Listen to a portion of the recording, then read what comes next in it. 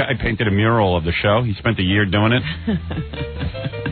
So I gave it to Robin for her birthday, and now it's standing behind her. She has hung it behind herself. I will never complain about a gift again. Thank you. If you complain, I'm going to give you that other painting that I have back there. And, yeah, well, let me take a break at this microphone situation. Yeah, squared away. Right. Then we'll talk to all you loser deadheads and calm you down. I was going to say, are we going to do a Jerry Garcia tribute today? Oh, yeah. Were you affected when you heard the news? Oh, absolutely. I said, ooh, good. This is going to be terrific. All those losers that go to those shows every day. You just threw away all your notes. I said, great. Now the crime rate's going to be up because now they're going to be roaming the streets. The show's done for tomorrow. Hey, man, I'll trade you a pack of rolling papers for a Jerry Garcia tie. What are they going to do with all that tie-dye? Hopefully it'll die with Jerry. They'll plant it in the box with him. Jerry is the dead now. Yeah. Dave Herman was visibly shaken yesterday. Yeah? Yeah, I saw him in the hall. The big news broke that the Jerry Garcia death had occurred. Dave was visibly shaken. Oh, my. So I said, Dave, he goes, you don't understand something. And I go, yeah. First of all, Dave thought it was Ben and Jerry. Ah, the guy with the ice. Right. No, he goes, you don't understand something.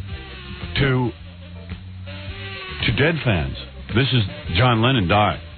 I said, no, John Lennon dying is John Lennon dying, Dave. Jerry Garcia, look, listen, I hate to break the myth here, but Jerry Garcia was never that happening. I mean, John Lennon changed the entire course of music. Yeah. So all of a sudden I said, wait a second, am I in the hallway arguing with Dave Herman about Jerry Garcia versus John Lennon? Don't I have things to do? I mean, yeah. Don't I have a busier life than to stand in the hall? Well, Dave was all excited because all the NBC crews and CBS and ABC crews, network crews were here to interview various disc jockeys about the death of Jerry Garcia. And I said, hey, I'll do an interview. And everyone was like, no, that's okay. Please, that's all right. Do they do that thing where they come in and watch the disc jockey play music? Yeah. And it was Pete. And then I think there was some argument as to whether Pete should get to talk to the crews or Dave. Oh. So I think a lot of the crews were backed up waiting for Dave to take to the airwaves. Unfortunately, Jerry died during Pete's show. He didn't have good timing. I have a very, very sad announcement.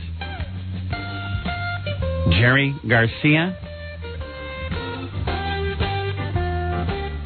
who had a very strange trip in life, well, the strange trip is over.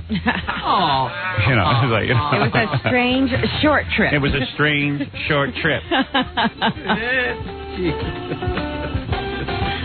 He had barely hit the ground, and Pete was already playing trucking. He had that needle ready. Yeah.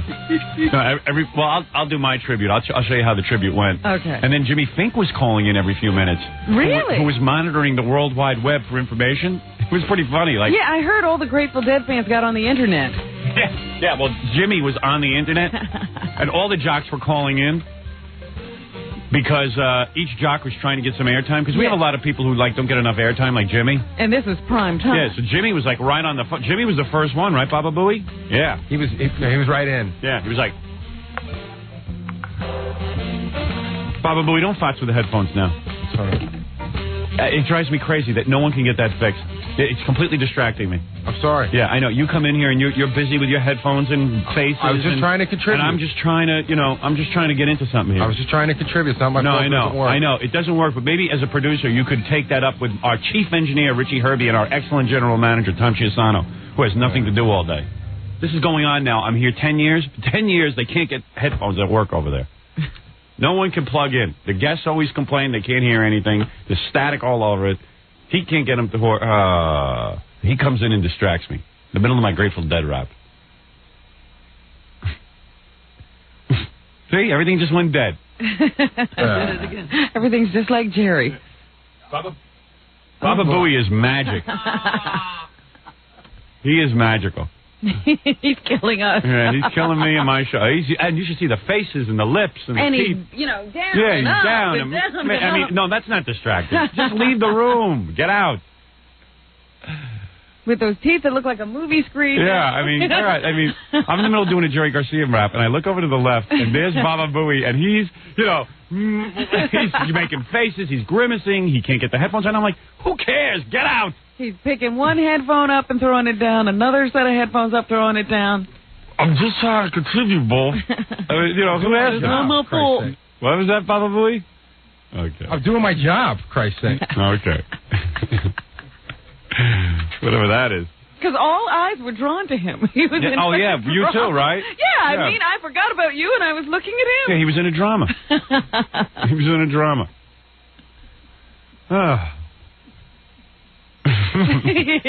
I'm doing my Jerry Garcia Grateful Dead rap. You're trying to... I'm trying to get into it. Mourn and eulogize. Yeah.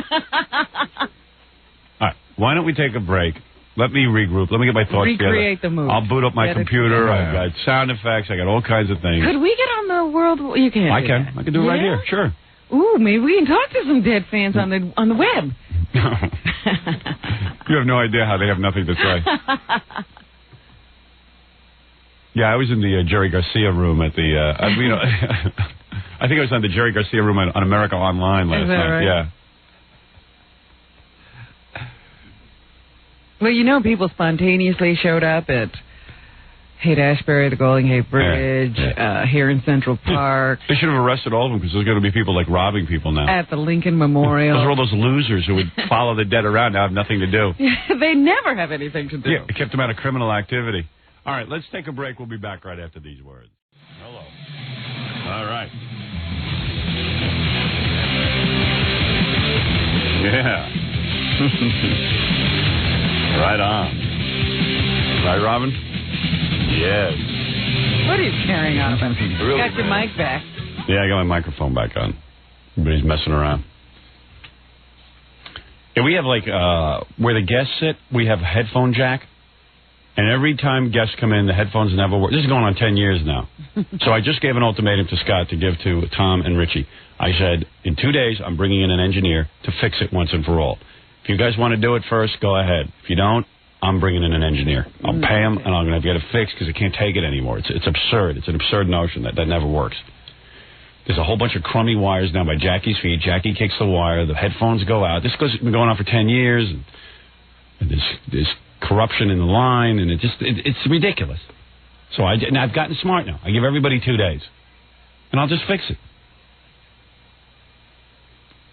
Do you think they'll be any action? Are they No, because proud enough of their work that they want to be able to do it themselves? No, because I have my spies out in the hall, and Tom went to Scott. This is the 9 millionth time he's gone. So what's the deal with those headphones? And Scott goes, I don't know. I don't know. Like I'm an annoying guy. You Right, know. that is not really a problem. Right. But that conversation has gone on before. What's the deal with those headphones? I don't know. I don't know. I'll say something to Richie.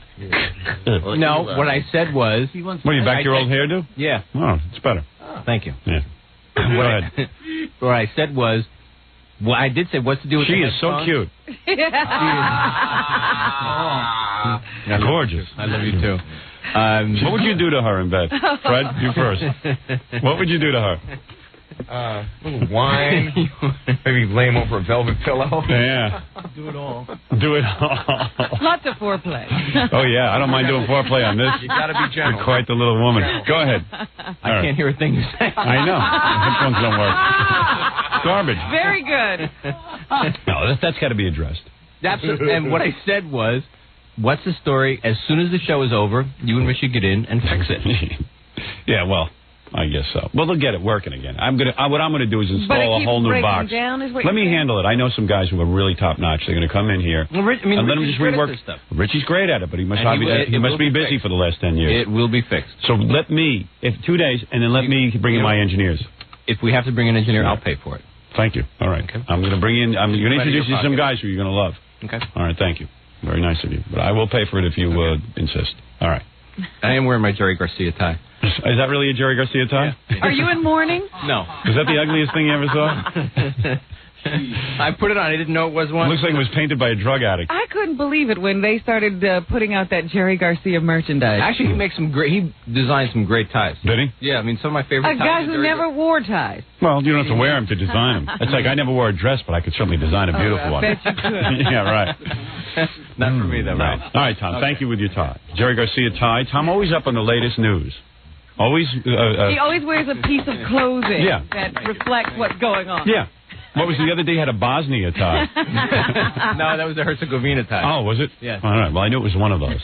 Thank you, Tom. Tom, always up on the news. My pleasure. Thank you. Very good. Tom has a Mickey Mantle baseball jersey he's going to wear in just a couple of days, something tells me. It's on He's deck, getting right? ready, yeah. He's getting ready for it. Yeah. He tells me Mickey will be a weekend at OJ's. All right. Anyway. But nobody thought Jerry would go first. No. So anyway, yeah, so I'm at the station yesterday and running around. Everyone for some reason couldn't wait to tell me that Jerry Garcia was dead. Everyone was calling me. Did you hear that Jerry Garcia... Well, what am I, living in a bubble?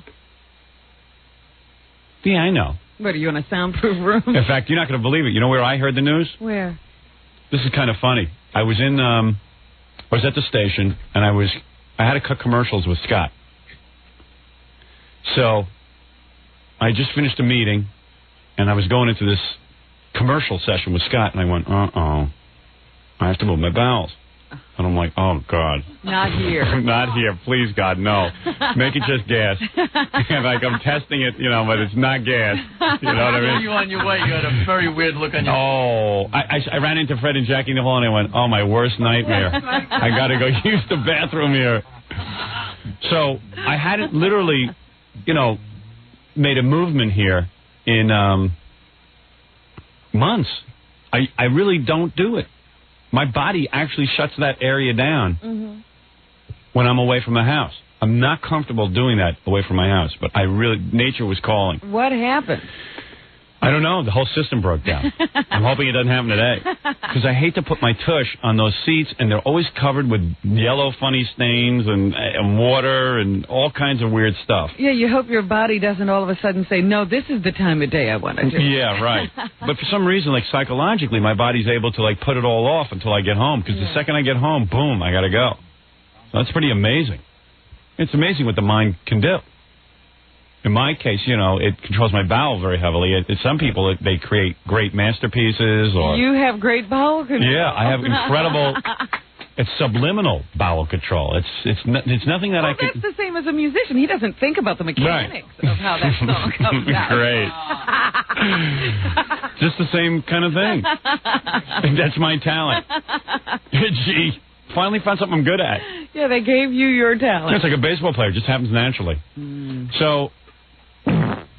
I went, I got to go to the bathroom. So I run into the bathroom, and now I got to pick a stall. I picked the last stall for some reason, and I noticed an innovation, an improvement here at the studio.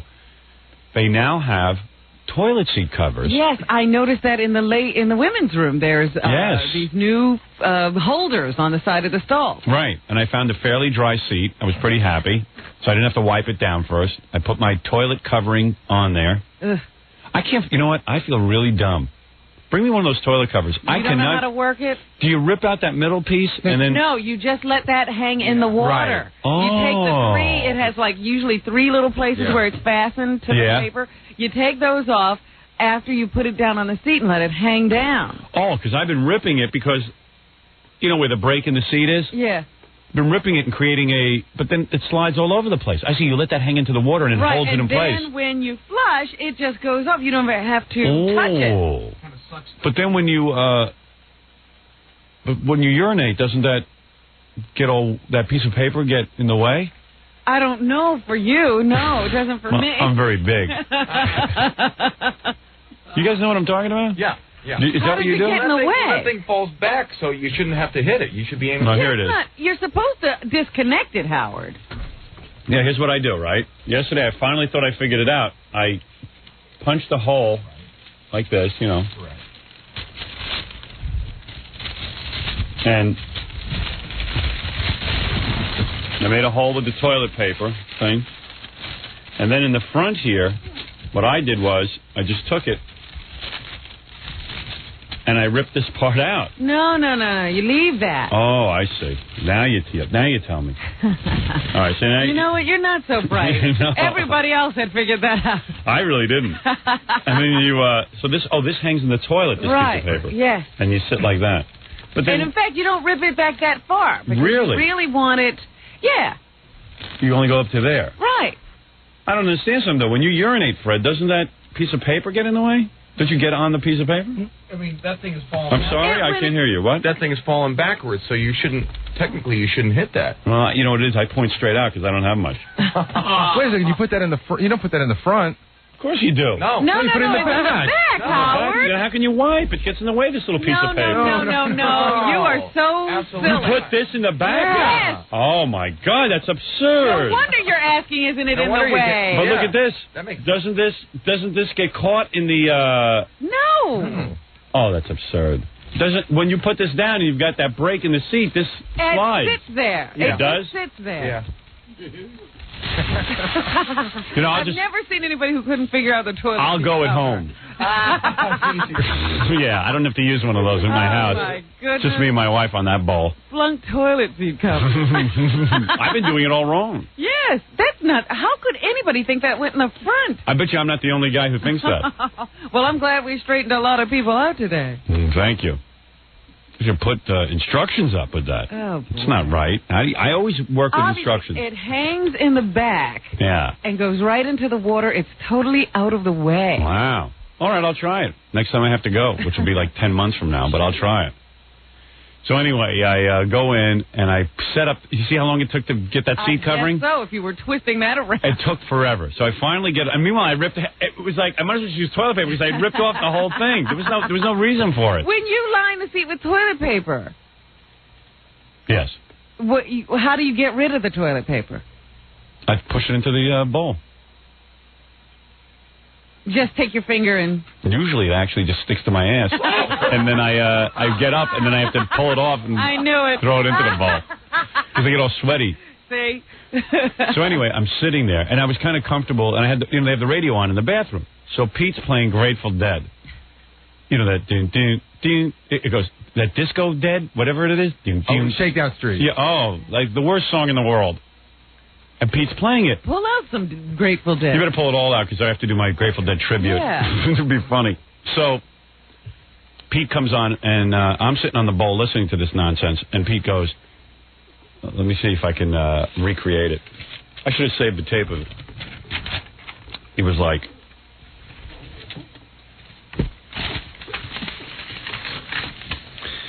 the long, strange trip is over.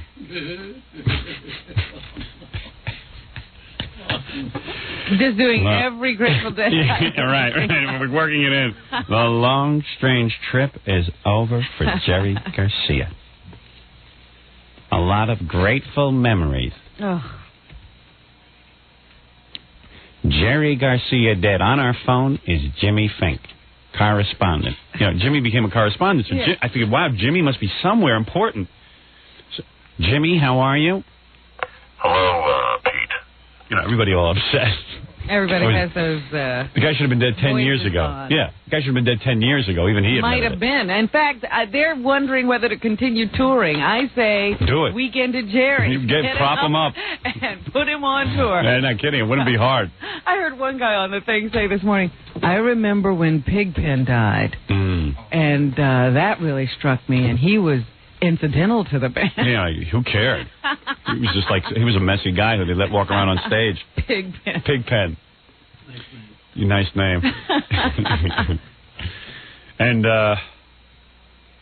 anyway, so Jimmy was on the phone to Pete, and it was like, meanwhile, I'm on the bowl, you know. Now, you got to understand something. The reason I'm on the bowl for so long, I do my business, I look over to the right, no paper, no toilet paper. They put a seat in Yeah. and no paper. And now I'm sitting there going, wait a second. I'm on the bowl. I'm naked, you know. Your pants are down around your ankles. It was particularly messy session. I really need some paper. And I can't, you know, I'm wet. What do you do now? I go, what do I do now? And then I'm looking at the 2 empty rolls of toilet paper, and I go, okay, do I wipe with one of the seat covers? And I go, I don't know. Those seat covers look like plastic wrap, you know, I don't know. They're pretty tough. They're pretty rough. I don't need hemorrhoids. So I said, you know what I'm going to do? I've never once been in here alone. This is really odd. I'll wait for somebody to walk in, and I'll explain to them. But Could you now- hand me a roll of papers? Ooh. because I don't have any paper. So I said, you know what? I'll just sit here, listen to the Grateful Dead tribute, and I'll wait for something to happen. Now, you don't flush while you're sitting there. Oh, yeah, I do a mercy flush. Okay. Yeah. But That's called the mercy flush. Thought you were sitting there wafting. In my waist. Well, you want to know something? For a long time, I was wafting. And then I did the mercy flush. I said, you know, if somebody comes in here, they're going to pass out. So I'm sitting there, and I go, well, okay, at least I got the radio on. I can hear the Grateful Dead tribute. I think that's worthwhile.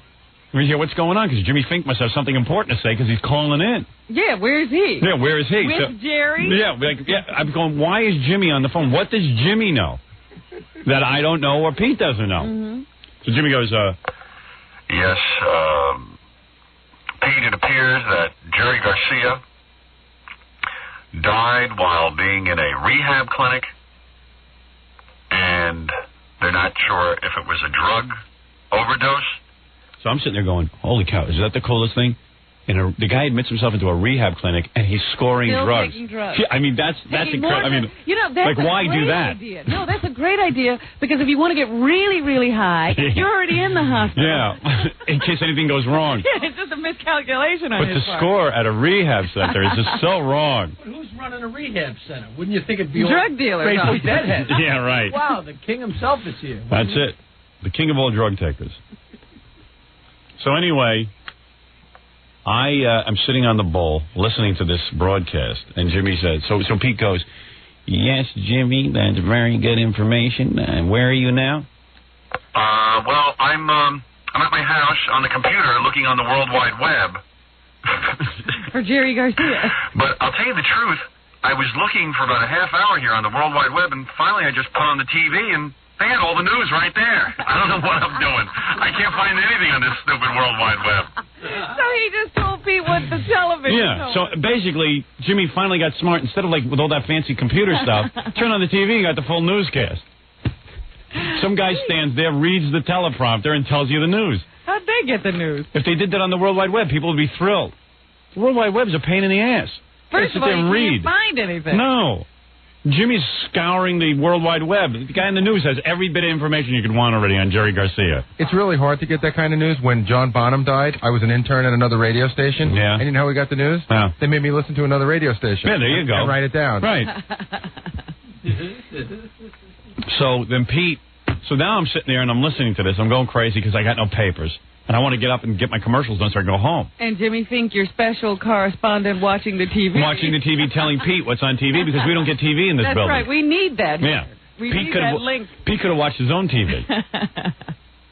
So then I'm waiting and waiting. This is the first time, I swear to you, in my life, nobody is coming in the bathroom. I'm on the ball 5-6 minutes already. Good waiting. Lord. Jerry Garcia stopped everything. So now I'm debating. I go, wait a second. All right, this is ridiculous. I'm sitting here listening to Disco Grateful Dead, because that's when Pete broke into the Disco Grateful Dead song. Where's that song? It's Do you have right it? into your CD player.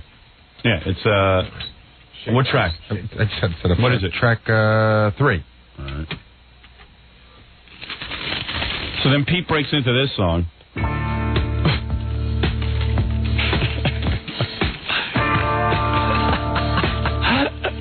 And you're sitting. Yeah.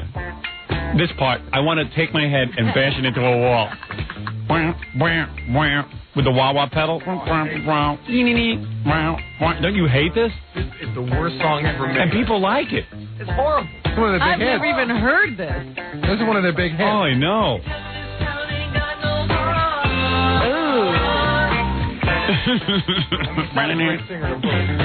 No, he's not. This is terrible.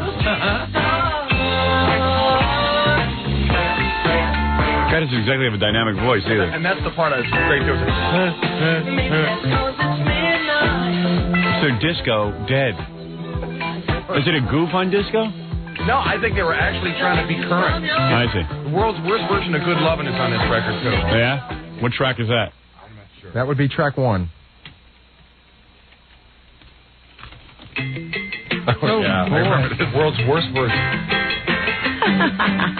I'll never forget why this band, out of all the bands in the world, ended up being like... Yeah, they said they generated about $50 million a year. Yeah. Oh, I remember this. It's like a garage band. It's not even a cool vocal. No, The guy's voice is completely shredded. They didn't care. No, nobody cared. You know, they said, what kind of shape are you in? Bad? Come on in. Come on in and sing. Yeah, yeah, yeah, yeah, yeah, yeah, yeah. So anyway, I'm sitting there, and I go, okay, I'm on the bowl. I'm in an embarrassing situation. I have no papers. I'm listening to the Grateful Dead tribute. I know if I get up, first of all, if I get up, I'm going to have a mess in my underpants because I'm not going to get up naked. Like now I've got my underpants. That's the question. I have my underpants and my pants down around my ankles, so I could either like sashay over to the next stall, grab some papers real quick, naked. Yeah. Or I could pull my pants that up. you don't get caught. Yeah, or I could pull my pants up and go over there in case I do get caught. But meanwhile, everything will be gushy. So you know what I would have done? I would have used the seat cover to get clean enough to get over to the next stall. No, I wasn't doing that. I didn't want that seat cover. I mean, it's really a rough textured seat cover. Yeah, that's not good. Yeah. So I said, okay, I've been sitting here 6 minutes. I'm kind of dried out. Let me pull my pants up and do it. I said, this is ridiculous. I know the second I get off this bowl, someone will walk in the door. 6 minutes I'm sitting here waiting for somebody to walk in. So I get up, I pull my pants up, and now I'm pulling papers out of the next stall over. Uh-huh. Door opens up. Wolf? Guess who died? It's Baba Fooey. That's how you found Yeah, right. He goes, guess who died? I go, Fafa Fooey. You know, I've been here 6 minutes waiting for somebody to rescue me. I've been on this bowl. And you walk in. I knew the second I got up and put my pants up. Yeah, timing is everything in life. So Fafa Fooey tore ass out of there because it must have reeked. It always reeks in there. It wasn't really me. Yeah, we're going to get that fixed, by the way. In 2 weeks, there's a guy coming on the air, and he's going to fix the problem in the men's and the ladies' room. What is the problem? The There's smell. no ventilation, the smell. It I was just gonna say, wafts. how do you fix that? This guy claims to have some device, like a charcoaling device, that will take out the odor. Meanwhile, an open window would help. It's a drip system. It drips into the toilets, in the urinals, and it's even going to be in the ladies' room. He probably will get cancer, but will smell good. He swears it's going to help. I don't know. I want to check that out before he puts it in. Yeah, is it chemical? Well, yeah, I would hope so. What else could it be? Nothing natural around here. We're just trying to find something to simulate fresh air. The design of this place is unbelievable. Not only that, the bathroom is located so that anybody who comes up to our lobby can just say, hey, I have to go to the bathroom. The receptionist opens the door. I'm here for tickets. Yeah, and then boom, they're in our bathroom. Yeah. And nobody seems to care. And I walk in there, and suddenly I'm trapped with some maniac who just won tickets. You know, I know, you're standing there talking to him. Yeah. Entertaining him. Yeah, I'm like, hey, who are you again? Because I think maybe it's one of our sponsors or something. You don't know who it is. Fourth caller. Yeah, right. It's the fourth caller. you know who the worst ones of those were, Howard? I'm trying to win some tickets. I'd like to be up in the bathroom. Why don't we give away tickets so you can hang out in the bathroom? That's Give what away it the is. opportunity to meet you in the men's room. Yeah, I don't know why when somebody comes in, you know, like some stores don't let you use their bathrooms. Yeah, they never do. Yeah, I mean, why can't our receptionist go, sorry, you know, go find somewhere else? No facility. Yeah, no, hey, man, please, I really got to go. Okay. You know who they used to let in there that were the scariest people? When we had the AM was all heavy metal, Z-Rock, people could come up here and get free dog tags. Yeah. So, like, Beavis and Butthead would come up to get the dog tags. Yeah, and I'd be in the can with them. Hey, Howard, cool. It's like, hey, dude, I'm just trying to go to the can, okay? You know, once I had to stop and I was taking pictures in the restaurant. Yeah. It's great. Oh, can I get a picture with you? And so in the bathroom, I'm standing I know. there You my get picture taken. You get shanghaied in the bathroom. There's nowhere to go. There's nowhere to hide. It's insane. And then you get really slowed down. You're trying to get some work done, and like you're like doing personal appearances in the can. Yeah, and you just either they just went or you just went. You don't know if they washed their hands. They're like putting their arm around you. Yeah. You got an arm around you from a guy who just finished wiping in the can. So I got to take a break. I'll tell you about the Grateful Dead in a minute. I just wanted to tell you, when you said, you know, that you knew that Jerry Garcia died, you know, you don't live in a bubble. Guess which member of our staff got the news broken to him when he walked in this morning? Who? John. He didn't even know. Had no idea. Stuttering John had no idea. No idea. I said, where have you been? Yeah. He does live in a He bubble. goes, dude, I don't watch the news. I'm proud of that. I said, nobody told you? Yeah, but like, wouldn't it come up? All right. Who does he talk to? All of these people are out of touch. Let's take a break. We'll be back right after these words. Nanny, nanny, nanny. All right. Yeah. That's Nanny, Nanny, Nanny, and Neener, Neener, Neener. Nanny, nanny, nanny, and neener, neener. Yeah. Thank you. So, what was I talking about? The Grateful Dead. Oh, the Grateful Dead, yes. So, to sum up, in case you're just waking up, Jerry Garcia from the Grateful Dead died. I'm sure most people know that, except for Stuttering John. Will they replace Jerry Garcia and the Dead? You know, they've lost, 4 keyboard players? Yeah. Always replace them. Well, our theory is it's going to be like Weekend at Bernie's, and Jerry will just be propped up on stage, stuffed. Who's got the body? When you're making $50 million a year in touring, I don't think you just bury that body. I think you think long and hard what to do with it.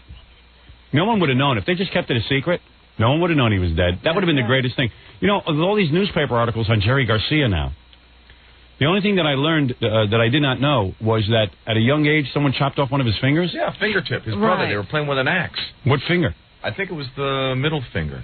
So didn't that affect his guitar playing? He had to kind of hold it in a weird way or something like that. Because, you know, when people lose their fingertip, it's very sensitive to stub. I know a guy who lost his finger.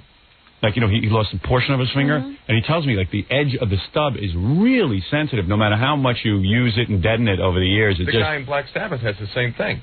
Yeah, he lost a fingertip with a fretting hand, and he has, like, a little replacement tip. Oh, does he? Like a little rubber tip? Little prosthesis?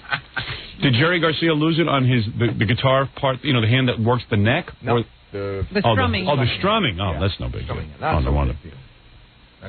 Oh. They got to stuff him and fix that finger. So everyone's writing, you know, their obituaries about why Jerry Garcia was, what is it? I was wondering how long this would take. There's some guy that sounds really stoned on the phone who's very upset with your... Oh, please. Who cares? It's one of those people. Here, I'll do it for you. Hey, Howard, man, you know, the Dead were really good, and... The report of my life, man. It was like Jerry was my best friend. Yeah, you shouldn't say something about Jerry that... You know, because... Yeah, you're going too far, man. I'm not listening anymore. Go ahead, you do it now. Hello? Hello? You're on the air. Can you lower your radio? I'm not on the air, man. Yeah, you lower your radio. If you get through to him, it'll be a major deal. Lower your radio. Lower my radio? Yeah. Hello, Howard? Yes. Howard Stern. Yes. You're on the air. This is your mind on drugs. Told you, these guys are now going to be roaming the streets looking for crime. Nothing to do. Yeah. Bad boys, what you gonna do? Howard. Yes. Is it really you, man? Yes. Why are you ragging on Jerry Garcia, man? Oh, did you think I was ragging on him? Yeah, man. That wasn't my station. What's that? That wasn't me, man. I'm a big fan. You're all broken up. You're listening to the wrong station, dude. Nobody better make fun of Jerry Garcia here. I'll kick their ass. It's very similar to your lifestyle, right? Yep. Don't you think? Yeah, you plan to die in a rehab center. Yeah, I do a lot of drugs, and whenever I go to a rehab center, I try to score at the rehab center. You know, wouldn't you just, like, sort of stay home and score? Like, why go to a rehab center and score? If you're not going to give it up, why go away?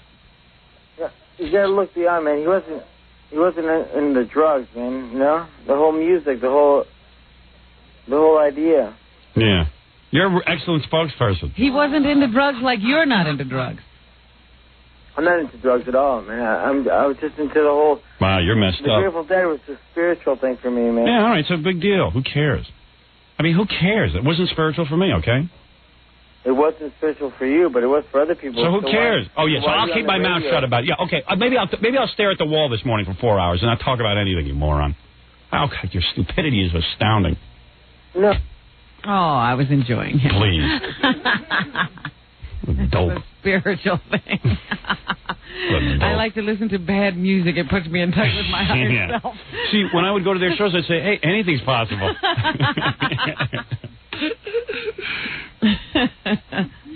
Anyway, you should see what they're writing. Like Jeff Greenfield, that real conservative columnist, you know. I mean, he's not necessarily a conservative, but he's just like, you know, an uptight guy. Like, he's writing about how the Dead meant something to him. Yeah, I even see that they had senators eulogize the Dead. He goes, and Some of the Dead's best-loved songs touched on mortality. Such a long, long time to be gone and a short time to be here is a line from Box of Rain. And 53 years is much too short a time to have been here. If you abuse yourself that badly. Plenty enough for his body. Yeah. Couldn't take it anymore. Well, pretty funny. So, everyone was doing their Grateful Dead eulogy. And then, and Pete was playing trucking like nonstop. And I'm telling you, so I started walking down the halls, and Dave Herman was visibly shaken. One of the disc jockeys, he was like all shook up. But I said, hey, Dave. Was it because of Jerry Garcia or because he's about the same age? I don't know. Yeah, I think Dave sees himself in Jerry Garcia. He's like, wait a second, I'm 53. That means I could die. Yeah. I haven't exactly taken great care of myself. Who's next? So he was like running around, and I know why he was running around. He was frantic because Pete was on the air, and all the camera crews had shown up. I'm kind of used to getting a lot of television attention, and I remember when I first got in radio, I was dying for some television attention. So it's a big deal. So the rest of the jocks here were all excited because for once it wasn't me getting the television crew. Yeah, they were here to talk to everybody else. Yeah, they were here to talk to Dave and Pete and find out because there's no other station in New York that's even playing any Grateful Dead anymore except our station because we're classic rock. We finally hit onto something. Yeah, this is like a big deal because they couldn't go to NEW. They stopped playing classic rock. And, where were they going to go? So they came here. And Pete was on the air, and I know Dave was beside himself because Dave showed up not 3 seconds later as soon as Jerry kicked the bucket. Dave came running in. He was on the air with Pete, and Jimmy Fink was calling in, and all the jocks were trying to call in. There was like a backlog of phone calls. A really telltale sign would have been if Pete or Jerry or what's his name, Dave, were in makeup. Yeah. Ready for the camera. Camera ready. Patting themselves down. So I don't know what happened, but I know that there were a lot of camera crews that could have just come in and filmed Pete, but I think the station wanted them filming Dave. So they probably made it a little bit equal. Yeah. Pete would come in and do Pete, and then I don't know. had to wait for Dave. I think all of them were out in the lobby waiting for Dave. Oh. Because the station didn't want Pete getting the attention. You're kidding. Well, I think Dave's supposed to be I can't tell one of those guys from the other, but supposedly Dave's supposed to be the big star. I see. Because he's the afternoon guy. Well, that's what I was wondering. I mean, if they wanted to come in and watch Dave play some Dead, that would have been unusual because Dave doesn't play anything. Right. Dave has some guy who plays the records. Dave sits there and reads the Prodigy baseball. They should film Dave watching Prodigy baseball. They should film him laying back in that chair with his feet up. Right. Reading the paper. So I think they were waiting for Dave. But I don't know what was going on. So I ran Dave down in the hall, and then as soon as I show up, everyone feels stupid carrying on about the Dead. So Dave caught himself and just said, Howard, for his generation, for the fans of the Dead, this is the same as John Lennon died. I said, get out of here, Dave. I said, let me get on that air and talk about Jerry Garcia. It's time for you to get... Yeah. I wish you had called in. Didn't you call in? I was right here. I was trying to get in on the air, but everyone was like blocking the door. They didn't want me in there. That's why you should have called on the phone. I know. Come back to an office. Hi, Pete, this is Howard. I have a special report for you idiots. I'm watching absolutely nothing, and I don't have a computer. Yeah. I just want to say a few words. I was in the bathroom when I learned the news. Yeah, I was on the bowl, and there's no damn paper in stall 4. Could somebody address that? That matters more to me than Jerry Garcia. I'm sitting there trying to move my bowels, and I got no paper. I should have called in from stall 4 the remote. Hey, Dave, what's going on? I don't have any paper. Hey, Howard, do you want to talk about the Dead? No. I just want to report that I'm stuck in a bathroom waiting for somebody to come in and hand me some papers.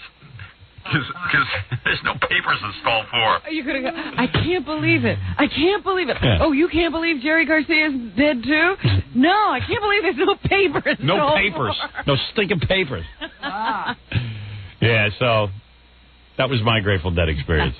But Pete was doing the whole thing, What a strange, long, long trip it's been. He's gone and nothing's going to bring him back.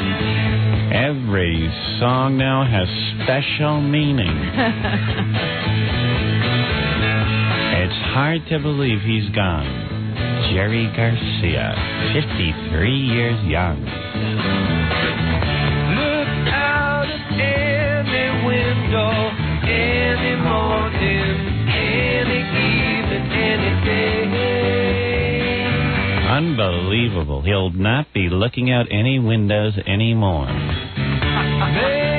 the sun is shining. His sun won't be shining anymore. The sun will never shine again. How ironic it is. Birds are winging, no rain is falling from a heavy sky. The rain will be falling from a heavy sky today.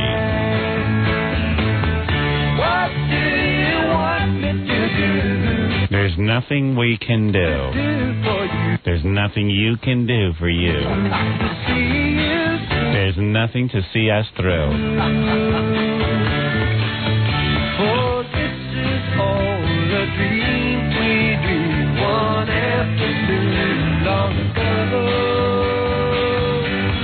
I don't know what to say. I don't know what they just said. Walk out of any doorway, feel your way, feel your way. I'm not feeling my weight. Jerry's not feeling his way. Not feeling anything. Maybe you'll find direction around some corner where it's been. So who are all these like deadheads going to worship now? The Electric Prunes or something? Like who will be the group that they can now congregate around? Well, won't they just keep following Bob Weir? I don't know. I don't think so. I don't know. I don't think it's the same. It's not. I wouldn't know. I would Jerry not was know. the heart and soul of the dead. That's right.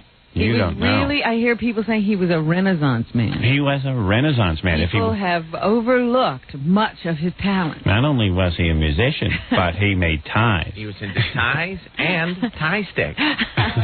And then they say, you know, the Grateful Dead spearheaded many of the innovations in music. That's not true. They were the first to sell tickets to their fans through a phone line so Yes. that they wouldn't have to stand in long lines. That is true. And you forget the very important thing. What? They would allow their fans to plug in and tape their shows. That's right. They were one of the first bands to let the fans tape the show. And they were one of the last bands because every other band wants to make money on their live recordings. This band knew there was going to be no money to be made. So those are some of the great Renaissance accomplishments of Jerry Garcia. And he was really... Jerry didn't like to be the leader. Right. But it turned out he was the leader anyway. It was thrust on him. He accepted the role begrudgingly. Because of his incredible charisma. Who could replace him? Call in with your suggestions. The Pete Fornatel Jerry Garcia tribute continues. Hi, you're on the air. I'd like to comment on who could replace Jerry Garcia, please.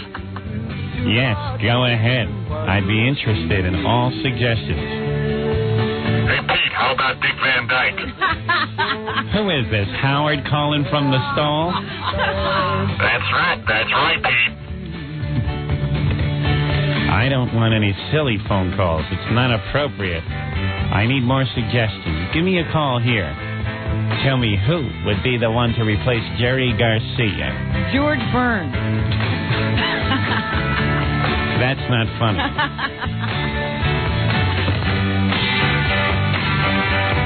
There will not be a box of rain.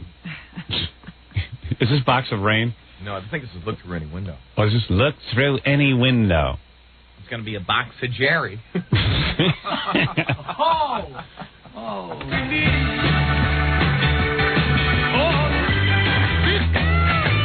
Oh, boy. Where's box of rain? I told Fafa Foo he'd give me box of rain. Because that's the one they're all playing. Papa Fohai. This guy, Dan Aquiliante, in the poster, he says, I wasn't a Dead fan, but I chased them to Washington, Hartford, Columbia, New Jersey, to Philadelphia. Well, what does he do for bands he likes? I'd say you were a Deadhead. Every time I could go, I went. Those scores of shows ranged from the incredible to the abysmal. But every ticket held the promise of something extraordinary. And it usually hinged on how Garcia felt that night. See?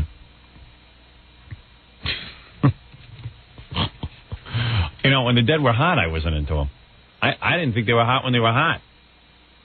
I was shocked that Jerry was only 53. Yeah, I thought he was 103. Well, even Jerry said he felt like he was 103 because he had pretty much put his body through some heavy abuse. Jerry Garcia lived life to the fullest. Come on, give me those calls. Who will replace Jerry Garcia? The other thing they were all saying was, you know, he was supposed to do 6 concerts coming up in the fall at Madison Square Garden. That's right, Robin. And those tickets were supposed to go on sale this weekend. I'd like to take Jerry Garcia's place, Pete. I don't think that'd be appropriate. I could sing these songs. Look out your window, my friend, and see what you can see, and do what you can do, my friend. I'd like to make $50 million. Come on, give us your calls and tell us who could replace Jerry Garcia. Hi, Pete. What about Dee Snider from Twisted Sister? That is an incredible suggestion. Unfortunately, he's too busy. He's writing horror movies. He's a Renaissance man, Yeah. He's making ties. How about Ringo? There you go. But he's a drummer. How about Carl Malden? Yeah, he'd be good. Anyway, that was kind of funny yesterday, everyone carrying on. Because they wanted... You know, if we went to the phones, I'm sure we could find some of the crying fans, because I've even heard, you know, people crying. Really? Yeah. I thought Dave looked like he was going to start crying. Really? Dave Herman. Well, maybe we can get Dave to cry. Let's go. We need some tears. And we could get Mancow to cry. All he has to do is have a call from Danny Bonaducci. Threaten to kick his ass. He'll start crying like a baby girl in his pink dress and Kotex. Big pussy. The big shot.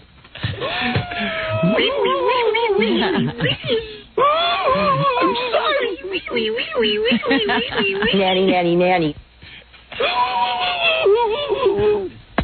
Hey, you're on the air. Hello? Hello? Hello? You're on the air. Hi. Could I talk to Howard, Yeah, please? you're on the air. You're on the air. Howard? Yes. Yes. Yes. Oh. Howard. What? What? Howard. What? What would you be doing if you weren't just causing controversy and I'm not causing anything. insulting other people? Oh, be quiet, you moron. Howard, you know what's funny? What? What? Your effeminate voice? That's pretty funny. No, what's funny? I could take over your job tomorrow, Howard. I'd like to see you play with the Grateful Dead. I would like to see me play with the Grateful Dead, too. I think I could handle it. I bet you I'm as good a singer as Jerry Garcia. You think so? Yeah. And I bet you're not funny at all. I like all these guys who think they could take... They could take over your job tomorrow. I like all these guys who could take over my job tomorrow. Any of us can. Sorry? You're just you're a beautiful tribute to the glories of capitalism. I mean, if you can make money in this country, there's hope for all of us, Howard. So how come you're not making any What would money? you be doing if you weren't just sucking up oxygen? So how come you can't make any money? How come you're sitting there not making a dime? You're sitting listening to me, you loser. Because I'm not interested in that much money. Oh, okay, so there you go. But I'm saying, Howard, if you're going to take the time and the effort to insult other people, shouldn't you be just as good as, at least as good a person? You know what? I love to let guys like you talk. What would you be doing if you just weren't insulting people and causing controversy? I could do your job. You want me to come in tomorrow and do it? Yeah. Isn't that an amazing grammatical sentence that guy put together? I mean, seriously, did you hear that first sentence? I love to let guys, morons, talk because they sit there and they expose themselves as stupid. Yes, you could take. You know what? You can take over every job. Well, what's your agenda for tomorrow? Yeah. What are you going to do on the show? Let's hear. Howard, what are you doing right now? I'm talking about Jerry Garcia. Maybe you'll talk about Jerry Garcia. Yeah, I mean, so what are you going to do? You're going to get on and do my material? Who are you, Mancow? You're sitting there where? Where are you, in Jersey? Where are you, in Jersey? Where are you, in Jersey? Are you in Jersey? I said, are you in Jersey? Answer the question. Anything. Are you in Jersey? Where are you? Are you in Jersey? Yes. All right, so you're in a rock you're under a rock in Jersey. And you're sitting there and you're telling me you know what Jerry Garcia is all about. No, I'm All saying right, so good. So you know less than I do. about than you do. Oh, you do, huh? Well, why don't you tell Howard why he should be upset that Jerry's gone Yeah. instead of just arguing? Why don't you tell us about his accomplishments? Tell us what you know, since you know so much about Jerry. You don't really have to be upset. Oh, no, you said you know a lot about Jerry. This world would be a little bit. Oh, you know. said that already. We heard that. We heard that. Insult other people. Okay, so I insult other people. Only part of your show, Howard. That is my view. My view of the world. My view of the world is to insult other people. Now let's hear your view. Tell me what you would Tell do. us about Jerry. Tell us when you have the show what you would I have do. in the world, Howard, is Yeah. that it could be a little bit cooler of a place. People were just a little nicer to each other. Okay. And now what do you want to tell us about Jerry? I don't really have anything to say. Oh, you have nothing to say. That's what I then thought. Jerry's still not going to get a tribute. Right. Okay, very good. Thank you for your intelligent phone call. It was very well thought out. Stupid dope. Told you not to be stupid, you moron. All he can do is be contrary. Look at him. Yeah. He did nothing but be negative about me. He couldn't say anything positive. He is you. Yeah. Hello? Hello?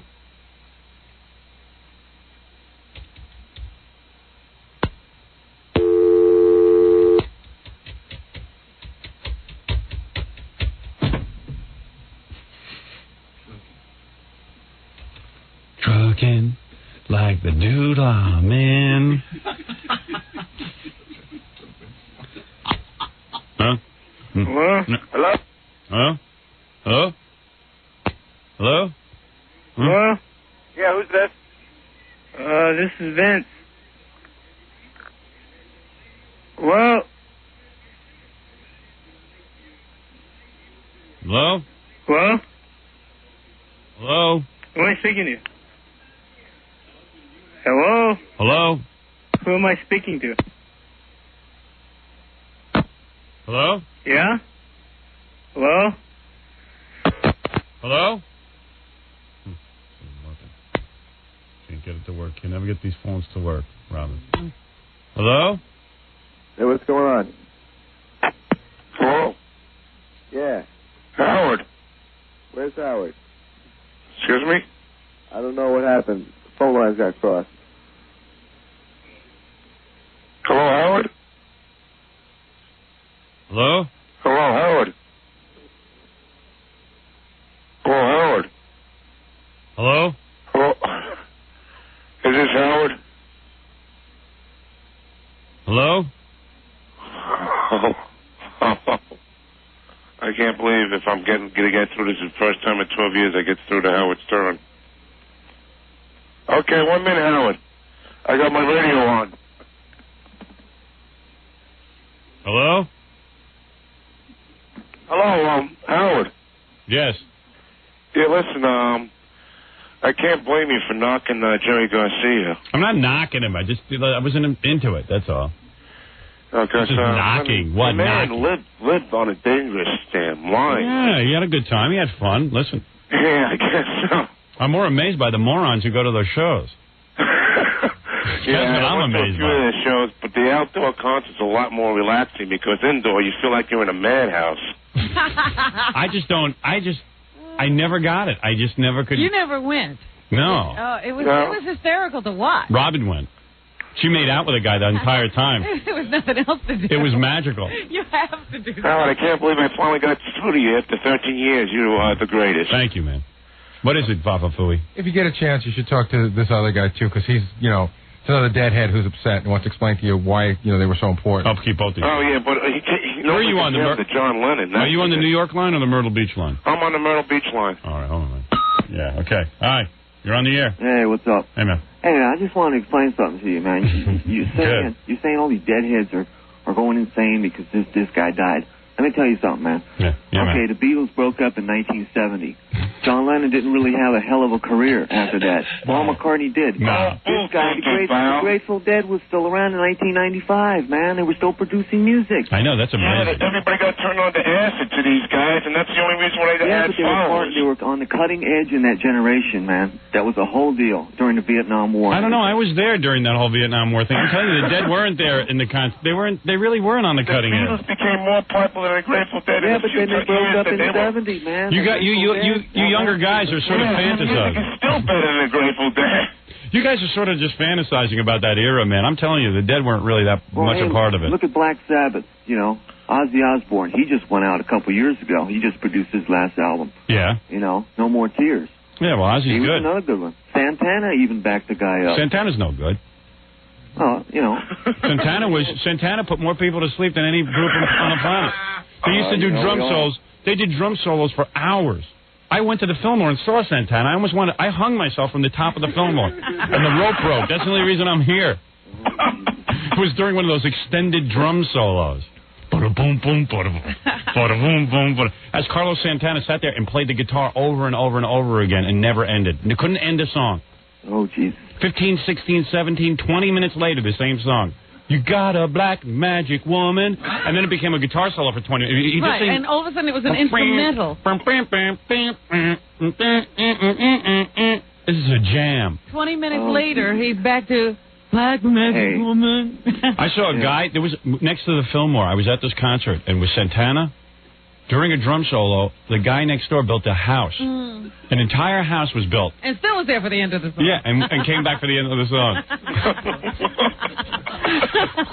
Oh, Jesus. It was amazing. The guy says, oh, Jesus. Oh, Jesus. No, I like you guys a lot, man. You guys do a hell of a job. Thanks, man. And everything else like that. Thanks. Hey, there's one more thing I want to talk to you about. You know how you're always saying you can't get anybody to back you up against the FCC? Yeah. Well, that's something people should be concentrating on, not Jerry Garcia. What I did 3 weeks ago, I called the Secretary of State, Public Affairs. Yeah. The number's, well, you don't have to give the number. Yeah, well, this is just for anybody interested. No. You know, 1-202-7... Whatever. I said you don't have to give the number.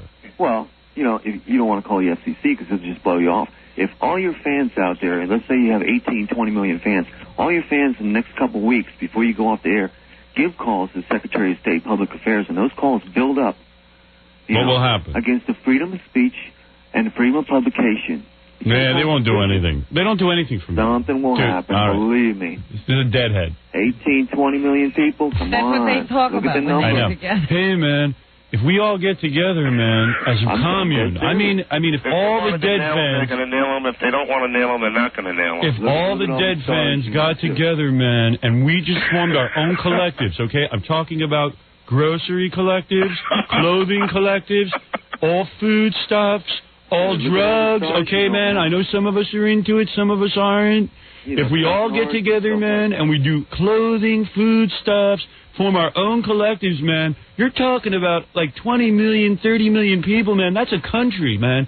Then the dead will be recognized as a country if we all call in. It could be the dead nation. Yeah, but, you know, there's enough people who want to do it, man. If we all move to Arizona... Look at us. We are power. And we are beautiful. If we took over, like, okay, man, you take, like, David Koresh, man. I'm not saying I'm a fan of that, man, but that guy built his own compounds. He had his own food supplies, his own weapon systems, man.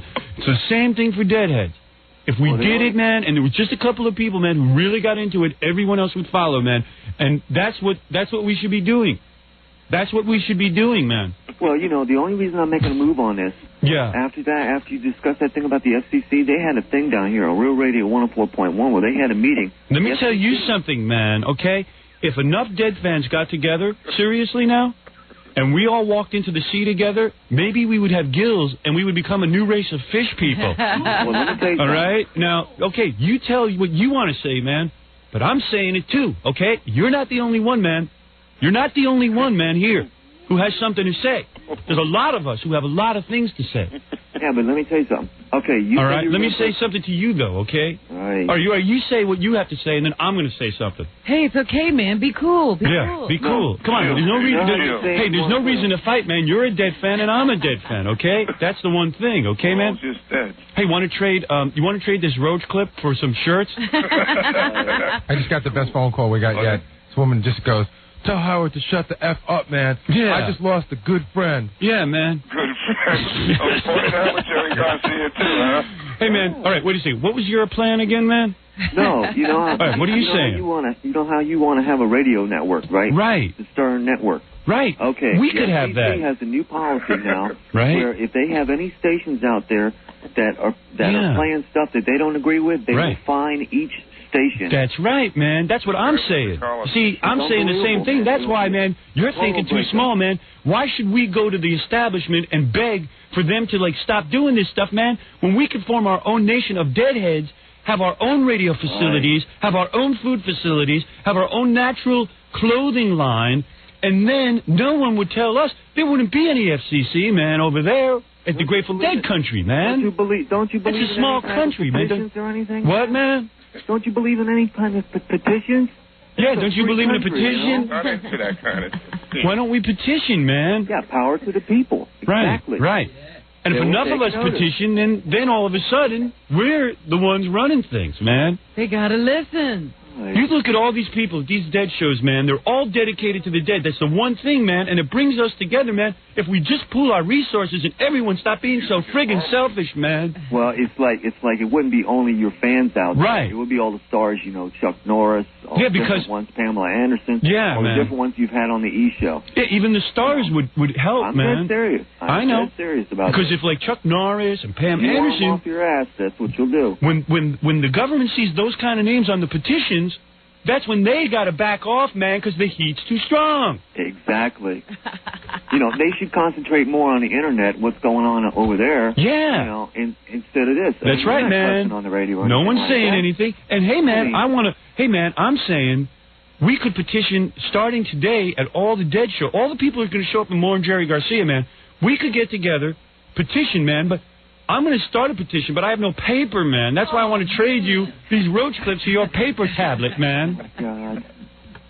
I stopped doing that years You know, ago. let me tell you something, man. Years ago. Let me tell you I something, don't do man. drugs anymore. Pam Anderson's name is a wake-up call to the United States government, man. And that's what I'm saying. Alive if he stopped years ago too. He did. He did stop like 2 years ago. Well, maybe that's He did, that's man. the only way he could live. Hey, I think that stuff maybe he kept him alive all that Oh, stuff. Jerry was in drug rehab to start drug rehab. want to start slowly. He probably went to drug rehab and tried to commit suicide because he couldn't get any.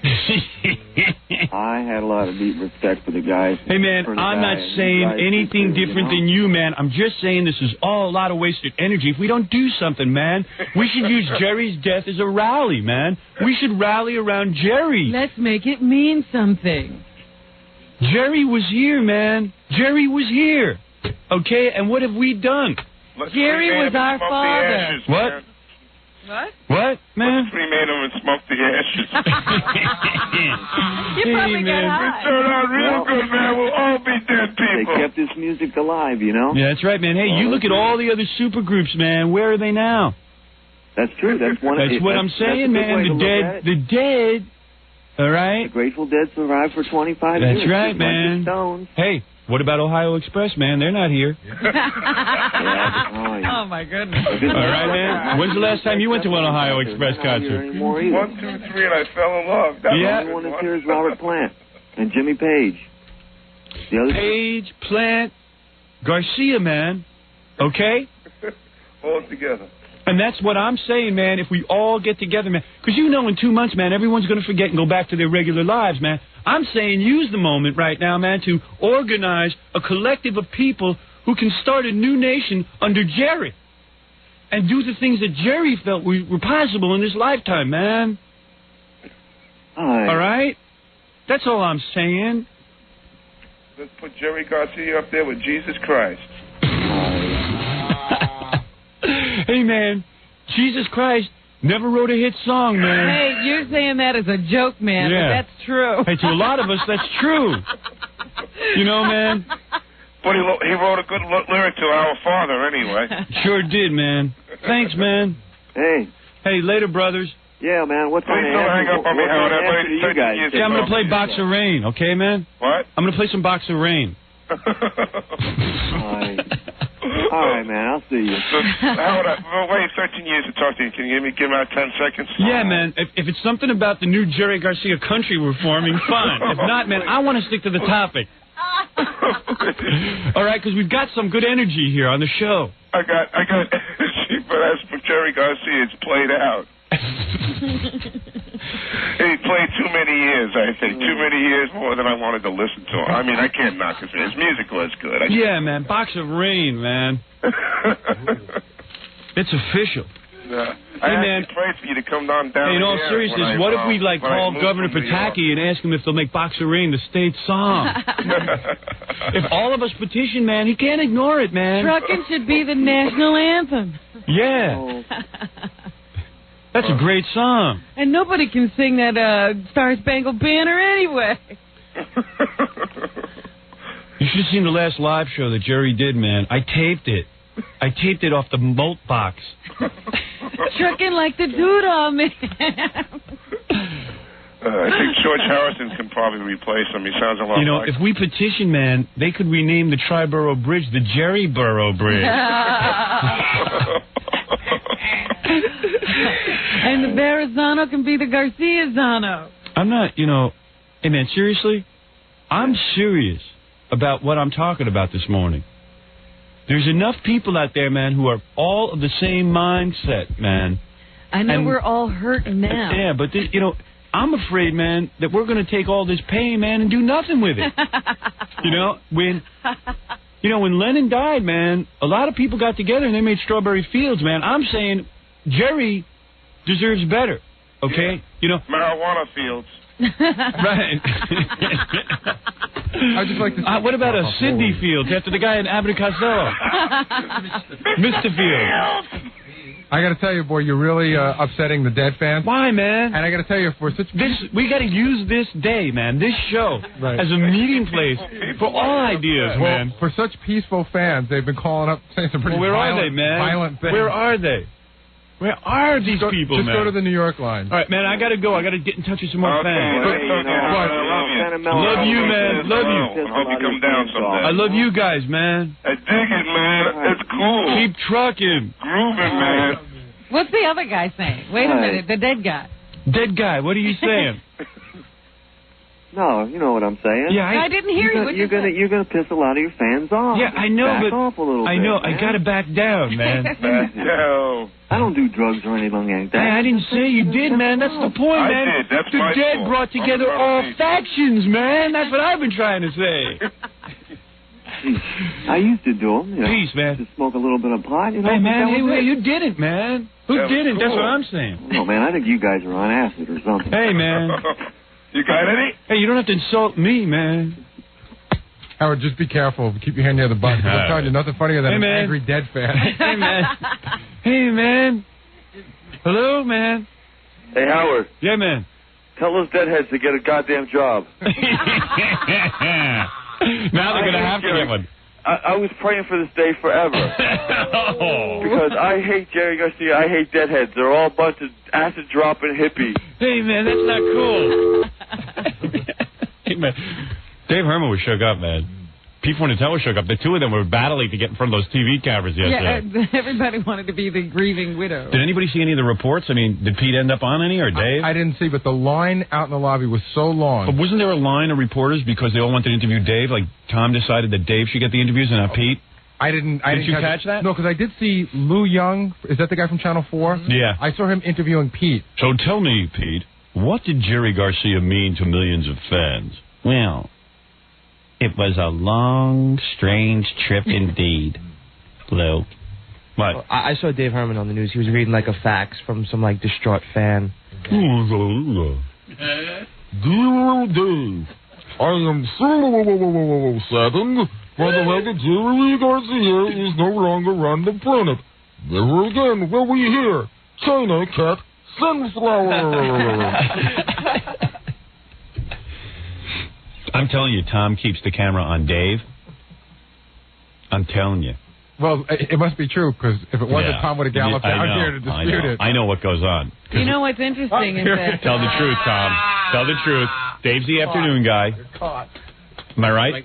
Dave's the afternoon guy, but there was no conspiracy. I mean, they why called do you Peggy. shut me out? What? All the TV stations called Peggy, and Peggy set them up when to come in. With Dave. I mean, Did they talk to with Pete? Dave, just for when they could come in. Did they talk to Pete? Because they were all here while Pete's show was I going don't know. on. You know, the shot of the disc jockey spinning a Grateful Dead record? Pete was on the air. They all waited for Dave to get on the air. I could have done that. I can do it. Why can't I do it? Sure. It's not a competition. It's not a controversy. How often do the cameras roll in here? Can I at least watch Dave as he does it? Yeah. I want to comment on the Grateful Dead. Whoa, look at those phones. So I also heard that the faxes must be a big deal because I heard that Andre was saying you got to collect all the dead faxes. Every newscast had a guy reading faxes. This fax machine is cursed. I just flipped a fax under Andre's door this morning from a guy who wants Andre to announce that they're organizing a big vigil at Strawberry Fields, I think, like this Saturday or something. That's what I'm saying, man. I think actually the city announced. The city announced last night that there's going to be a vigil in Central Park, either at the Sound. That's where we Summer could Stage. we could or use the Summer Great Lawn. Stage as a launching pad for a Jerry Garcia country. Yeah, if we don't dream big like Jerry did. This is a movement, man. When Jerry started the band, how many people thought that it would last that long, man? So I'm saying if we have that dream in mind, we could start our own country, man. The phones yesterday, I mean, I left here about 7 o'clock last night. Yeah. The phones were still ringing off the hook. This was a gathering place yesterday. It was beautiful. Yeah, even Max said from last night that they were driving him crazy. Oh, did he? Yeah, Dave, oh, man. Did you see Dave in the hall running around like he just lost his wife? Yeah, Dave looked shook. Dave was rocked. Yeah, I got home, my wife talked to him. Yeah. My wife was upset. Really? Yeah. Well, she's married to you. Because you were home. You stay at work, she won't be upset. Oh, you again? So, there you go. Nice Jerry tie. Tom Chisano wearing a Jerry Garcia tie. Jerry so hip. lives on Tom's in honor. neck. Yeah. In honor. You are so hip. Aren't I? You really are. You're always up on the latest. You going to wear that with your golf outfit? Yes. Oh, boy. That'll clash. Little knickers. Are you mad? Hey, man. Hello? Hello. Yeah, hi, man. Hi. I'd like to speak to Howard. Yeah, man. This is him, man. Hey, man. Hi, you're on the air, man. Hi. I wanted to know if you were intelligent enough to respect people that have died. Yeah, that's what I'm trying to say. If we get together at Strawberry Fields, man, and we all put our, we all had our own crafts, man. Remember? Did you go to the Dead shows? Yeah. Did you ever buy some crafts? Craft? Crafts. No. Like craft work? No. You never bought any shirts or roach Art clips or artwork, man? Macrame. We had commerce going on, man. We had commerce. Didn't you see our van? That's the same thing as a country, man. We had our own exports and our own imports. You don't get it. No, you don't get it. No, you don't, man. You're thinking too small again. You're the small one. I'm doing a dude right now. Live national radio across the wave when you know people are hurting because doing of a his doober. death. You wouldn't do this. No, I'm doing a doob now thinking about Jerry. You're pathetic. You're like Twisted Sister in groups that'll never make it in life. Oh, man. Yeah, you do. You like Twisted Sister. That's your idol. Ozzy Osbourne. Fine, all of these bands might be good, but don't you have respect for anybody in life? Hey, I have respect for all bands. You're funny. No, you're funny. I enjoy your show, but I don't enjoy it. I don't enjoy it anymore either. You're right. You should stop listening. In fact, I forbid you from listening. You have to go now listen to Z100. No, I don't listen to Z100. All right, well, you have to listen to that. That's your punishment for being a moron. I'm a moron. Aren't you changing your name to Jerry Garcia in honor of... Yeah. I'm Jerry Howard Garcia. Jerry Jr. Hey, man. If anyone wants to call up about the idea of a Jerry Garcia country, please call me now. Jerry Nation. Jerry Nation. You're on the air for the Jerry Nation. Hello. Hi, man. Yo, I got a good joke for Howard. Okay, man. We're All talking right. about Jerry. We're trying to concentrate on it. Say what? Hey, where are all the camera crews? Why don't they concentrate on me? I'm doing a Jerry Garcia special. We're trying to maintain that Jerry energy. Yeah. Make his life stand for something. Why should we forget, man? Yo. Yeah? Who's this? Jerry Howard. Hello, it's Jerry Nation. Yo. You say hello, it's Jerry Nation, then I go, this is Jerry Howard. Yo, you know Ben and Jerry? What about Jerry? Ben and Jerry ice cream? Yeah? They had Terry Garcia. Yeah? They got a new flavor. Very Jerry. Very Why, Jerry. what are you doing in my show, Gary? Can you leave? Can you leave the room or leave the planet? I got a third partner now. Just think of it. Jerry's dead and Gary lives. Yeah. How did that happen? Gary busting in on the joke to show that he knows the punchline. He's got to give the punchline. Yeah, he's got to get in on it. You know, What is the punchline? I couldn't even hear it. What was it? Baba Bluey, what a jackass. Oh, there's no bigger jackass than him. He had to get in there and show he knew the joke already. Barry Garcia, boss. You should see his face. Barry Garcia. He was proud of himself. Yeah. I got to go take a commercial break. Howie, love you, cuz, bro. All right, man. Bye. Did he call me cuz, bro? I guess. Bastard. What is that? I'll kick his ass. I see that guy. Is that the new pal? All right, we're going to take a cuz, bro. Cuz, bro, play a few commercials, will you? I'm very excited to tell you about something going on in the musical world. Oh, that's right. Yes. I've invited Sugar Ray here this morning. And Sugar Ray, this is very exciting. Sugar Ray took It's a band. Sugar Ray is a band. And they took a piece of my music that I wrote in 6th grade called Psychedelic Bee. People think you can't understand Jerry Garcia. You happen to be a songwriter Yeah. and performer yourself. Looks like one of my songs is breaking through right now. So anyway, they did this version of Psychedelic Bee, which I am in love with. I think they did a beautiful job with it. I've never met the band before, but I heard that evidently the people at MTV heard this song, my song as performed by Sugar Ray. They loved it so much, they asked Sugar Ray to perform it on a program called 120 Minutes, which actually will be on MTV. When? Gee, I wish I knew. I hesitate to plug MTV because there's such loads over there. I called them up. I said, gee, could we show a piece of the tape on our E-show of the boys performing? We need it, so that we can. And they go, no, well, you can show a minute of it, and you can only use it for U.S. territories. We need it in perpetuity, meaning if we replay the show, we can't go to MTV each time and ask them for permission. Right. So if we replay it 2 or 3 times, that's the most we play in each show, maybe 5 times. I don't know how many times we play. But you've got to have them sign a release that says we can show it in perpetuity. Plus, we'll plug MTV every time we show it. Plus, MTV's always asking for tape of me. And I give it to them. I don't care. So they start in with the legal speak. Perpetuity, no way. We want it so we can promote the band. Because you have to see them on stage doing this song. It's unbelievable. It's really high energy. Wait a minute, I don't understand. Oh, they've already done this for MTV? Yeah, they taped it already. Okay. It's going to air. I didn't understand that. It's going to air on MTV. I don't know when. When is it airing? In a couple of weeks. I thought it was going to be this Sunday, but it's a few Sundays. A couple of Sundays. So they've already taped it, and you wanted to show a bit of that tape. On our E-show. Right. I couldn't get what you were saying. Yeah, is it clear now? Yeah. Okay. So, I don't know. They were arguing with me and junk, so I just said, screw it. Let the guys come in here and perform it live. We'll have it for ourselves, and we won't have to ask them anything. Right. But so did you find out anything about Sugar Ray and how they came to know Psychedelic Bee? No, that's why I asked them to come in here. I thought it'd be kind of interesting to see what happened with Psychedelic Bee. Yeah. How did this all... And when they did this little... Because it's on a CD for you. Yeah. Does it say anything, do they give you credit for... Well, it's not on anything, so... No, but I mean that little CD they made. It would be cute if it did say. They didn't do it. Doesn't matter. They just made it for me. I see. So... Sugar Ray is, the first time I saw them perform was on this tape that MTV sent over. I mean, if it just goes crazy when people see them perform it on MTV, it could wind up somewhere. It's pretty good. It got quite a good reaction. And I don't know, so the first time I saw the band was on this piece of tape, and Kathy Tobin was sitting there. Are they a good-looking band? She goes, whoa, the lead singer's really cute. Is that right?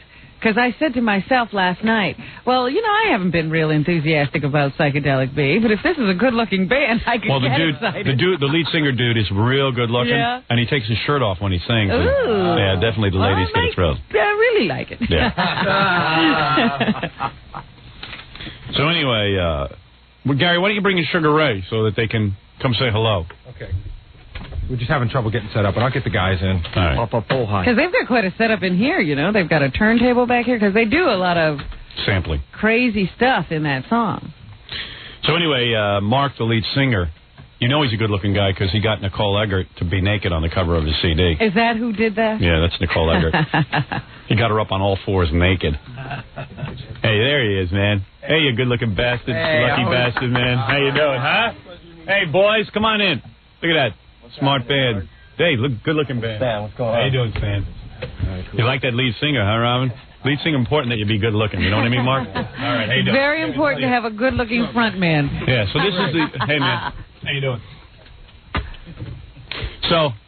Yeah, take a seat. Hi. Oh, is it cool? Yeah, it's cool. All right. Thanks, man. Hey, man, it's cool. I'm telling you. Hey, dude. Hey, Joe. Hey, Joe. I'm feeling it. Are they upset about Jerry Garcia's death? These guys don't even care about Jerry They don't Garcia's even know. death. They're not even sure who he is. I hope he's making the ice cream, though. Yeah, right. The ice cream they're going to make. It doesn't make a difference. No, obviously everyone is sad when someone goes, but... it's tough. Hey, life goes on. Ever right? been to a Dead show? I mean, do you ever go there and, like, hang out? I did, and I went sober, and it, like, really bummed me out. Right. I'm never going again. If you're high, it's fun. Of course not. You know, if you're high... when you're sober, you're like, what the hell? Is this song 25 minutes long? Am I watching my watch here? So anyway, the band Sugar Ray. This is exciting for me because you guys were inspired by my song. Let me tell you, when I wrote this song in 6th grade, I never had any idea that it would take off like this. I never had any idea. And my parents goofed on me the whole time. Or would have this much of a life. It has survived. My parents, all those years. My parents goofed on me because I would practice the song over and over again. When I wrote it, and believe it or not, I wrote the song in 5 minutes. That's all it took. It came to me like in a flash. Why that long? The Psychedelic Bee. And the Psychedelic Bee is, I'll explain what the song means and everything. I want to know what it meant to you. I want to know what they thought it meant. I don't think they know. Yeah. Have you, like, memorized the lyrics and everything? Yes, I have. That's horrible. Okay. You know, I Howard probably heard that lyrics. song more times than anybody in the world because I would just sit there with the Walkman and listen over and over because, I mean, the melody is sort of complicated. I've got to give you that. Yeah. I was into a lot of complicated melodies back then. It's sort of a brutalistic beauty of the whole tune that we, you know, that we all recognize, and that's why we recorded the song. Right. So when did you first hear it? I first heard it probably 5 years ago, or whenever you guys first came to L.A., because you play it periodically. That's right. You guys are from L.A.? Right. Yeah. Sugar Ray is from L.A. We're from Newport Beach, California, which is about 45 minutes south of L.A. Yeah. Right. So you For heard it. demographic sake, we say L.A. You heard it back then, and then when I don't know how you came to record it. I did say on the air a couple of times, hey, I hope some band out there records my music. That's basically it. And you heard me say that. Well, absolutely. And then, so then you got the tape. We sent you the tape of the... got the lyrics, really got into it, you know, banged our heads, and let's really bring now, some of the how 90s. did you... Describe, the 90s sort of feel. Describe the process to me when you do this kind of thing. We went into the studio in Colorado, and Yeah. we were actually in and out with the final tape in about 4 hours. It was the quickest we've ever recorded it. That's amazing, because you really have come up with a brilliant rendition of Yeah, Psychedelic who Bee. was the Sort of first early person Ramones, to you know, get... energy, the high Yeah. energy. It is absolutely brilliant. I mean, it is moving. I can dance to it. I hear it. It's angry. I want to punch someone in the face when I hear it. But who was the first person who said, I know what to do with this song? Yeah. Was it a group effort, or did someone... It was a group effort. We knew we wanted to make it hard. We knew that really just... Smart move. And you sped it up. Sped it up. Fast paced. See, the way you did it is the way I always heard it in my head when I wrote the damn thing. I didn't have the musicians. Right. You understand what I'm saying? Who played drums on that, Howard? Oh, that's No one. Jerry Dickowitz, the Dick Man that we called him. And Dick was his name. Dickie Dick. Dick. And he was the only guy who had a drum set. Oh. And he was taking drum lessons. He could actually do a double drum roll. Yeah, Oh, and he could do cool, it. man. So we got him, and then, of course, it was Robert Carger on guitars, and I was on keyboards and lead vocals. Just three guys in that band. Only 3 guys. A lot of people think there were more people playing on that because of the wall of sound effects. No bass. Couldn't get a bass player. Nobody had one. So I would, of course, practice in my house, and I had it hooked up to a Wallensack tape recorder. One mic. Freestanding. It's brilliant, I know. And I sat there and I sang. Very early sound technology. Yeah, I sang into the microphone and would sing the song over and over again like a mental patient until I perfected it. In fact, the take that you're hearing is maybe after 90 takes.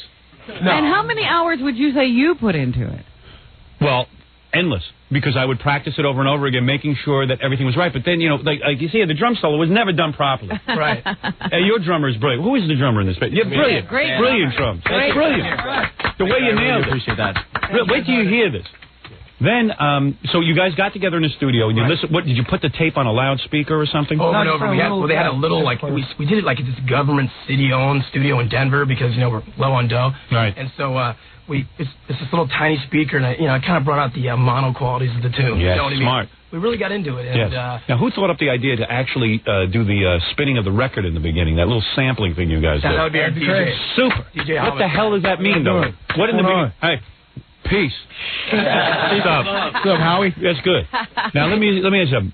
You were just sitting there, you say, hey, let me do a little something here, a little sampling or something? Well, what happened was we thought you were from Brooklyn. Yes. So the guy said, find something with Brooklyn, New York in it. Right. So I dug through the crates, and I came up with that. Yes. And we found out you're not from Brooklyn. See, that's why, because I know you're from Long Island. Long Island. So right. you're just trying to save yourself. Nah, well, because I've known you from it doesn't matter. It sounds good. It sounds. Exactly. It captures the feeling of me. So it's So just after something about, like, we take you to the Hotel Brooklyn, so we just make it like, we feel that's where the band's playing live at that moment. That's right. I see. East Coast feel. Did you record it all at once, or were there, like, did you guys lay down tracks? Like, did the drums do his thing? And how do you record this thing? This all went out like live without the vocals. Like I did a scratch vocal. Yes. Not that the real one couldn't have been scratch vocal too. Because I just kind of just really. You yell on this one. You let it go. You really did. And like you can hear my voice now, it's completely thrashed. This could be like a giant nightmare we're doing, but I'm going to give it a shot. It's rock and roll. You just yell it and you just do it. It doesn't matter if you have no voice. You have a voice. I'll it doesn't take make my shirt off and do my little. You got to take your shirt off. I will. Yeah. For Rob. For love, not for Jerry. Yeah, for Jerry Garcia. God bless on trucking. Good-looking lead singer, huh, Rob? You like that, huh? Yeah. Because I was playing your video of Psychedelic V, right. the stuff that you do on MTV for this show that's going to air. And my Kathy Tobin, who works with us, just fell down when she saw you. Wow. She was like, whoa. Good-looking guy, huh? Good-looking guy. Well, that's important in band. You got to have a good-looking now lead singer. they've heard the song so many times. What did it mean to you? What does Psychedelic B? Seriously, how many times did you listen to it before you actually recorded it? I've personally probably heard Psychedelic B like 60 times before I record, because I have like memory retention problem. I couldn't remember the melody. I mean, you have something there. Yeah. You really do. Yeah, I'm onto something. And so I'm all over the place. I couldn't remember the words, so I listened to it quite a few times. These guys were a little more adept than I was. The best part was when you go want. Yeah. That's good. Yeah, but I can't wait to play this. First of all, let me play my he version. has no idea what it means. What did you come up with? Did this song mean anything to anybody? Psychedelic bee. I think it was about a psychedelic bee that would pollinate. He'd get pollen from different flowers and kind of just do his Jerry Garcia thing and trip out. And wow, that's pretty deep, Rodney. Really? No, the psychedelic bee is not literal. Is it about a girl that you crave, you want, you need? It's about drug addiction. Oh, it is? Yes. No. I had a cover on Jerry Garcia. The psychedelic bee, you crave, you want, but you're wanting drugs, and the addiction keeps coming and coming. You can't escape the addiction. You never get away from it. And at first you want it. It's the kind of thing that you want. Yeah. And you want it more. Right. And this was way before my experimentation with acid. This is way before my acid period. Now I have a question for you. Why did you just let it end? That's what we thought was really brilliant. Because I was ahead of my time. In all seriousness, more and more. Right. There's no end to the wanting. That's right. You got it. You're the only one who ever got that. You're like jonesing at the end. You're struggling. Now, the reaction to the song has been positive. How did you end up on MTV with my song? It's been amazing. How did it all come about? Well, basically, I heard you talking about them earlier, so I know you take their loads or whatever. No, they're okay. They're good. We got a deal. Right. No, they're good folks. Go ahead. Basically, they heard on your show that we did Psychedelic B, and they knew we were coming in. Right. And they just suggested, why don't we play it? We'd love to play it. We were wanting to play it to begin with. You're proud of the song. I think it's great. Live it goes out really well. I'm telling you. Do you do this in concert? We played it twice live last night. Did you really? Where was this? At Wetlands last night. At the Wetlands you played this? Yeah. And how was the crowd? Were they made us. They made us play. They were begging for it. You understand what you've done for me. Body surfing. Yeah. No kidding. I should have been there. That's crazy. You want to know something? I made a mistake. I should have been there. They act like we're best friends now. Like, how's Howard doing? Yeah, well, we are. I don't know. How is he doing? You know what? I got to tell you something. I once heard Billy Joel interviewed. And he said the biggest disappointment in his life is that other people never did any of his songs. Now, this is what he said. The biggest disappointment in his life is that when he doesn't get laid for 10 minutes. Yeah. Right. So let me tell you something. But in all seriousness, I always felt these songs were great. I knew I was onto something. The fact Why that Psychedelic B as opposed to Silver Nickels? Because that's the one. I was shocked. I enjoyed everyone gravitates to Silver Nickels. You like it better. You're the only ones. Really? Yeah, you were the only ones who picked up on Psychedelic B. You guys have warped. There's something definitely wrong with you. That's good. That's good.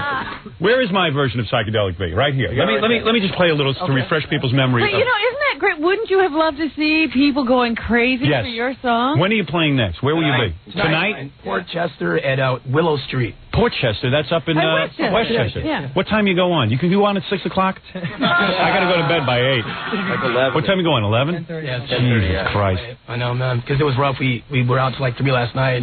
Coming here, that'd be a rough thing to do. Can the E-Show tape you guys playing it live in front of the... because that would be fantastic if I could see I'd like to this. see everybody moshing and body Do people like kill each other during the song? Injure each other. They bash each other over the head? They receive your anger, Jones addiction. nipple rings are ripped out and all the whole... Yeah. Because Sugar Ray is an angry band. It is an angry band. Well, no. You guys got an angry sound. The You're not happy. interpretation of that song was a little bit angry. Right. But, we're not like shoegazer, angry people to be on stage, and we really are having a good time, Yeah. So that song did come across as angry. But, we like to have fun. We're not really that pissed. Let me play a little bit of my version of Psychedelic Beat so that people are familiar with it. See what they were working with. Yeah. Let's see. Here we go. My version of Psychedelic Beat. It's a little slow. Now your version is...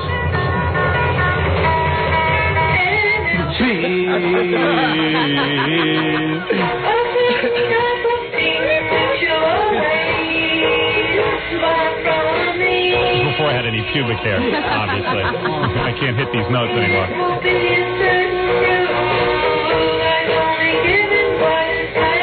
Psychedelic bee. A certain fruit. And the psychedelic bee, by the way, is a drug dealer. You know that? No, I didn't know that. You're going around, you see? See, boys? It's a new one. Yeah.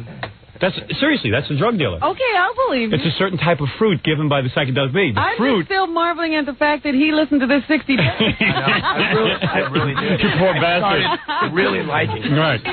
You have to get it. You got to love this song. Right. Certain fruit in the sky unobtainable. So you want it a bit? How old was I, Rob? I was 10 years old. I couldn't wait to do drugs. Were you 11 or 12? You were What? in 6th grade or something? I was in 6th grade. I was 11 or 12? 11 or 12. We could write something about Mickey Mantle or something. We had a cop come visit us in school when we were like in the 5th grade, and he brought out a big box of every drug that junkies and stuff will sell you, and he said, look, kids, I'm here in a sense to scare you. This drug here will make you feel, dizzy and will make you hallucinate. This one here will make... And I look at this, I said, oh, my God, this cop just turned me on to drugs. I can't wait to try all of this stuff. And I got into it. And I got into it in a big way. Wow.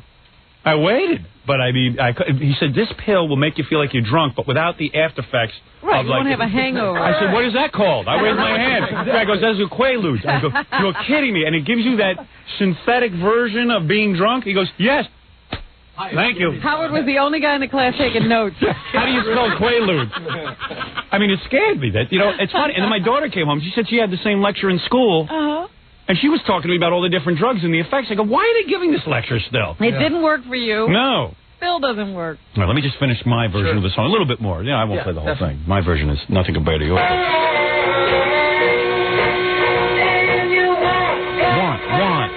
Want it more. Weird timing. Yeah. Need.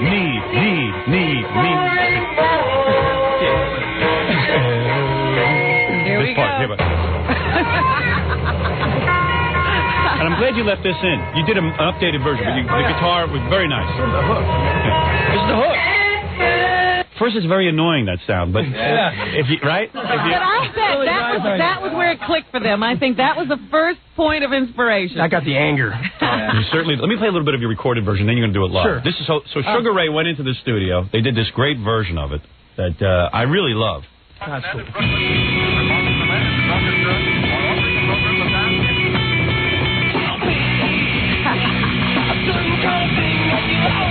Holy mackerel.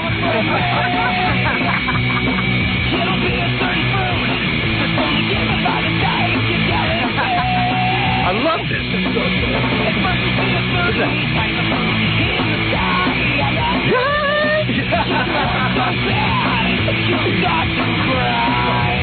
Check this out, really.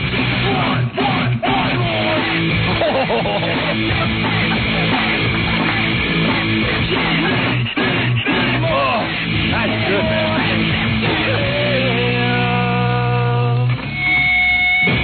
Nice feedback. Nice.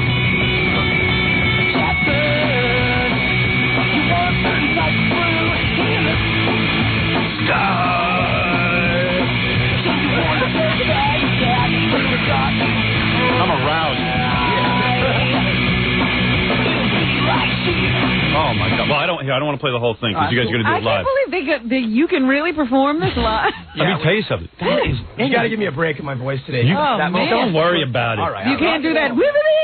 I can't do that, but he's been filling it. Okay, good. All right. We added, you know what, Howard? We added a hoo-ha at the end of on the MTV. All right, don't go wild. You got a good version. If you start, don't mess with perfection. Don't junk it up. Don't hoo-ha nothing. Mellow out. My bad. All right. Oh, listen, I can't tell you guys what to You guys came up with this great arrangement. do. I think we got a smash here. Hey, man, what are we going to do? I think so, too. I know. We got to do So something. how do you get him to give you permission to put it on an album? I say the guys ought to release this thing. You're a Bernie Taupin now, Howard. I am. You are. I'm working on another song for you guys. I'm waiting for new stuff. Now I got pressure. Now I got to write them new material. Jesus. What are you guys going to contribute? Don't you have anything? Well, they do the interpretation. I admit. I'm just saying. Can't they give you a few licks? Anything? Give me something to work with. No, I'm going to come up with a second song for you guys. Well, Follow-up that'd hit. be phenomenal. Yeah, because I have a couple ideas that I want to work through. Keep them coming. Yeah, I want to sit down in the studio and really work. He's going to start writing again? Yeah. It's about time. I was in front of the typewriter last night coming up with some new lyrics. My lyrics make no sense. All right, very good. Now listen, let me take a break. Okay. And you guys will have granted me a performance today. You are going to do a performance of Psychedelic Beats. Very exciting. I had to get my parents on the phone. Two wise asses. Oh, I wonder what they think of all My this. father's like, I bought you this piano to take a serious lesson on it. You play the same chords over and over. I mean, it's like, hey, screw him. Now Psychedelic Beats is going to be a smash. When will that air on MTV? Does anyone know? I think this Sunday. This Sunday? Yeah. It's on late. It's on between 12 and 2. It's one of those, specialty programs. Yeah, you got to see them do it. Okay. It's kind of cool. And they got the lighting and the whole thing going. Yeah. It's good. We taped it on a grind set. It was kind of cool to see that. You see those little girls from the grind. Oh, that's his favorite show. Yeah, I love the grind. I know. That's my show, man. Oh, we love that. They should have a 24-hour dance channel. Absolutely. Wouldn't that be cool? That's a brilliant idea. Yeah, and just get different age girls. Like the first, in the morning it's like young girls, and then you work your way through the day. It's like 24-year-old supermodels. By the end of the day, it's yeah, all right. legs. Wouldn't that be cool?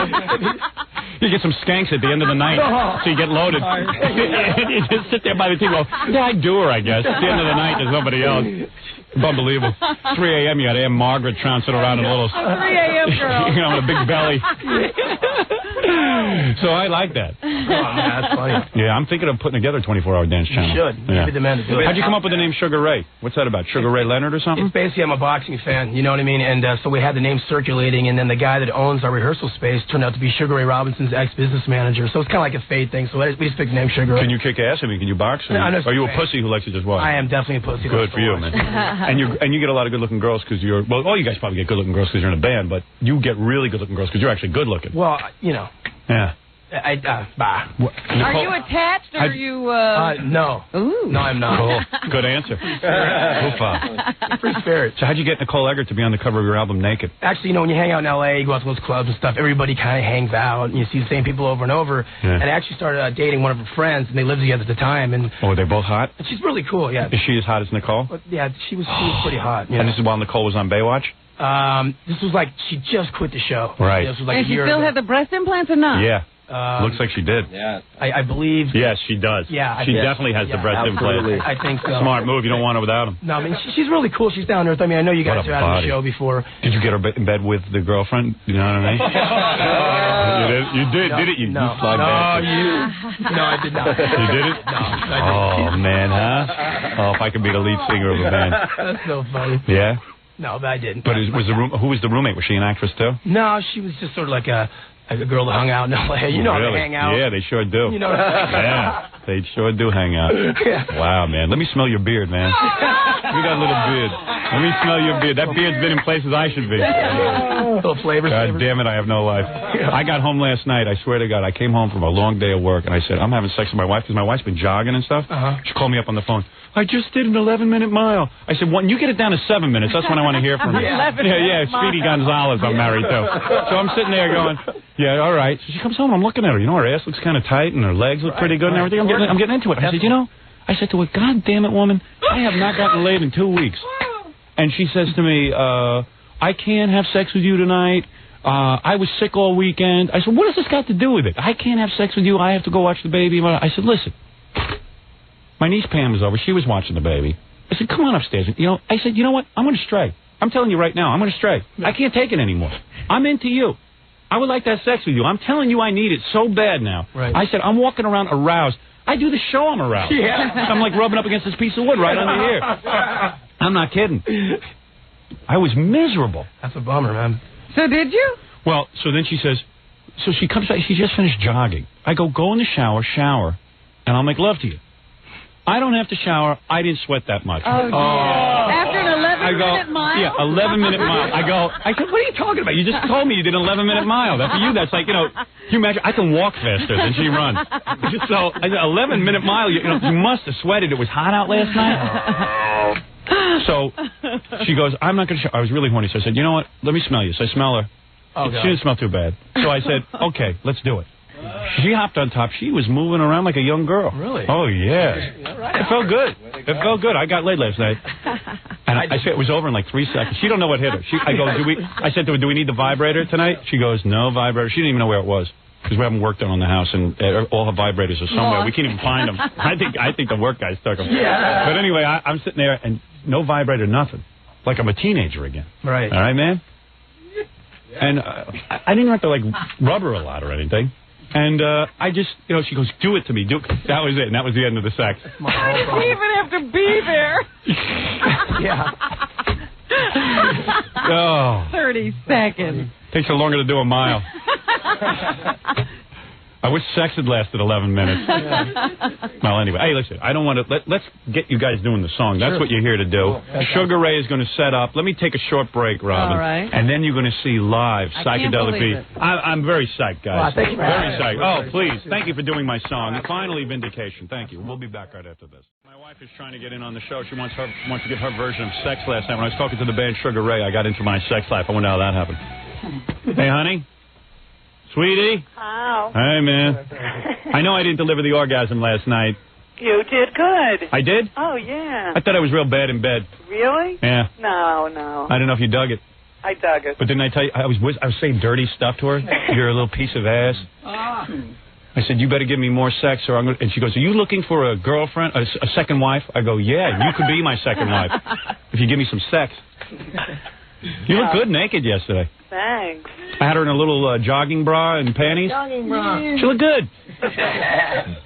When she gets to that 8-minute mile, she's going to look super. Oh, God. Yeah, you got to push yourself. Oh, God. Why don't you go running for 7 hours today? Yeah, I have nothing. And I'll come home, you'll be real skinny, like a Biafran. Why don't I stop eating? Yeah, why don't you stop eating? I want her to cut down a meal at least. What do you want to do? Hook herself up behind the car? Yeah. Just run along. No, you know what? I should do a little... I want her to get breast implants. She's going to look so hot. A little IV drip. Yeah. Just to keep me alive. You didn't smell that bad for someone who just ran. I know. You know?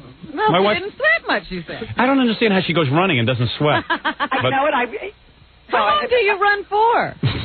What? How long do you run for? No, yesterday I had already done it in the morning, so I just did a half hour. Oh. Half hour.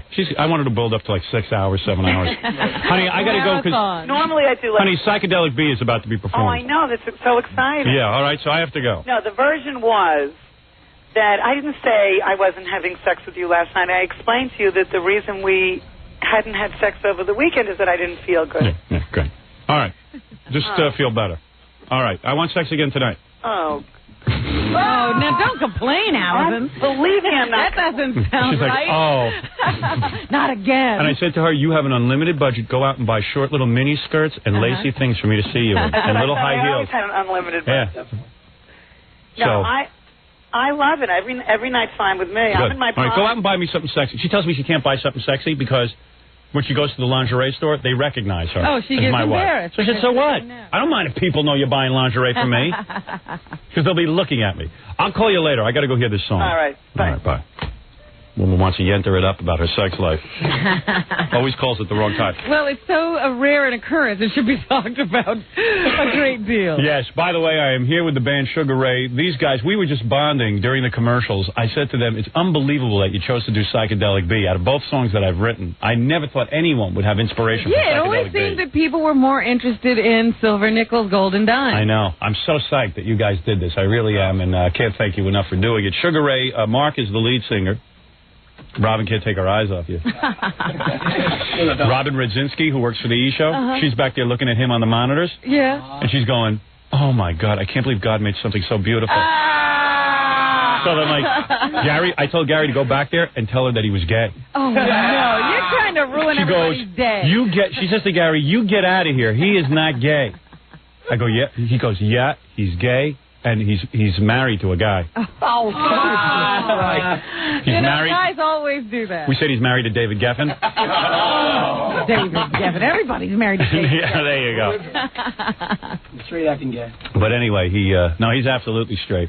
Where's Robin Radzinski? Let her come up and look at him. Hey, let her look at you, okay, man? Do you mind? Are you sure? Hey, do you mind if she just looks at you? All right. She's a love. You don't mind being a sex symbol, do you? That's good, man. Is she hot? Hey, Robin, go ahead. Yeah, she's hot. Go ahead, Robin. Look at him. What? Look at him or look at him. You can lick him and look at him. She goes topless. Where were you bathing topless? Oh, whoa, yeah. Oh, yeah. Where do you bathe topless? Tell everybody. Miami Beach. Miami Beach you go to? Yeah, she got a D cup. Wow. In front of all the old people. They go nuts. Yeah. She gave one guy a heart attack. Thank you, Robin. Very talented producer. I think the guy's, is your girlfriend here? Is that your girlfriend out there? This really hot girl. He's probably just doing her. Who's that? Some girl you're just doing? Let me see what you do. I got to see what you get. Let me see her. Her name's Maya. She's a friend, Jess. Dying to meet you, Howard. I mean, just like. How do I look, Robin? You look okay. You look okay. Invite me over to your hotel, man. Deal me some chicks, man. What's the matter with you guys? You guys got good-looking chicks, too, or does he get all of it? Depends. Depends on the night. Murphy's on bass, Rodney on guitar, Stan is the drummer, and Craig is the DJ over there, the man who spins the Brooklyn stuff about me. Uh-huh. Yeah. It's Craig, man. So let's see what kind of voice I have. You got a voice. Don't worry about it. You're gonna be. He's worried because he's hoarse. Don't worry about it. Let me see your girlfriend. Oh man, this is not your girlfriend. It's just some girl you do. Okay. Super. Yeah. Will you stop trying to get me problems? Oh, give me some of this. Let me get my hands on you, baby. Oh, this is all I need. There's more girls. Yeah. Is this everybody's girlfriends or what? Are you dating Mark? No comment. Ooh. Did you forget your bra? Wow. Oh, look at the girls you guys travel with. You guys don't even. Your first album, look what you got. Hi, Howard. Are you a groupie? No groupie. Are you into Sugar Ray really heavily? Yeah. Who are you dating? Nobody. You're not dating anyone in the love band? them. The vibe is that she's dating somebody and she's just a friend, but that they both know these guys for a long time. And you guys, the band. you guys have sex with each other in front of the guys? They wish, but. Wow, look at the bodies on you girls. And then there's another girl back there. What's she doing there? Smoking. And what is you? Hey, you have blonde hair. I like that. Who are you with? She's with management. Oh, you're with management. Yeah, super. Nice ankle bracelet. What is that? Oh, I love that.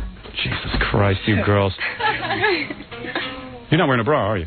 I am, but it's It's like see-through? Sort of, yeah. And you're doing Mark? No. Oh, comment. just do me, please. Am I that hideous? Howard. Am I you are. handsome? You're better looking than Mark. And you would date me? I am more attracted to you than Would you date me if I asked you out? Yeah, definitely. Can Can I go out with you today? Really? She would go out with me? Oh, I don't always even come. tell him that I love you. How old are you? 25. Oh, that's so perfect. That's the age I like. And you know what? I'm a social worker like your wife. That's what I want. I just want another social worker like you. Yeah. Oh, man, I bet you're good in bed. I bet you guys are so loving in bed. All right, very good. Oh, my God. Big fans of Psychedelic B? I love the song. I wrote it. Thank you. I'm the guy who writes it. I write the song. I write it. Bye, girls. Oh, Bye. man. Hey, you guys want to dance with me during the song? Yeah. Hey, come on in. Let's dance. Yeah. We were Super. dancing to it last night at Wetlands. Yeah, I bet you were. Wetlands. We can come over there. Yeah, come on over. Let's dance. Well, this is the mosh pit. Okay. All right. Right here. All right, this is Psychedelic B. This is a song I wrote.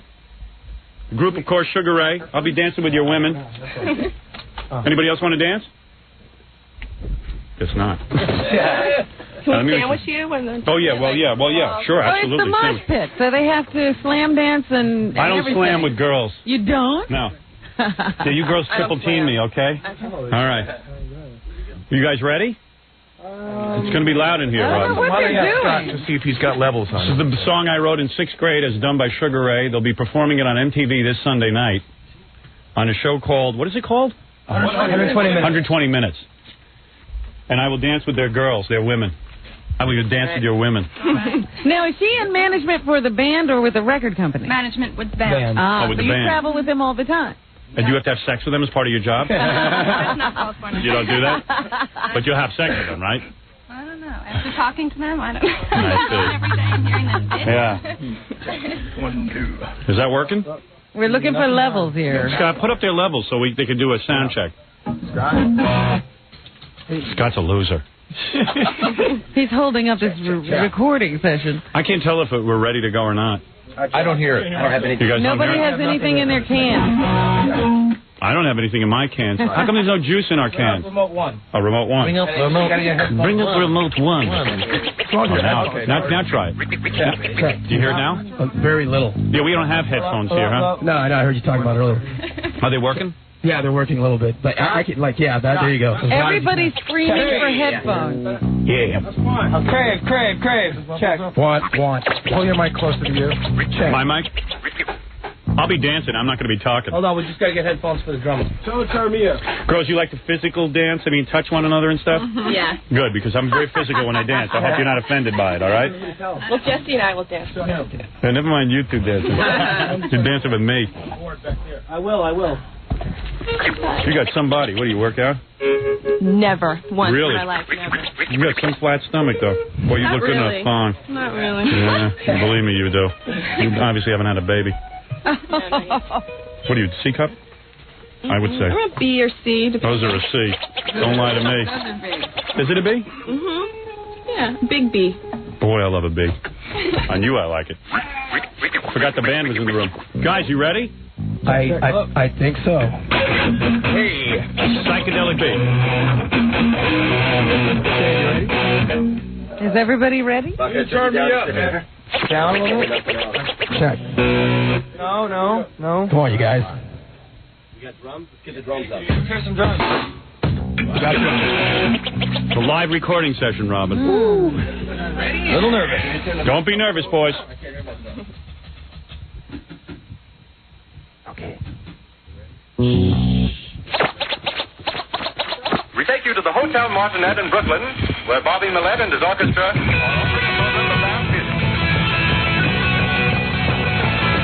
It'll be a certain kind of thing that you'll always want from me. It'll be a certain clue that's only given by the sight you're telling me. I think you see the food, I just put in the sky. I see. If you want so bad, you've got to cry. So you want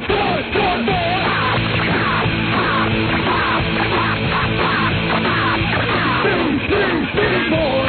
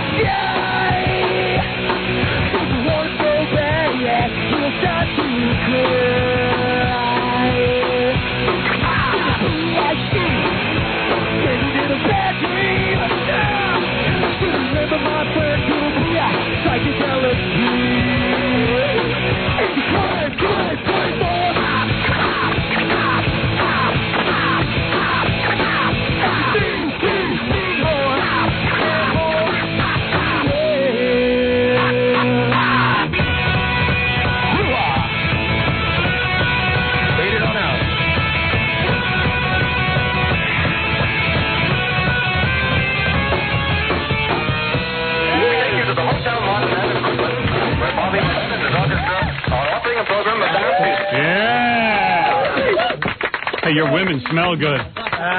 Man, what a nice version. Thanks for having me. Oh, it's great. Well, I got to thank Sugar Ray, and thanks for bringing the women. No, thanks for I was humping the two of Thank these. you for having us. I didn't get the blonde, but I got the other two. The two of you. I was sandwiched in between them. That was pretty good, girl. Thanks. I rubbed up against you. Rubbed into your behind. Yeah, very nice. Very My nice. voice is a little thrashed. So. Man, you sounded great. Well, thank you guys. Seriously. That is the great song Psychedelic Bee by the great band Sugar Ray. Psychedelic Bee. The great version by Sugar Ray. Sugar Ray, I want to thank you guys for Thanks coming a lot in and for doing this. We'll be back right after these words. Dee Snider, Twisted Sister, formerly of Twisted Sister. Where is Dee? Bring him on in here. That's my buddy. Your best friend. My best friend. There's my bud. Hey, man. Let's get some tattoos. Look at that man. That's a man. It's not a woman. There's no disguising what that is. That's a man. It's a man with ripped muscle. Cuz bro. How you doing, Cuz bro? I've come to grieve. Yeah. I want to be with friends at this I wanted time. another musician. Oh, they're holding hands. I wanted another musician in here beside myself. How'd you like Psychedelic B? I thought it was awesome. That band is great. That band kicks ass. Yeah, they're great. They do that Mean Machine. That's a great song. Did you ever hear Great Mean song. Machine? No. I Mean don't know Machine. Chivalry. Oh, it's great. And they have a song called Danzig Needs a Hug. Which is... Did you meet them out there? Yeah. Come on. Let's kill each other. There's a mosh breaking out. The only good thing that's creeping is dead. Yellow Cat 65 just one mine. Huh? You like that? I'm going to try and float over the crowd here. Hey, come on. Jump into the garbage pail, D. D's wild, man. We were just running around the studio. I came to grieve. Big Jerry Garcia fan? I hate the dead. I'm sorry. Oh, man. Hate Some 'em. eulogy. I'm not gonna insult the right. dead fans. I say, I'm sorry Jerry died and everything. Right. I hate the dead. Yeah, I never understood that whole thing. Oh man. What you said was so true before. I listened to the dead. I said this sucks, and they go, well, you got to do some drugs. Right. I can listen to my washing machine and enjoy drugs. And doing drugs. And enjoy that. Right. No problem there. You gotta do Put me on drugs, I'll enjoy anything. That was the joke. What did the Deadhead fan say when he stopped smoking pot? What? This band sucks. You should have seen the other DJs running around here yesterday trying to get television time to comment on the death of Jerry Garcia. It was like picking the corpse. That's the saddest thing about this death is the tributes we're going to have to endure. I know. Do you think there'll be like a tour of like you know how there's like a Doors band that goes around doing Doors music and Led Zeppelin, cover bands? Mm-hmm. Will there be a Jerry Garcia tribute band? Oh, they're already out there. Oh, are they? Yeah. I'm dreading this. And don't you think like a lot of their fans now, since all they did was devote their lives to running around the country with Jerry Garcia, won't they just be out on the streets committing crime? Absolutely. Yeah, because what else do they have to do? Absolutely. So lock your doors. A lot of those guys are, hey, man, I'll trade you 2 bongs for some tapestries that I just made, man. Oh, yeah, that whole thing about the Peaceful Dead fan is a myth. That's a myth and a misnomer. Really? Yeah, they look like hippies, but Yeah, I don't think so. My ass. No, there's no peaceful going on angry there. people there. I'm checking out Dee's tattoo because Dee's going to consult me on my tattoo. When are we going? Wonderful. When are we? Let me see yours. Let me see what's going on. What'd you do to your steer head? Help me, please. You put some more stuff on that. No, I have this. This was the heart that I had. Yeah. And this I got a while ago. You didn't have a ribbon and stuff on that. Oh, I added that. Oh, you added that. That's what I said. Illegitimate non-carborundum. Oh, what does that mean? Never let the bastards wear you down. Oh, you are bad. Thank you. You are. Go ahead, take it in. Meanwhile, the bastards have worn you down, haven't they? I'm a beaten dog. You really are. Damn Sad. bastards. Dee Snider, of course, is up to a lot of good things. Dee's going to sit in on the news, and we're going to hear what Dee has been up to. I told you he wrote a horror film. Yeah. He's got a couple of films, actually. Oh, man, this Helltown script is scaring the crap out of everybody who's reading it. Yeah. I brought you a copy. You did? I would like to read that. My agent can't even, Super Agent Don Buckwell, Right. he can't even look me in the eye anymore after reading this script. Really? I'm It's that serious. sick. They're that horrified. So Dee's got a guy who's going to produce this film. Ooh. Yeah. Got financing for it, and I believe. So now it's they're putting a Dee deal Snider, together. filmmaker. Yeah. And I'm going to be starring in it. Oh, you are? Yeah, I'm playing the psychopath. You're like, I can't believe that. I will be the Boris Karloff of my generation. I can't believe that you would play a psychopath. The hero, yes, Robin. You don't get kissed at the end? I got a part for you, Robin.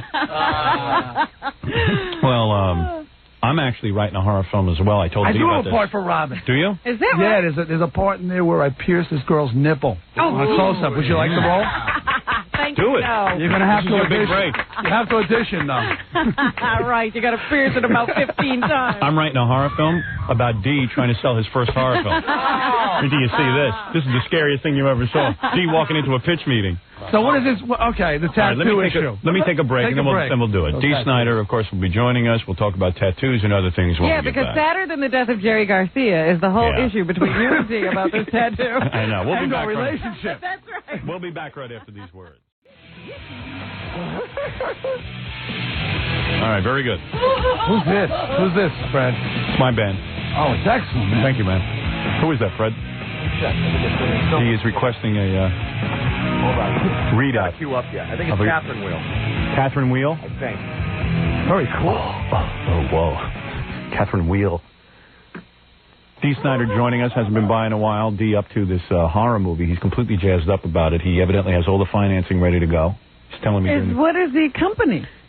No, I'm doing it independently. Oh. Yeah, we're going to do it independently and then shop it, the distribution. I really believe that, you know. That way Dee can keep control. I'm starring in it, man. And they won't jerk him off, and, you know, they won't keep him out of the movie. They'll go, hey, it's a good script, but we'll keep you out. Did you audition for that part? Audition, Schmidt. He wrote it. I wrote it. You know, but I love it when people put members of their family in the film and say, but they had to audition. Yeah, I'm sure. Just look at me. What am I going to be? His wife and kids are in it, too. But they auditioned. True. They worked out the hard way. They didn't tell Dee who they were. I didn't know that was my son. Well, yeah. No, but he's been screaming about this horror film because everyone who reads it won't talk to him after they read it because they know how sick he is. I'm serious. No, he's a totally sick dude. upset by it. He's a very sick man. I think I've got something wrong with me. But I'm here actually also to push these shows that I'm doing. What are you doing?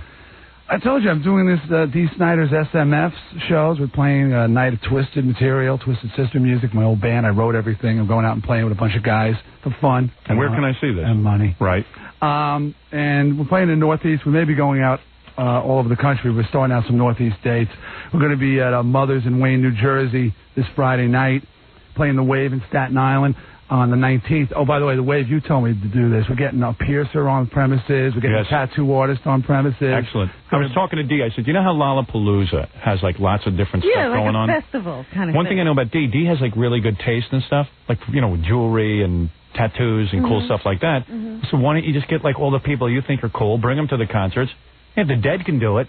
Dead had all kind of shops and stuff going on. Why can't... Junk. That was junk. I mean, you ever see those tie-dyed ties that Jerry Garcia was selling? Saying, you know, Dee's got some cool stuff. So I said, so why don't you get together and do like a whole, you know, sort of Dee Snider's craft thing? We'll call it the SMF Extravaganza. Right. Yes, that's going to be at the Wave.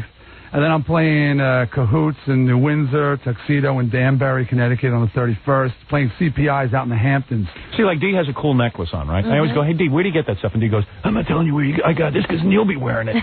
So I go, well, wait a second. He can't wear it anymore. Right, then he can't wear it anymore. So I go, I accumulated it. I said, Dee, would you go shopping with me? I don't got time to go shopping. I hire a movie. He's lying. So wait a minute. Listen. I gotta write a screenplay. Yeah, right. And then you go shopping with him and he goes, hey, this is cool. I'll buy it for myself.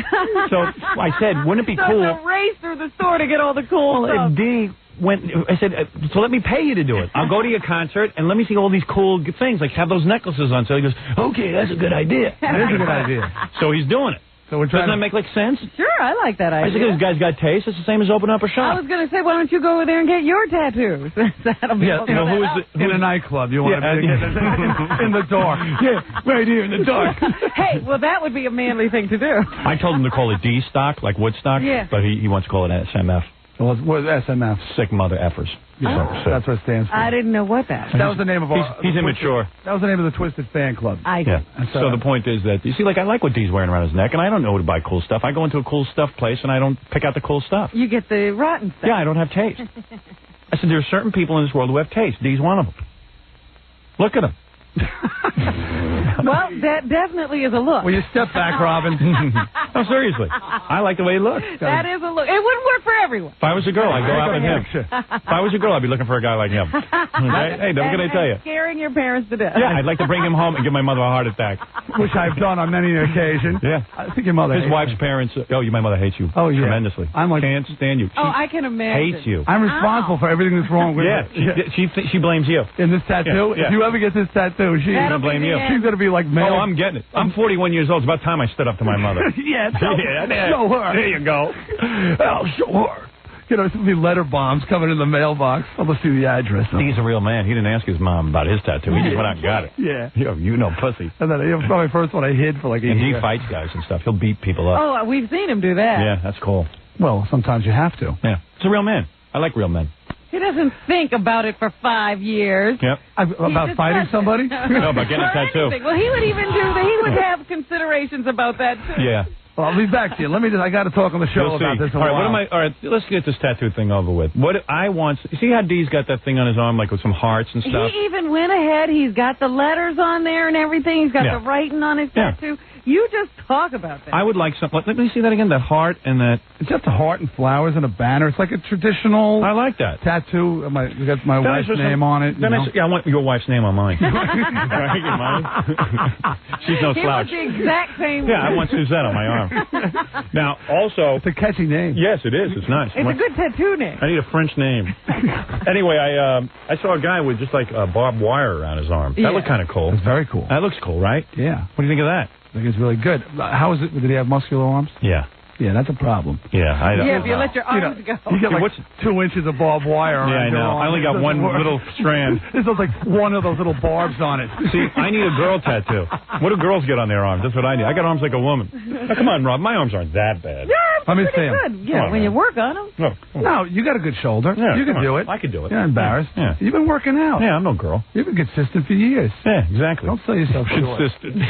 You want to call it that. You've been working out fairly regularly. You got a little tone there. Yeah, but I couldn't handle a big steerhead like you got. A big steerhead. You know what I mean? It That would takes a overpower man. me. Hey, yeah, Bon Jovi's got one too, so let's not Does he get carried really? away. Yeah, That's true. Oh, he got a steerhead on his arm? Yeah, he's got a steerhead. Yeah, he does. But he also And has that Superman on the other side. He made a mistake with that one. Maybe you should go for the Paul Stanley flower. Does he have a flower? It's about this big. It's not much of a commitment. A little It's about tiny an flash. inch square. No. I want something. Little thing? And that's it. You start with that and work and build up. Wait, hey, Fred, what do you think of that tattoo of D's? The one, you see, he's got a ribbon and a heart.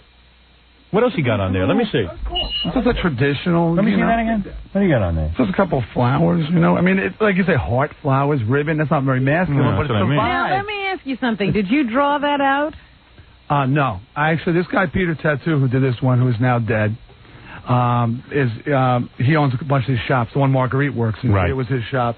And I just said, I want something freehand, and this is what I want. I want a traditional, And he just heart. put that right on you. Yeah. And he drew it on with a pen, and then he said, how do you like that? I said, cool, do it.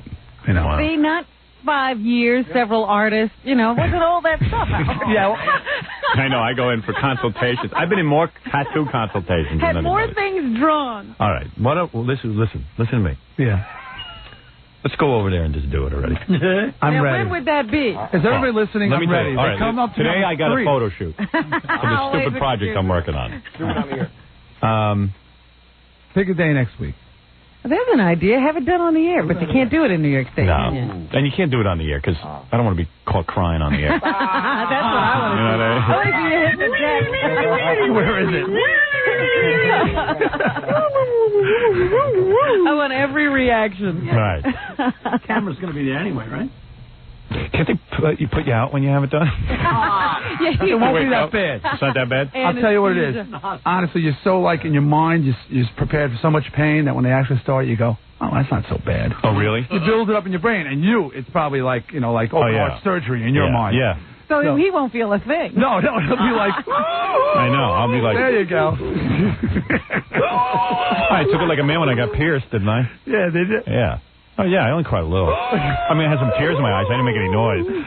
We're talking about a little hole in Yeah. your ear. Big crocodile tear rolling down his cheek. So if I jump and wriggle around a lot when they're doing the tattoo, will it get blurry? You won't, man. I'm telling you. Will you won't. cradle me while I get it done? Well, you should do. When next time we go down there for a consultation, have her take an empty tattoo gun, no Right, ink in it. right. Just put it on your arm. Let him see how it And feels. just feel what it feels like. And when Because you it do almost sounds like you're going to have to be with him like a woman in labor. Right. Yeah, you're gonna we have to do Lamaze. Breathe.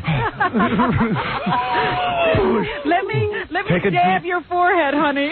Take a relaxing breath. D, I'll need some ice chips. You need a cleansing breath now. Cleansing breath. D, you'll be my midwife. That's funny. D, more chips. And then I'll be cursing at D. My Lamaze teacher told me. F you, D. I'm trying to help you, man. I'm sorry. Your fault.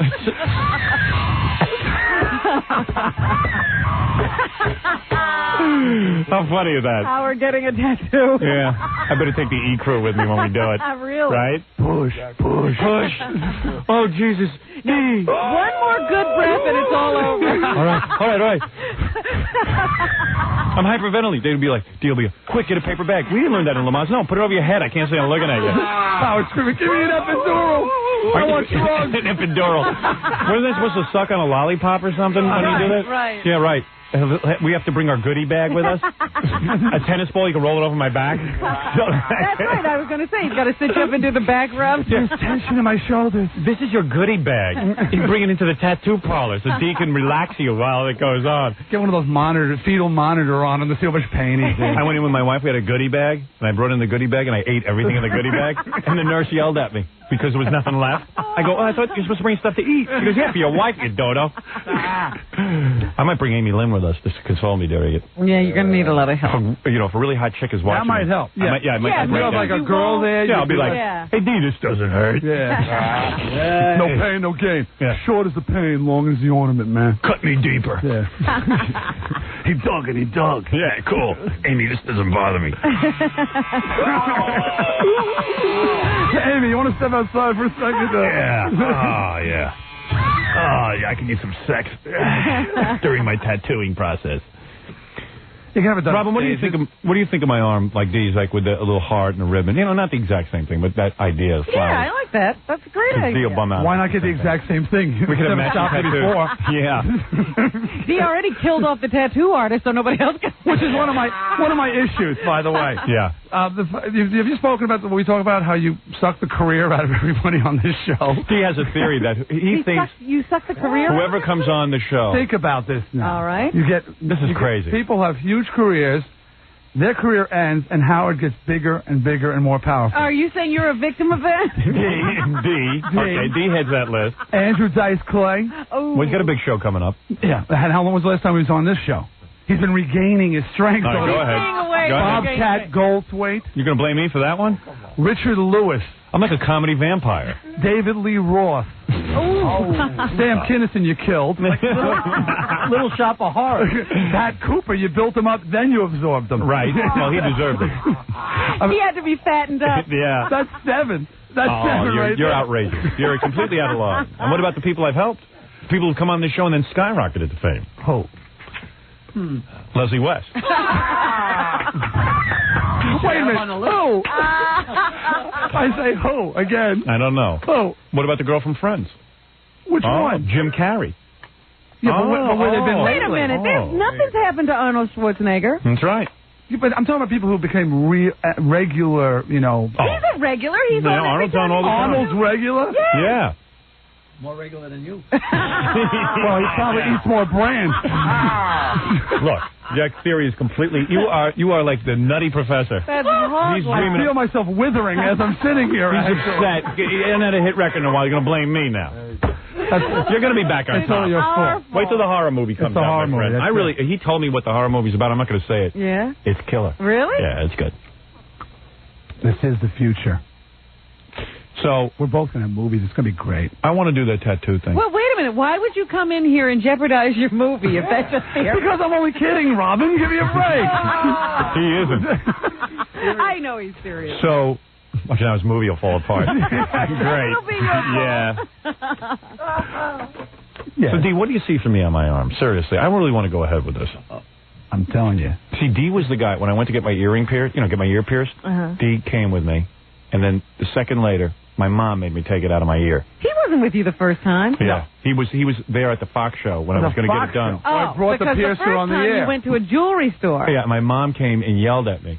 Remember, I brought a piercer. This show never was on the air. Right. I brought a piercer onto the show, got mine pierced, had the gun at the ready, and Howard's mom stands up. Howard?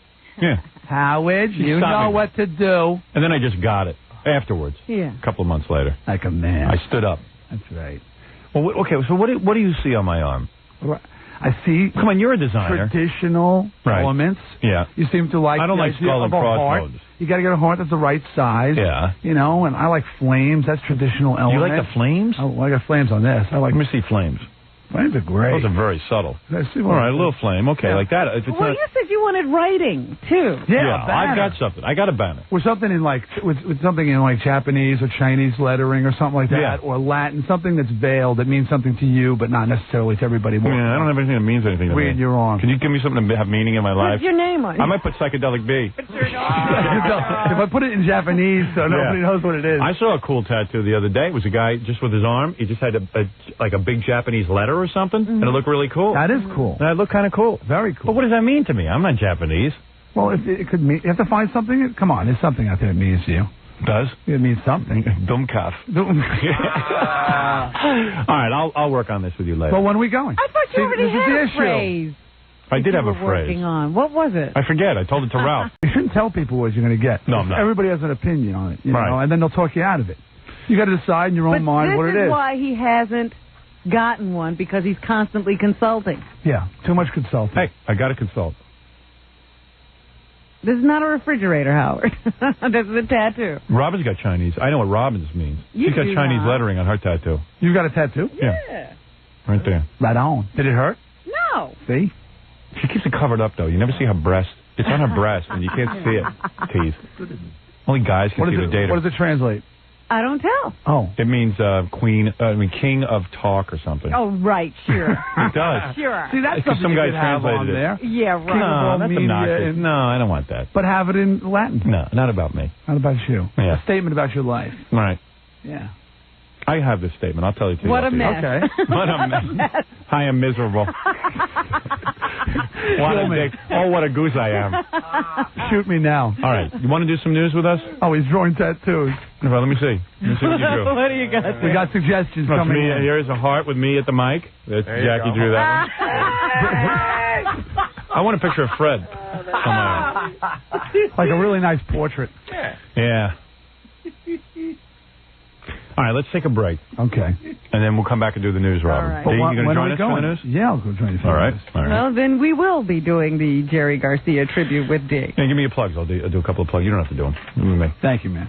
It looks cooler if I do it. Yeah. Dee Snider will be on tour. The one I'm interested in is that one where you're going to have all the shops set up. That's going to be at the Wave. At the Wave on Staten Island, New York on the 19th of August. It'll be at Mother's on the 11th in Wayne, New Jersey. Dee Snider. We'll be back right after this. It's the Howard Stern Show. Here's Howard. Thank you. Thank you, my deep voice friend. We're here with Dee Snider, who's going to be at Cahoots in New Windsor, New York, on the 26th of August. Go see him. Go check him out. And then Tuxedos. Playing a night of Twisted Sister music. First time in like 10 years I played this. It's been a long time since you played those It's tunes. kind of fun playing it. It's kind of weird. We've been rehearsing with the band called the SMFs, and we're having fun. Right. Hey, you know, Robin, we're about to start news. Dee Snider, of course, joining us for that. But Gary said something very bizarre just happened in the lobby that he wants to make us aware of, that he was out there. And he says this piece of ass walks into the lobby, hands him some pictures. She came up on the elevator. Came up on the elevator, just, we didn't know she was coming. All right. And Unannounced. And she says, I'm here to audition for the Miss Howard Stern 1996 pageant, beauty pageant. wow. Yeah. She's a lifeguard. She's a lifeguard? Let me see her picture. Doesn't she think she's a little bit early? She said she heard we wanted to get rid of 94, and she was here to for that. That's a piece Well, of this. what, does she just get the job because she's the only one who showed up? Don't tell her there's no contest. She knows it's an audition. Are those all different pictures? Yeah, take a look. Like, do this with them, and it'll be like a moving thing, you know? Yeah. Like them. There you go. Let's take a look. Look at that. Mm. Well, Dee can be the celebrity judge. Very Yeah. cute and definitely braless. If that helps. Will she get, like, nude for it? I didn't ask her that because she didn't. She was acting pretty professional, so I didn't ask her. Yeah. That doesn't mean she is. That's a bad sign. Howard hates to see professionalism. Yeah. What is that? In any walk of life, I hate to see professionalism. Wrecking this business. Well, during the interview portion of the contest, you may find out how far she'll go. Cindy, you could be a celebrity judge. You're going to have to interview, like, you have to ask her 3 personality questions. Okay, is this All going right. on? Is this going on now? Yeah, well, this is going on right now. Don't you think we should audition her, Robin? Sure. I mean, if a woman shows up to be For a Miss Howard contest? Stern, We got to audition. Yes, you know, we're holding Such an it. easy mark, this guy. It's unbelievable. We're holding it, the big contest, you know, and she wants to be in on the Some audition. year we're going to hold another It's going to contest. happen. No, it's going to happen very soon. Yeah? Wonder where she got this idea. I don't know. It sounds like somebody put her up to it. She's conjuring it up. Think she's hot? I think she's kind of hot. Looks very nice. Yeah? He's always like, she's not better than my wife, man. Well, he's very, very particular. Yeah, he's a little too particular. Well, I have a tendency to think girls that look like my wife are attractive. Like, you know, there'll be like 3 girls, guys say, which one you like? And then I'll say, oh, that one. And they'll go, looks like your wife. Like, Right. oh, yeah. You have a definite type. I got, It's yeah. your wife. Yeah. His wife's a definite type. There's no question about it. Let me see those pictures. Give them to some guy who's horny. Oh, yeah. Hey, you're better than his wife. Oh, come on, D. Don't tell me. Wow, you're a lifeguard? Man, A you should be- lifeguard. This is like Baywatch. You're Baywatch. You're Baywatch material. Where are you a lifeguard? Tobay Beach. Tobay Beach. Tobay, that? out on Long Island. Oh, man. It's east of Jones Beach. Are you engaged? No. Would you like to get married? Yeah. I'd like you to be my wife. I'd like to marry you. I thought you had a wife. I don't anymore. I'm getting rid of her. You're my new wife. Oh, you didn't hear? You didn't hear what happened? Tell her. It was sad. Tell her what happened. She died. Yeah, I drowned her at Tobay Beach. I put her right in the ocean. I thought she took her own life when she heard Jerry was dead. Yeah, that's what it was. She was so emotional. Wow, nice body. Thanks. I'm talking to D. He works out every day. He does. He works out a lot. I take care of myself. Got a great ass. Man, look at your body. Oh, D, huh? What would you do to her? This guy. Yeah, oh, yeah, you don't think about any other women, right? No, I'm cool, Yeah, you're man. above You it. got to be cool. There's nothing cool Frank, about it. It's all about cool. Yeah. Oh, you're gonna sit and pretend like you're not attracted to her. She's attractive. I'm not Yeah. going to sit there with my tongue hanging out. Jeez. She's probably used to that, right? Guys all making Exactly. Yeah, you're a pig. Exactly. You're a slut pig. I wish you were. Look at your legs. Let me see your legs. Look at that ass. Well, do you want to? me. No, I'm not talking to you. You got a boyfriend? Sometimes. Yeah, I don't doubt it. You blonde all over? No. A little darker. Oh, you dye your hair? A little. Why don't you dye it down there too? I shave it. You do shave Yeah. it completely? Yeah. I gotta make love to you. I gotta make love to you. Just went up there. You really shave everything? Yeah. How old are you? 23. Oh, that's so perfect. You're my girl. You're my dream girl. I'm Miss Howard Stern 96. You are. You win. You won the contest. Well, you can't win yet. Wait a minute. You There's gotta be a talent you got to for it. compete in the talent. You have to show us some of your talent and swimsuit. Here's her crown. Now, did you hear that we're having a contest, Miss 1996? Yes, I did. Who told you about My it? friends. Your friends all told you that They we're wanted having me it? to come here. Well, they're When right. did they tell you this? During the week. Oh, they Said did. to come up and show pictures and everything. Yeah. For the contest. Would you like to get into professional modeling? Yes. Because I'm thinking of taking your you own on. agency? All No, right. no, not an agency, but I have some friends, and I want to introduce you to them. Absolutely. I'll need to take some pictures of you today. He'd like to represent you. Yeah. Get my Polaroid, Gary, please. Do you mind if I take a few shots? No, not at all. Thank you. Because I don't like those pictures. They don't do you justice. I think No? she's better looking than those other pictures. I have more. But You let me handle the photography. I'll get you Are some you poses. doing a photo shoot here? This man has an incredible eye. For beauty. He knows how to get. That's the meat of the subject. I know, You attracted that's to why me at I'm all? here. Absolutely. Really? I'm a big fan, yeah. Wow. I make you can't laugh? believe you didn't come up before. Why weren't you in the 90 whatever that was contest? I don't know. I thought I was too young, I guess. No, you weren't. I need to see your belly, though. You know, it's very easy to find you because Wow, look at that. all you Look have to do how is flat call that is. information. What do you work out? Yeah.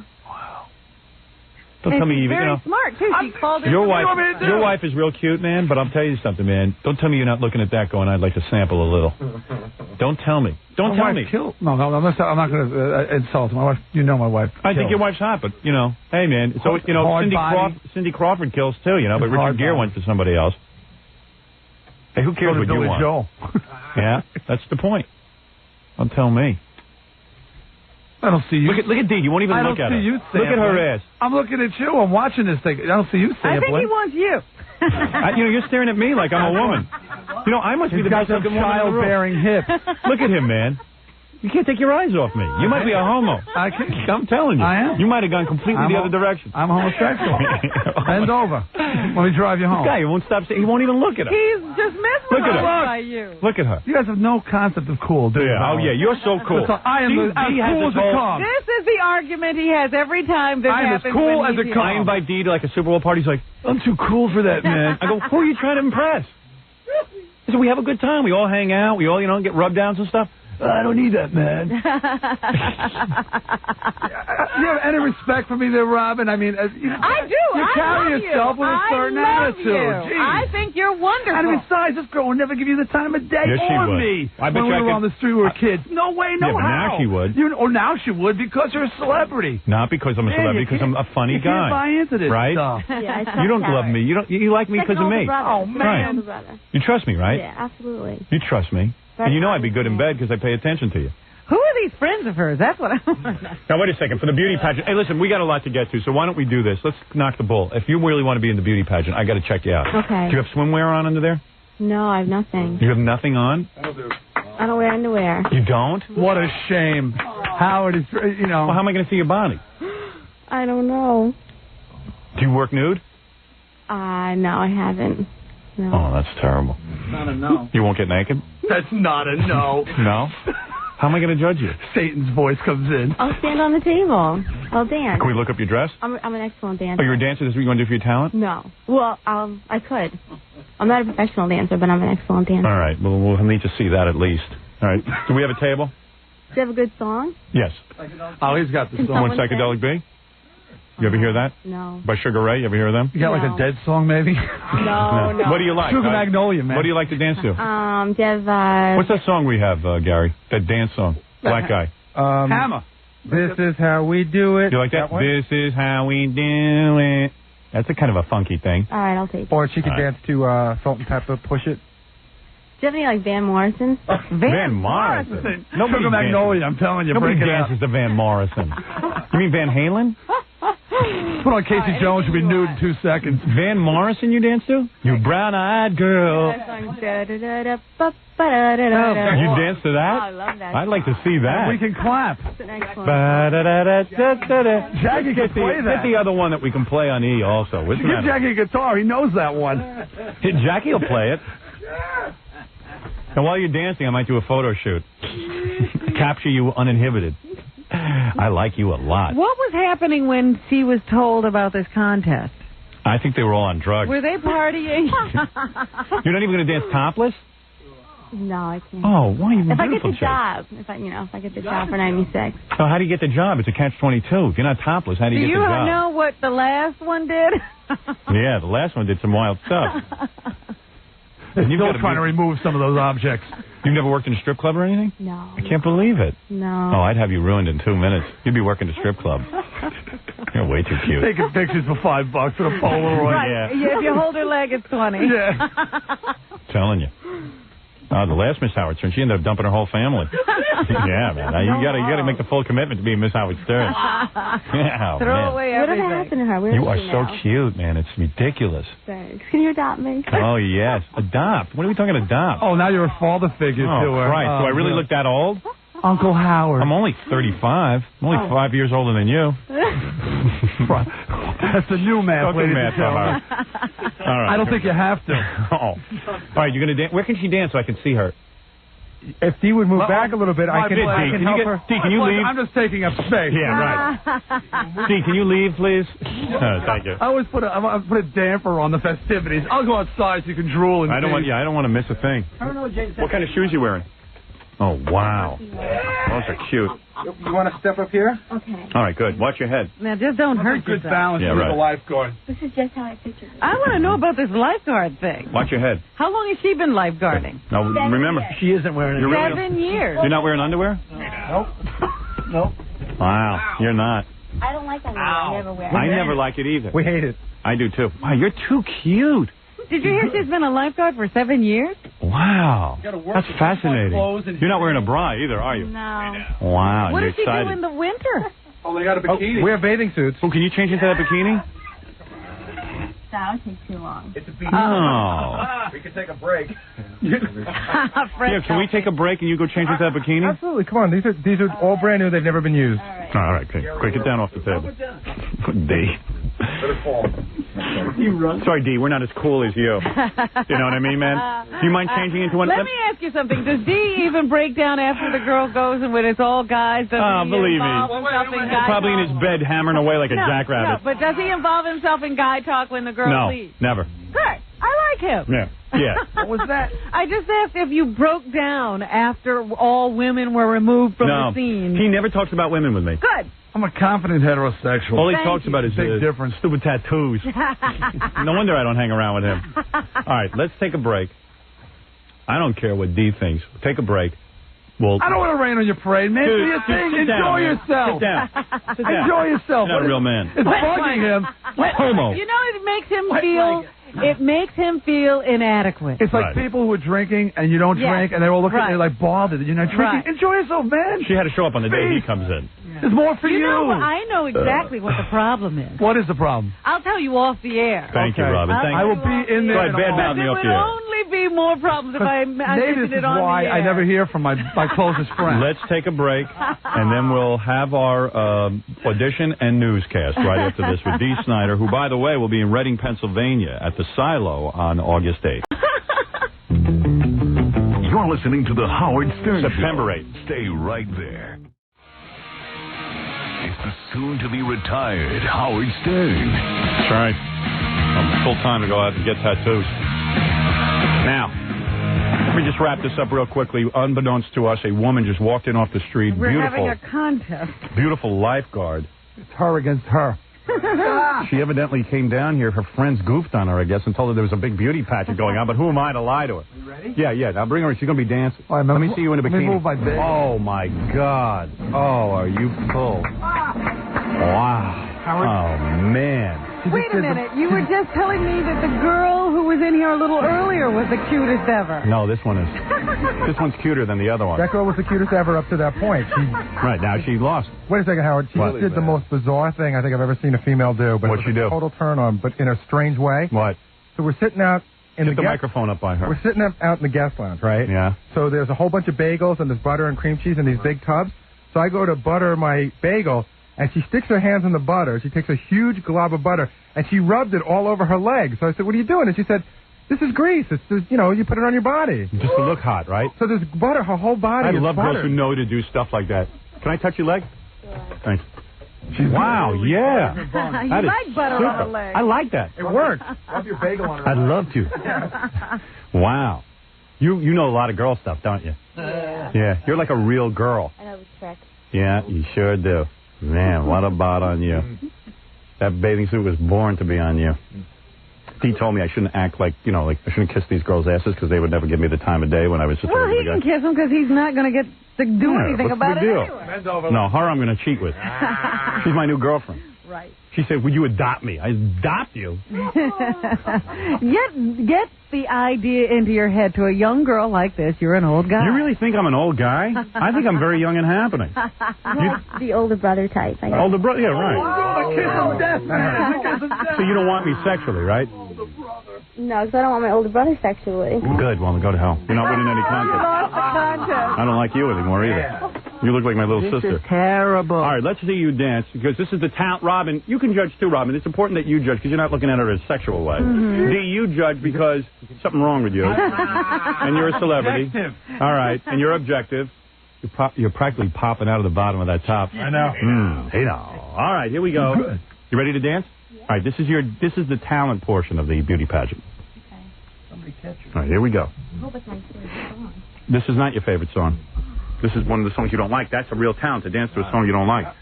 Where is the song? So you didn't get the Van Morrison song? Oh, I see. Okay, here we go.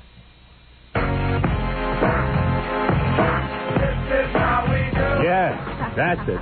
Yeah, you are a good dancer. Oh, it's the grind. Yeah. Okay, she can dance, damn it. Don't tell me that doesn't turn you on, man. That girl knows how to move. She's built for sex. Yeah. Oh, man, this is a feel-good. All right, we can do this for the next couple hours, can't we? I think it's sexier to watch one girl dance than see a bunch of them dancing. I wonder how it plays on the radio. Why just keep her dancing while we do the news? Hey, yeah, Robin, can you do news to this? Like in a cage, you know, that kind of thing going on. All I know is... You just have dancers while you're on the air. Hey, yeah, let's set a record. Like, isn't there like a Guinness Book of Records for dancing to a song for a long time? Yeah. Wow, you cute. That's too much. You can tell she spent a lot of time in front of the mirror dancing and young. Howard, do you want to shoot some Polaroids now? Yeah, quick, give me my camera. Yeah, you're forgetting yourself. Don't concentrate on the camera, my dear. All right. Can I see your ass, please? I'm taking pictures. Yeah, that's it. Ah, that was a good one. Bend over, more, bend over, please. Yeah, bend over. Bend into the camera. Oh, yeah. I'm getting some great shots, Robin. Yeah, I'll bet you are. But with the camera, Howard. I haven't gotten her face yet. Take your money maker, yeah. Let me see your face. Yeah. Oh, you dirty little girl. Oh, yeah. More film. Yeah. Just keep clicking. She don't know. All right. Oh, man. Are you high or what? You on drugs? No. Yeah. I am. Careful getting down. Thank you. Wow. Well, that was the talent portion. How do you rate her, Robin? Robin's actually writing down a score. Right. No, she was a very good dancer. She's a little bit more than a very good dancer. What was she? Where'd you learn how to dance? Fred Astaire Dance School? Fred Astaire. You're good. You're getting a little overboard. I have a big family. We have a lot of weddings. Yeah? What are you, Italian? Yeah. So I Half thought. Italian. Me too. Yeah. What's the other half? What's the other half? Irish, French, German. Yeah, me too. So everybody just piled in. Yeah. What, about 80 guys gangbang your mother? Irish, French, Italian. Wow. It was during the war. Were you ever molested as a child? Because you're like really good looking. Absolutely not. Really? No Your way. dad never came on to you? No, I had a great childhood. Really? What age did you start having sex? 18. This is the personality portion of the event. Please pay attention. This is the question they always ask in Miss America. When did you start having sex? Ever do two guys at the same time? No. Oh, you think you're too good for that? No. Ever do a girl? No. Would you like to? Nah, I don't think so. That wasn't a no. That wasn't a no. That was like if she was really hot, maybe. It wasn't a definite no. She said something very telling in the Jock Lounge. She said, do you have my favorite song? And I said, yeah. And she goes, man, I wish I had a drink to dance to that song. Hey, yeah. So get her a drink. Got any Jaeger? No, we don't. Weren't you supposed to keep that in the office, Gary? Gary, I want a bottle of Jaeger in the office at all times for anybody who comes down here and dances. Absolutely. Wouldn't you like a nice shot of Jaeger? Nah. What do you drink? There's vodka in the cabinet out there. You want some vodka? I like wine. Do you like vodka? Yeah. Not straight. Some vodka on ice, please. Ice? An OJ. Got any OJ? Where do we keep the vodka? Jackie's the only one who knows. I had no idea. I thought there was a bottle of vodka out there. There was for the longest I time. thought there was. That was All the right. one that belonged Maybe to there's not enough time to have drinks. Maybe there's not enough time for cocktails. All right, next time you come on the show, though, there will be time. Vodka. Now, let's see. We did the personality. Dee, do you have any questions as a judge? Huh? Yeah, this is the final portion where the judge gets to interview her. Yeah. Save any lives out of Tobay Beach? One. Yes, I did. Did you give mouth to mouth? No. I just brought someone in from the water. Oh, you did? Male or female? Wow. A girl. Was she hot? Was she really in trouble? She was really cute? Yes, she was in trouble. She Was got she cute? sucked out. Was she wearing a bikini? She got sucked I don't out. think Gee, that is so. It was last summer. Have you ever been sucked out? Has anybody ever You saved have. you from it? Yeah, I'd like to save you. Could you show me how you saved her? What'd you do to her? So you guys come down, I can help you out. Really? Where is Tobay Beach? It's know in where Tobay between is? Where is Jones and OBI. Yeah. Is it? It's east of Jones Beach. I'm going to go there. I want to see you do your job. Can we photograph you doing your job? Absolutely. We'll get the E-camera Do you down have there. like a David Hasselhoff kind of character out there? We have a couple of them. Oh, what do we got here? Wait, we got schnapps. Want to do a shot of tequila? People are donating their private stock. Champagne? You like champagne? Yeah, I like champagne. You can open that small bottle of champagne. Champagne is really good. So what? Champagne is champagne. I want to see her dance drunk. It doesn't take too much. Do you think she's going to dance differently when she's drunk? Swig it. How old is it? You know what? You're probably going to marry some uptight dude. Chug it. Chug it. Chug it. Chug We got great champagne that didn't even have a cork. Chug. Champagne without a cork. How is that? It's a good year. It's actually pretty good. Is it? Go ahead. Feel free to take another sip. All right, I'm going to finish this. Go ahead. Is that Slug it down. nasty spumante? I'm going to be walking on Manhattan. Let me see. What kind of Falling down. what kind of champagne is that? Chateau Laurent. New York State champagne. Here, slug it down. All the best champagne. Screw on cap. That's All what the I best said. champagne. Isn't that good? Yes. It is good. My little lifeguard. So the first time you had sex was with a really hot guy? Yeah, he's Yeah, cute. you're probably Another used to it. lifeguard? No. Did he do everything to you? He's trying to be a politician, actually, right now. Yeah. One of your worst people, I guess. Have you ever had a really good orgasm? Yeah. You have? Mm-hmm. Yeah, you remember that one. You got your boyfriend now? Does he give you orgasm? Yeah. He does? Mm-hmm. Liar. Probably doesn't. Probably quick like Every me. time. Really? Seriously? Mm-hmm. Wow, that's unbelievable. Mr. Short. Yeah. Quick straw. You know how to make love, huh? You like to do everything to a guy?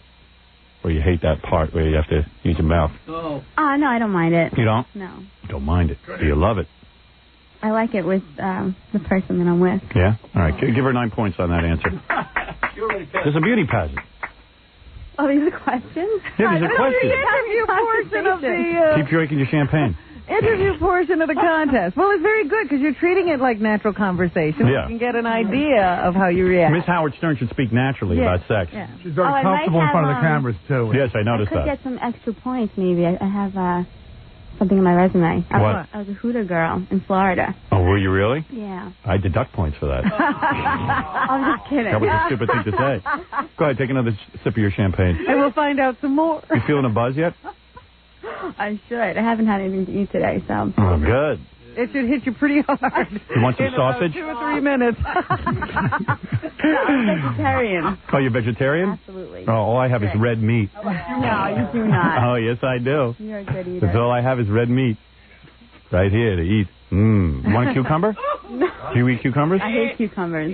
So Do you eat bananas? I like bananas, yeah. We have a banana for her? Yeah, She could eat? Okay. Yeah, bananas. Banana? You can have mine. Yeah, go get it. Yeah, get it. Yeah, big banana. This is the next They're part. going to make you sick before this is all over. Yeah. What about strawberries? No strawberries? No. We want to see you eat a banana. Yeah. Because that looks like something that I want to see how you eat Actually, it. you better get a You really strawberry if you want to look. Yeah. No. You can use my pinky. Here, peel that banana for her, please. She shouldn't have to do that. This is a beauty pageant. How's that champagne going down? You have any more? Bananas and champagne. Yeah. What a... You finished that bottle already? Got another sip left. All right. Wow. There's a strawberry. Go ahead. He wanted strawberry. Let me see how you eat a strawberry. Let me see how you eat it. She's good. Give her the banana. Just keep feeding her fruit. Let me see how you eat a banana. Shove everything at her. That'll be attractive. Did you throw up? Can we punch you in the stomach till you throw up?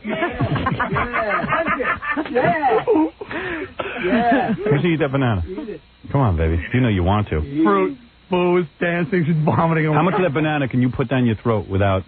Not a lot. Let's see. No, I'm not good at Let me that. see you put it in your mouth and then take it out again. Plenty. Oh, That's look at good your enough, huh, lips. Jack? That was more than me. That's more than you need, baby. Me and Jackie are not that big. D's real big. Oh, dear. D's lucky. Is that the truth about you, really? No, I'm very big. I really am. I'm a 6'5" guy. What do you think?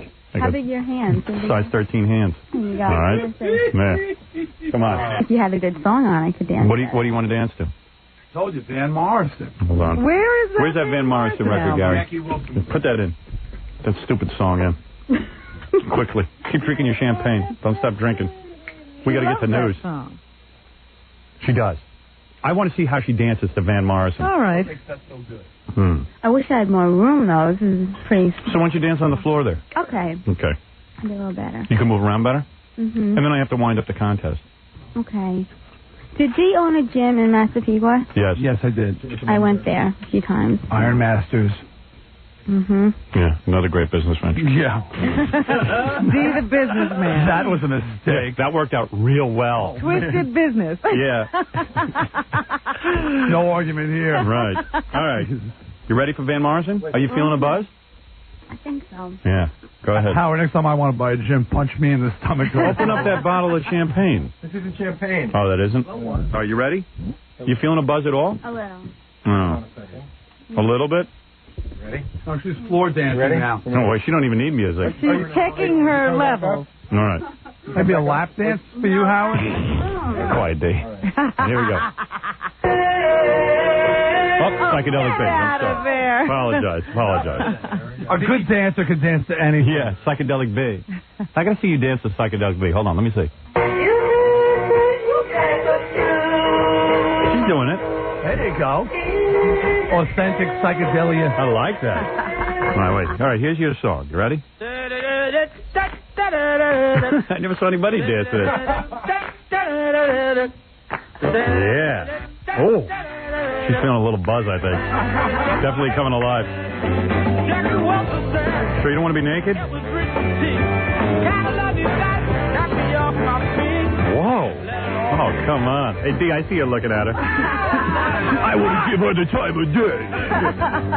She's got a routine for this. Oh, yeah. She's danced in front of the mirror a few times.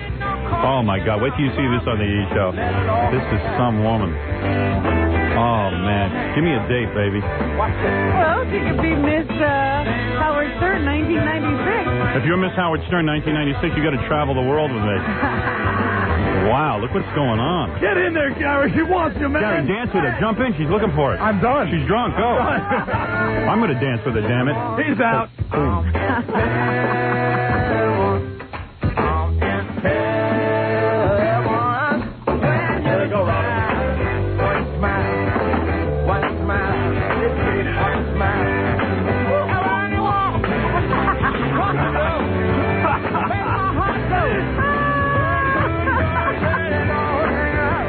That little French hustle going in, man.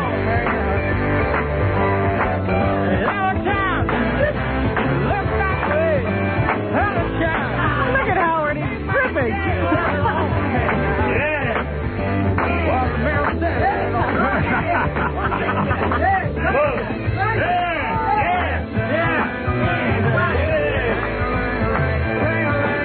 Flip her over. You pussies. Why don't you jump in, man?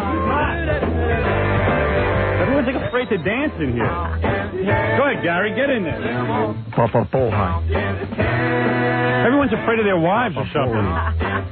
Gee, let me see you dance, Mr. Cole. Let's see you dance. I ain't dancing. Yeah, get up and dance. I'm way less afraid of my wife. I'm way more afraid of what a homo I look like when I dance. She's about to pop out of that. Mr. Robin. Such a big mouth. She almost popped out of her top. Oh, Jesus Christ. We give her a bikini 3 sizes too small. Turn off that horrible song. Sisters. I'm never talking to you again. Wow. I had her top almost off. Thanks. Thanks, Hey, Robin. not if she wanted to do that, that's one thing. I'll get you a better birthday gift. Just keep quiet. That was a room. That's what she wanted to do. That was a room, anyway. that was a room of 5 guys projecting their energy towards her bathing suit. What is your name? You know that guy Uri Geller used to bend spoons with his mind? You can remove a bathing suit. We were all concentrating on that top coming off. Mind meld. Turn around. Don't you hide from me, you little mink. You turn around. You're feeling a little buzz from that drink, aren't you? I think so. Yeah, I think you are. That top 'em. What else we got to drink, Robin? Tequila. Want a shot of tequila? Just a little shot. No, I'll fall down. No worm. I'll be on the floor in 2 seconds. Forget it. Tequila All right. should be dancing to the news. Well, anyway, what is your name? Lisa. Lisa, I want to thank you for coming in and auditioning. Well, and we what consider happened? you. Did she win? Yes. Well, you didn't do the tongue kissing part of the. Where you have to tongue kiss all the judges, starting with me. Well, you want to go with Baba Booey first or me? You. Really? You would tongue kiss me? I think No. you're kidding. That's why. Oh, all right. Okay, all right. Well, really, my wife would divorce me over that. All right, anyway, Lisa, thank you for coming in and auditioning. Thanks for letting me audition. And I will get back to you if you made the audition or not. Okay. All right? In other words, if you were one of the selected people for the 1996 pageant. Grand prize, $3 million. We'll review your application. Yeah. Very, very nice. Very nice. And your Polaroids will be on file. Look at these pictures I Let's took of see you. how they turned out. Here's a great one. Look at her ass. It's a shot of her ass. Here's a shot of her the side of her ass. And there she is dancing. Look how beautiful. Look at the look of sex on her face. You see that? Look at that. Look how I captured you. Am I a great photographer or what? Wow. Of course. This is a lot of fun. You're damn right it is. All right. Well, thank you, Lisa. Okay. And God Thanks bless for you. everything. Yeah. And we'll get back to you. Please put Lisa on file. Yeah, thank you. Put the resume on file and those pictures. I'll need to take those home. I can't believe And she give didn't- Howard the bathing suit. Yeah. She has never shown up for any other audition on the program. Bye-bye. Really? Thank you, Lisa. You were having that photo thing a few weeks ago, Yeah. and she could have been one of the girls. She never showed up. It's funny, Robin, how over the years different girls show up. And we're not doing anything. She shows up. Yeah. Just out of the blue. Hey, Big Shot. No good, huh? Yeah, that didn't get you going. You looking at me? I call you looking at her. I'm in love with my wife, man. She's the best. I said, you're out of your mind. I can't look at anyone. Well, that's a surprise to people. I'm going to show her how cool I am. I'm going to look at you. All right, let's get to news. Can I get to news? Break first. No, I want to do a few stories. People are waiting. Okay. All right. Screw the spots. All right. Spot, you're so commercial. Jerry Garcia would have hated you, Fred. Hey, man. That's the right. story was about freedom and adventure. That's why you Wow, that was a pleasant surprise, Robin. My God. Don't tell me she... What? Give her a scale of 1 to 10. What do you think she was? Be honest. If I was doing that sort of thing, ranking people Yeah. on a scale, I would say she's like an 8 or a 9. Fred? The whole package, 10. Wow. If it wasn't for the dancing or any of that other stuff, she probably would have been more in Robin's range, but the dancing really sent it for me. Jackie? I'm going to say I can give her 10 because that doesn't leave room for anybody else. Right. Where is... When she came down. Yeah, right. So, but I would say 9. 9? D? 8. Well, 9.5 she drank. 8's great. Yeah. What's wrong with an 8? She was a 9. The answer is 9. The answer is 9. So where do you put... wrong, Dave. So where do you put, whatever... The answer is 9. Oh, is that it? The end of discussion. Next. He's so belligerent. He's hostile to you now. No, you're not a man's man. Oh, I'm not a man's man. I'm going to look cool. I'm Let's gonna go, look at you. man. Yeah, Let's go. I'll Let's beat slow your down ass right up now. all day. Yeah. I had it with you. I don't have all day to work out. She got us all pissed off. We're all angry. Funny. Yeah, We're really, ready to beat you're each all other. upset. Now you're going to fight. Only thing you're gonna beat is you know what? I'm not going to go get a tattoo with you now. It's your punishment. All right, Robin, tell us the big story. I could almost guess what the big Yeah, story. what isn't the big story? It's the These Jerry- tattoos? No. These horror movie? Lisa's coming back. The Jerry Garcia death has everyone talking. Right. So that's going to be our Except lead D. story. I am talking. I'm waiting for the call. Do you realize that Bob Weir, one of the members of the Grateful Dead, was doing his own thing? He was out on tour at some club in New Hampshire That's last right. night. And, of course, he had to address the fact that his bandmate, Jerry Garcia, died right at the beginning of the concert. So here is Bob Weir last night on stage in New Hampshire. Holy cow, that must have been rough. All right, hold on. I guess some sad news has come our way. This morning, Jerry Garcia, our friend, my brother, passed away. And I guess not much can be said about that except that perhaps it's a big loss for the world, for anyone who loves music. We also have to remember that his life was far more a blessing for all of us. And I think we should, perhaps, if we're going to dwell on anything, dwell on that. Maybe you should have canceled the show. Yeah, Bob. Gee, you were real broken up. Yeah. And here he is kicking off the show. I guess Bob felt Jerry would want him to go on with the show. Yeah, I could see that. Yeah, sure. We proved that good music can make sad times better. We've got our work cut out for us this evening, so we'll just get started. Man, what we have to do is all band together. A 1, 2, 3. It will be a certain type of thing that you'll always want from me. Can we mourn without the music? I hear the cash register. Of going to say, he was just trying to prove he can make bad music without Jerry. Right. He doesn't need Jerry to make bad music. You're right. Now round and around we go. I don't know, man. You're really playing your tempting fate here. Really? Bad enough with what was that Spanish-Mexican singer you were half with? There you go. I don't think the Spanish can come after me for Jerry Garcia. He is Spanish. Now, Garcia. you're going to see the Deadheads and the Spanish community unite. Yeah, I know. And come after you as one. The whole world will now hate me. We hate them, too. All right, go ahead. So anyway, here is, This is Jerry, isn't it? well, I'm not going to play him yet. I want to play Dennis McNally, the band's longtime publicist, who says he didn't even know Jerry was going to rehab. What number? That would be number 7. Okay. Hey, do you believe Jerry was like scoring at the rehab center? Well, they don't know. They have 2 theories there at the rehab center. They think maybe he came in high. They don't know. Or he scored something while he was there, but they're not sure. There's going to be, there was an autopsy, and we have to wait for the results. What a way to ruin your head, though, to go to a rehab center when you're high. You know what I mean?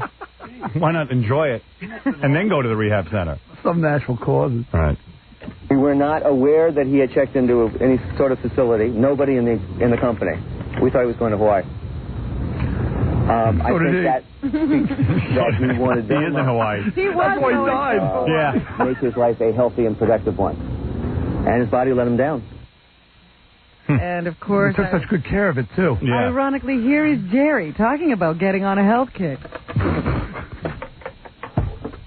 Yeah, Westcott. I got a message from the Overmind, you know, that if I kept going the way I was going to die. The Overmind. Whoa, did you hear what he said? What? If I keep going the way I'm going, I'm going to die. Yeah. Well, the Overmind was right. or at least feel very bad for a long time. And I thought, I don't want to do that. You know, it's a matter of choice, really. And I was luckily not ill enough or sick enough or irreversible enough where I couldn't do something about it. You know, so I jumped on it. Cool. Well, hey, man, you know, I just think Deadheads are funny people. I don't know. I never got that whole thing. Go and see the Dead 20,000 times and hearing, and they always said each show was different because, like, sometimes the solos could go on for 20, 30 minutes. And they say it like it's a good thing. Yeah. I'd be pissed. I'd be demanding my money back. Oh, man. Would you say you find you're watching your watch? Yeah. That's only 25 minutes long. All I know is Kreskin told me about this in 1993. He did? Yep. He said that Jerry will check into a rehab clinic and drop dead. Wow. He's amazing. Amazing Kreskin. Hence the name. Yep. Amazing Kreskin. Well, here is Bob Grosswiener, who is... Bob Grosswiener? That should be my name. That's what you say on your tattoo. Yeah, Bob Grosswiener. just Grosswiener. Is his name really Grosswiener? Bob Grosswiener. Oh, that can't be for real. How do you spell that? Overwiener. Grosswiener. Like it sounds. Right. Would they mangle his circumcision? So anyway, he's the bureau chief of Performance Magazine here in New York, and he says this could be the end of the Dead. Oh, no. What, Number 9. You think? Why deal front him? I'm waiting for the call. Here we go. I'm here. Trucking. This was the 4th death in the group. 3 keyboardists had died and been replaced. We still have to see if they will replace Jerry Garcia. The odds are they will not. As far as I'm concerned, the Grateful Dead died on August 9th, 1995. Oh, don't say that. Wait a couple of years, those guys will reunite. Like Led Zeppelin. They were never getting back together either. Guess cash ran a little low. And then, of course, there were tributes all over the place. Here are some people in Central Park. No more Bob Grosswiener? Oh. Well, I could get back to Bob. Can't get enough of Bob. I know this guy in high school, John Ugly Nuts. Same kind of name, man. It's funny, right? Yeah, everyone goofed on him. All right, here's Central Park. The Central Park tribute. Okay, cool.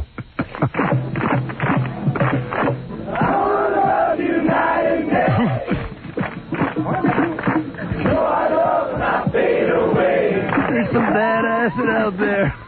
Were guys selling stuff to each other, too? I don't know. Hey, man, I'll trade you my Roach Clip for 2 tie-dye T-shirts.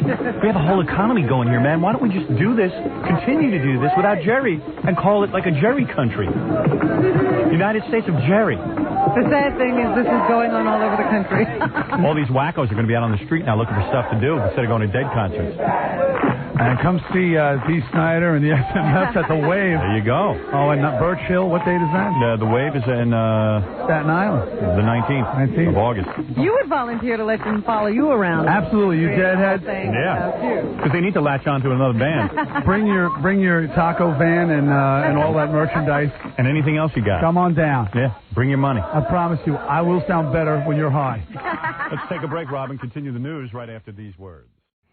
Hey, let me tell you something, my dear friend Dee Snider. If you've ever had the chance to see Dee Snider perform live, you'll know what I'm talking about. Yeah, he's great. He's terrific. And, We've had that pleasure. He hasn't performed the Twisted Sister material in, 10 years? 10 years. 10 years, literally.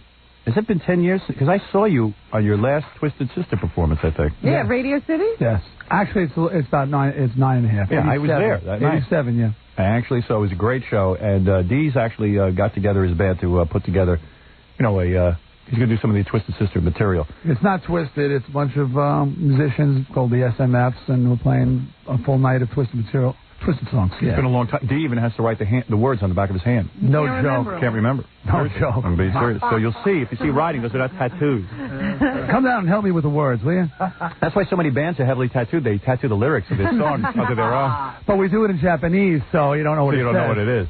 Anyway, go down to CPI's in the Hamptons on the 1st of September, Birch Hill, September 2nd in Old Bridge, New Jersey. On the 8th of September, Silo in Reading, Pennsylvania. Who knows, maybe even Lisa, the dancer, will show up. The lifeguard. Oh, so I understand that everybody's upset with me? Well, I got a lot of faxes. I told a girl her top was falling off. Yeah, well, people are pissed off. This girl's top was almost off. Guys like to hear that kind of stuff.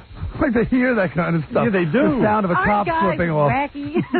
And it even says here, Robin, I'll read you the facts, what people said. They're angry at you, and you know what? I'm angry. It says here, I got so many faxes about Jerry Garcia. Well, there's one. I got to find the one about Robin first.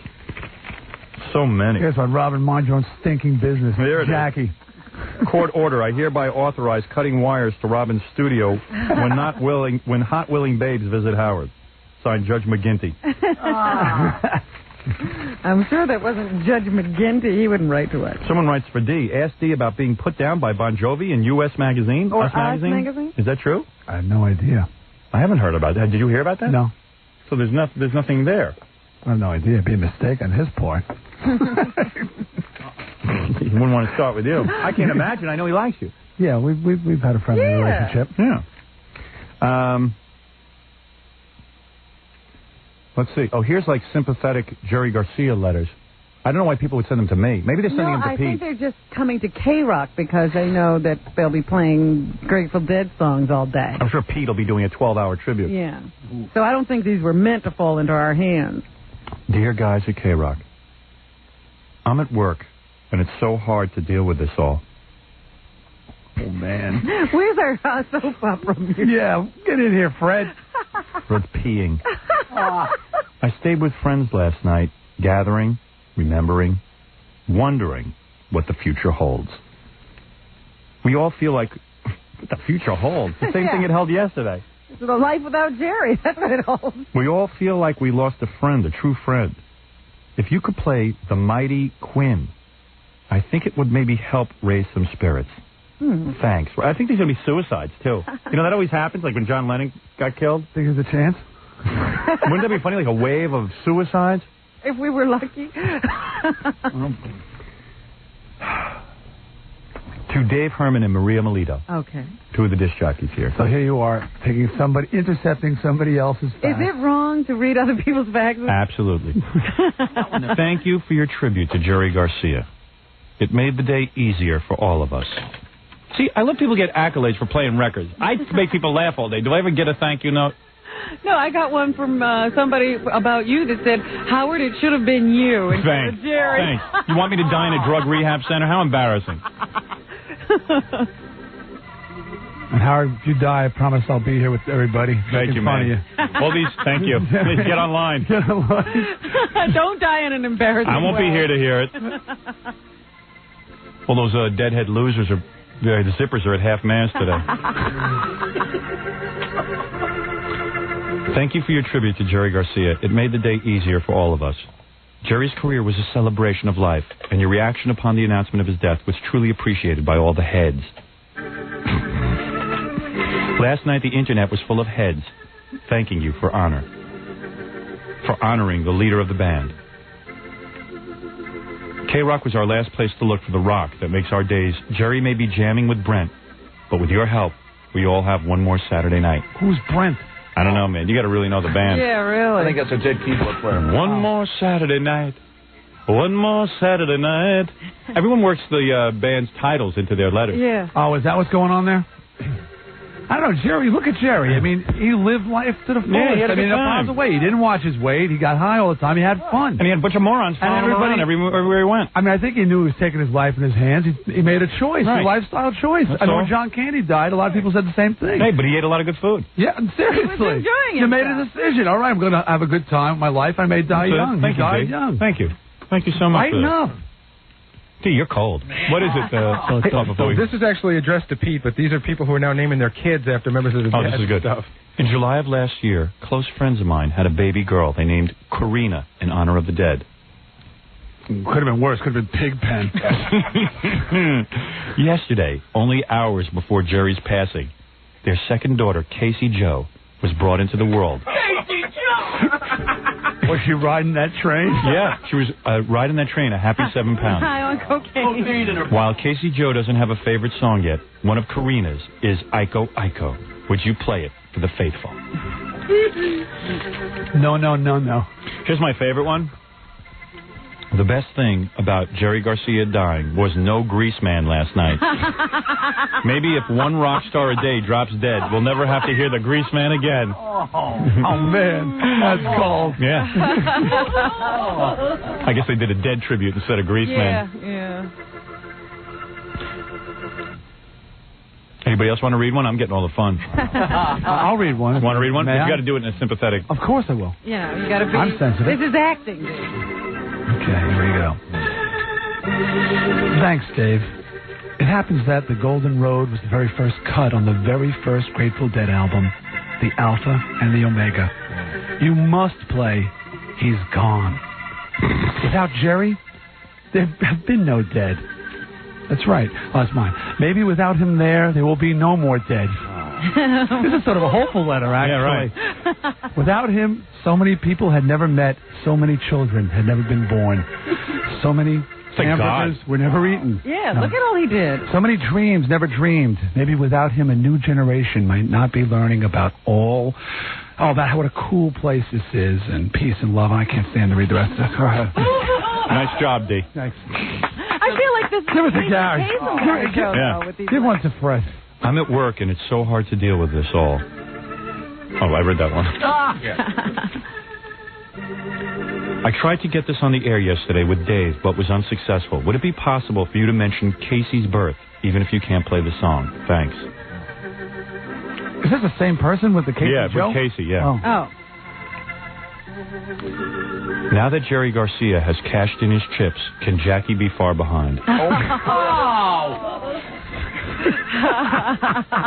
Yeah, find out what. Enough of the dead. Let's just say, hey, Dee Snider's here. He's got a big tour coming up with different Twisted Sister tunes, and he's going to be pulling out all the old favorites, and he'll be at the Wave on the 19th of August. Go see him and check him out this Friday at Mother's in Wayne, New Jersey. Yes, the music lives. The music lives, gang. Do a handful of shows. If you're looking for a band to follow around, there's one going around right now. Deadheads all welcome. Deadheads welcome. God don't want you yet, man. Discount with your tie-dye T-shirt. Come on in. At the Wave, they'll be waving goodbye to Jerry. God don't want me in, man. Robin, come on. We were so far behind in the news. I know. Let's go on. You're not Newt doing your Gingrich job. Yes. has a problem. You know, there's that new Vanity Fair article saying that he did a lot of womanizing. This is great. Back in the 70s, there's one woman who's come forward who says she had an affair with him, and, he wasn't the most gallant of womanizers either. She says he was, totally into her at times, but then, he could totally blow her off when he didn't want to be bothered. Cool. But she got a little upset with this family values stuff he's been pushing, so she decided to come forward and expose him. And yesterday he had to deal with this as he was walking around Washington trying to get some work done. So here is Newt Gingrich responding to this Is he denying the affair? article that appears in Vanity Fair. I don't have any reaction to that article and haven't looked at it and don't intend to. Oh, it's the ostrich with the head in the sand kind of thing. I'm not reading it. It doesn't exist. Well, yeah, he shouldn't get into family values and stuff. He's had questionable family values, but he should stick to his economic stuff. He's good at that, and that's it, and so be it. Well, you always say it's this other social agenda that gets these people into hot water. It kills him. It kills him because no one lives up to it. The only guy who can preach a social agenda is me. I'm faithful to my wife. There you go. I'm a good You're man. me, bud. I'm a 20-year lifer. You want to talk about moral values? 20-year man. I'm a 20-year man. Dee's a 20-year man. Yeah. Are you a 20-year man? 19 years. There you go. Together, yeah. Knock on wood. Really, man. So far, so good. Yeah. Now, Newt Schmoot, I'm telling you. So he prefers oral sex, so he can say that he didn't actually sleep with That's them. a cool thing. Yeah. Yeah, I know disc jockeys like that who are married and they get oral sex, and they say to me, well, one guy in particular in Detroit said to me, I found out that he had oral sex the night before. I said, aren't you married? And he goes, Stern, how long have you been married? At that point, I'd been married like 5 years or something. I said, 5 years. He goes, that's nothing. He says, I've been married 19 years. I'm going to tell you something. A sodomy is not sex. You just got to get the right definition. Now, if I had intercourse with her, that's would sex. be cheating. That's cheating, and I can't live with that. But something like that with a girl's mouth. That's what Newt says. I'm telling you. Same philosophy. It must be the rule. See, like me, I think spanking a girl is not having sex, so that's okay. It's everybody's got a definition. I think you should push the envelope on that. Yeah. I mean, I think there's room for improvement. I'm about 5 steps away from the actual sodomy is not actual sex. I'm almost there. Did you catch, Robin? Did you catch? I saw a news thing, and Newt says, "I don't know anything about that." Besides, it was 20 years ago. Right, yeah. He has statute of limitations. Well, certain things, after a certain period of time, things don't exist anymore. Right. That didn't happen. Yeah, I mean, 20 years ago. It's not like I did it yesterday. But I also like this attitude that I didn't see it. I don't have anything to say. I didn't see it. If I don't read it, it don't mean anything. It doesn't, what about the woman? Is she telling the truth? I didn't see it. Well, if a tree falls in the woods and you don't hear it, did it fall? If Newt gets If Newt has oral sex in a hotel room, nobody's there to see it. Yeah, did it happen? Did it he really come? happen? That's right. And he also, there was that statement in the article attributed to his wife where she says she wouldn't want him to be president of the United States. Right. And that she might just go on the air the next day and everything, the jig would be up and he'd be out of politics. Oh, yeah, she said she was going to mess up his campaign. Right, so I'm loving this woman. He was asked about that, too. Here is his response. Okay, ready? I think she was just trying to make the point, which is totally valid. If you read the introduction to the book and the dedication to her, she was just making the point that I think in a hypothetical case to that reporter that I'm not going to do anything she vehemently disagrees with. I say he has to dump his second wife. He's got a spin on everything. Yeah. I love him. I didn't see it, and she's just being hypothetical. It works for him. You see some of those old pictures of him? With the big mutton chop sideburns and stuff. Should bring that back. It was a good look. He was scraping the bottom of the barrel. He really was. That's a look that will never come back, I'm convinced. I hope. If mutton chops come back, man, I'll eat a dead dog's genitals. Ooh. Boy, when we talk about... I'm surprised being a Vietnam vet, this doesn't get you more crazy. I saw Max Kinkle, the guy who's, subbing in overnights for... He's another vet. That's right. Go crazy this morning. Yeah, I did too. He had one of those... I didn't do it on the air. Vietnam vet flashbacks. What was he upset about? Maybe it's the same thing I was. He heard the news about Sylvester Stallone having this $60 million movie deal. Yeah, we go nuts over that. And then they said on top of that, he's just bought into a New Jersey bank. Right. And Max just threw down everything he was doing. And he says, that just really burns me. They won't let that go. He took that name Rambo right off the wall down in Washington. Yep, that's right. And that he's a draft dodger. Yeah, we got to have Max locked locked up. A lot up. of people paid for that war, man, in a lot of different ways. Yep. I tell you. I know, because I was just as sat upset, there man. and got quiet. Here's a guy. Here's a guy who was in Sweden at an all-girls school There you go. when I was serving. Here's a guy that got Rambo right off the wall, man. I don't see anybody being paid for that except for... He was a supply sergeant, man. Right, man. I hear you, man. Everyone knows it. I served under that guy. He supplied me. Okay? Me and Max both had mutton chop sideburns during the war. I think Max was already on edge because of the Jerry thing, and that just pushed him over. Max is really cooked, man. I'm real polite to the guy. I'm just real polite. He is, man. Right? Every morning, me and Jackie and Fred are like, hey, Max. Good to see you. Hey, good seeing you, man. Believe you me, I've got something to say to everybody. When he went off this morning, I just sat there quietly and listened and agreed with everything he said. You know what? I'd like to rap to Max about that tomorrow. You know what? Don't let me forget, all right? I think you should. They should roll the e-cameras because we're always in here yakking and yakking and yakking before the show, and lately we're all staring at the ground. Nobody knows each other's existence. Max, I forgot my watch. Here, Max. No problem. He said to me this morning, because there's a hall that goes right through here. You can go out into the other side of the station if you come through this studio. Yeah, he scares me. You don't mind me walking through here, do you? I said, yeah, no, absolutely not. Everyone else she yells at, like, you're not supposed to look in my studio. Right. This is no hall. Oh, no, Max, it's fine. Let me get the door for you. Yeah. Let me help you with that. Can I get anything for He you? scares all of us. There isn't a person at the stage. I mean, I don't know about you. Help him put away his music. No. Gary came in one time. Max was like lingering in the studio, and I left the studio empty. So Gary goes, hey, Max, I'll put away the record. I'll do it. Okay. Help you put away your records, man. Okay. I got to answer the phone. That hasn't ring yet. Boy. Max can kill with his bare hands, I think. Yeah. He says to me the other day, he says, I got the AP wire back there in the newsroom. He goes, you use that machine? What's the right answer, Max? You hate machines? I do too. Are you against the technology that's ruining this country, or are you pro-technology? I know what you mean. So what happened? Where did he stand on that? Yeah. I don't like it. Okay. You know why? No. Because he probably has to change the paper in the middle of the night. Well, he did say I found it off when I came in, so I turned it on for you. He lets you know. You never know the right answer with this guy, I'm telling Max you. is like your closest friend. Yeah. Oh, he's incredible. I'm like, yeah, Max, I guess I use it, but if you don't like it, I won't. By the way, Max told me he wants you, Robin. He's a married man and a Vietnam vet. That's Mellow right. out. That's right. But I find him very interesting. Yeah. Very interesting. He asked me a question. I say, hey, Max, what answer best serves to end this conversation? And I try to give the right one. What'll wind it up? I was walking in the hall the other day. Max came up to me, and he just goes, and he knocked Ralph over to get to me, which was really funny. He pushed Ralph on his side, and he goes, that happens. Howard? I go, yes, Max? Thank you. For what? I said, for what? Thank you. Thank you. So you should have just said you're welcome. For the things you said. And I said, you're very welcome, Max. Very welcome. And then I just walked in the studio. I didn't even know what I said. You walk in here spooked. Now, see, I don't. There's Jackie. I'm all upset. Tomorrow morning, he's going to have heard some things about this. I know. And the first thing he'll do is he'll come into me and he'll say, I heard you guys were talking about it. And of course, camouflage. Robin will say the only possible answer. It was D. Yeah, you might be able to kick his ass. You in an army. The only person who's not here.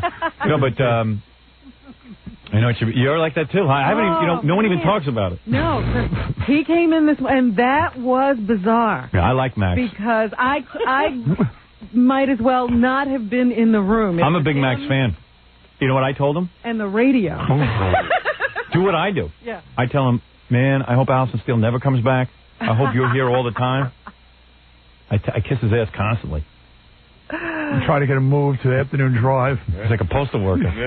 But, I mean, the news of Sylvester Stallone stopped him dead in his tracks, and he went into a soliloquy. $60 million for what? I would not believe it. $60 million for a 3-picture deal. Three-picture deal, yeah. If you're quiet, you can almost hear him tick. Because I never knew John Rambo was a supply sergeant. No. His name was on the wall. I mean, I knew that. Oh, right. You served under him, didn't you? I just hope Allison Steele gets well soon. She's been under the weather, and I don't know where she is, but you got the whole Jerry thing may be a setback for Allison. I'm a big Max fan, come back and save us. I'm a big Max fan. Seriously? I am too, believe me. I hope he's full-time. He's cool. He's a cool guy. Very cool. I heard him. Yeah, he is good. All right, there, I said it. Came in, those Grateful Dead fans were driving me nuts. I'm loving this guy. Yeah, he's great. Yeah, man, you would really like him. Dead fans are people that spit on everybody when they got back. Yeah, right. Yeah, Max ain't no fan of Dead fans. You spit on me when I came back from Ned, damn it.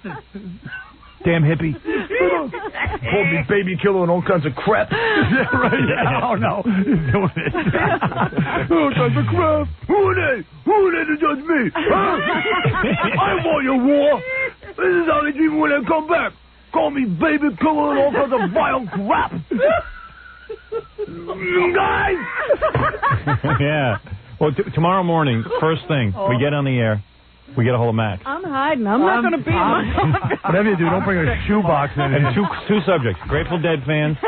And Rambo. And Rambo. Cool. That's all you have to say to get him started. What is it? Oh, it's not Max on the phone, is it? No, because you know something. No. All right. Well, You know something that you ought to rap to about, though, because you brought it up and you sort of let it slide by you, and then I talked to him about it later, this whole thing about, the thing that bums him out most is that more vets committed suicide back home than died over Vietnam. Yeah, can you put that on the list? Yeah. All right, you bring that up. Not me. I ain't bringing that up. Max, is it true? I asked him about it. All right, write it down. And he said, no. We got 3 issues with him. Suicide, Deadheads, and what's the other one? Sylvester Stallone. Yeah. Put that on top. Robin's bringing that one up. That's your job. Yeah, usually you have to get Max going, but this one he just goes on his own. Super. Oh, put Jane Fonda on there. That always gets him nuts, too. Yeah, I already rapped him about that. He mentioned her. I took care of that one. Hanoi Jane. Yeah, we took care of Hanoi Jane. I was afraid to tell him I thought she was heroic. You know what you ought to ask him? You should ask him if he's ever visited the Wall. Oh, yeah, we've talked about the Wall. Yeah. All right, put the Wall down, but I've talked about the Wall. Like Pink Floyd? Or... But he just leaned against the wall and he says, oh, man, so many men paid for that war in so many ways. You okay, Max? How about Robin comes in here and Max goes in.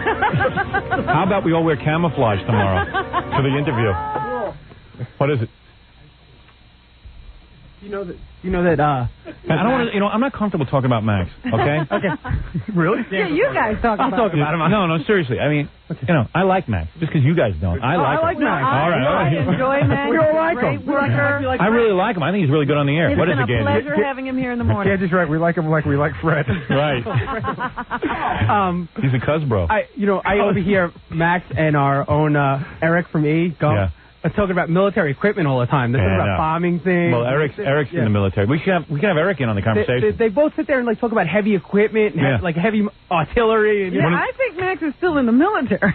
I think Max is living it. Hey, those guys aren't buying fertilizer, are they? Did he give you the story that he's deaf in one ear from shells? You've obviously spent more time talking. I'm just real quick about it. That's one of the ways he paid for this war. Yeah, please. You know what? Please. I'm not comfortable with any of it. The other day, somebody said to me, did Max tell you he's deaf in one ear? And I said, I didn't hear that. I'm ignoring it. Right. It was never told to me. Someone told me Max has a plate in each side of his head. Oh. I walked past the refrigerator full of Max. I dig Max, man. I hope he's here full time, forever. All I know is Sylvester Stallone is a draft dodger. And I'm with Max on that. I really am. I know. I am really with him on that. I did not dodge the draft, so I'm safe. I just want to walk in here, do the show, and leave. I don't want any problems. You got to meet Max. You got to come back tomorrow morning and just check him out. At one time, we never saw anybody. Now we got this Max. I wish I was D. He's not here tomorrow. You got to get some nice little clips of Rambo stuff to play. For tomorrow, Fred. Yeah. Can we win this time? Never been me. Thank you. Tune in tomorrow. Robin, what else is in the news besides Max? Mickey Mantle, more bad news. Can they find more bad pictures of Mickey Mantle to put in the newspaper? Wait a minute. Here's a guy, they gave this liver to him, and he was supposed to be completely free of cancer. Yeah, what a waste. And now it's galloping through his body. What a waste of a good liver. Damn. Can they take that liver out and give it to someone else? And they didn't know? No, he's ruined that one. Oh, man. How long ago did they give him that liver? Like 2 days ago. It was like a day later that the cancer was back. See, that's not right. These doctors, Dr. Mo, Larry, and Curly gave it to him. Perfectly good liver gone a waste. That's Howard. That's so now they say it's spread even beyond his lungs, and they're taking a wait-and-see attitude, but pretty much everybody's saying this is it. It's, Yeah. Somebody faxed me and they said, Jerry's gone, Mickey's going. Man. People are very cold about this. He's going to be in our Weekend at OJ's parody. Mickey Mantle's going to walk in. I tell you, though, every part of Mickey, now they announce in the paper every day, a new part of Mickey has cancer. His car now has cancer. I mean, there is nothing left on Mickey that doesn't have cancer. That cancer's a horrible disease. Yeah, but they say he's still fighting. Still fighting. Yeah, Mickey still thinks he's going to beat it. Yeah. The doctors say no way. It's always pleasant to read that in the paper. I know, a big headline. Yeah, really. Keep the papers away from the Mick. Right. Big holes cut out in the newspaper. Hey, Mick, want a newspaper? Where's the sports section? It's all empty. Mickey, you just go read about OJ. All right. He's got real problems. They're giving him OJ's got a better chance than Mickey. He wishes he was supposed to. Really? Really, man. Speaking of OJ, the trial continues. And Michael Baden, who used to be our medical examiner here, will be taking the stand as an expert witness for the defense. He used to examine us? No. Personally? The medical examiner for New York, you said. Oh.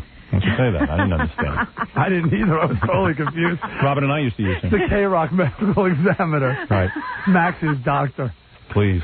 Nothing about Max. Steven's going to line up and I love Max. get a physical. Yeah. Right.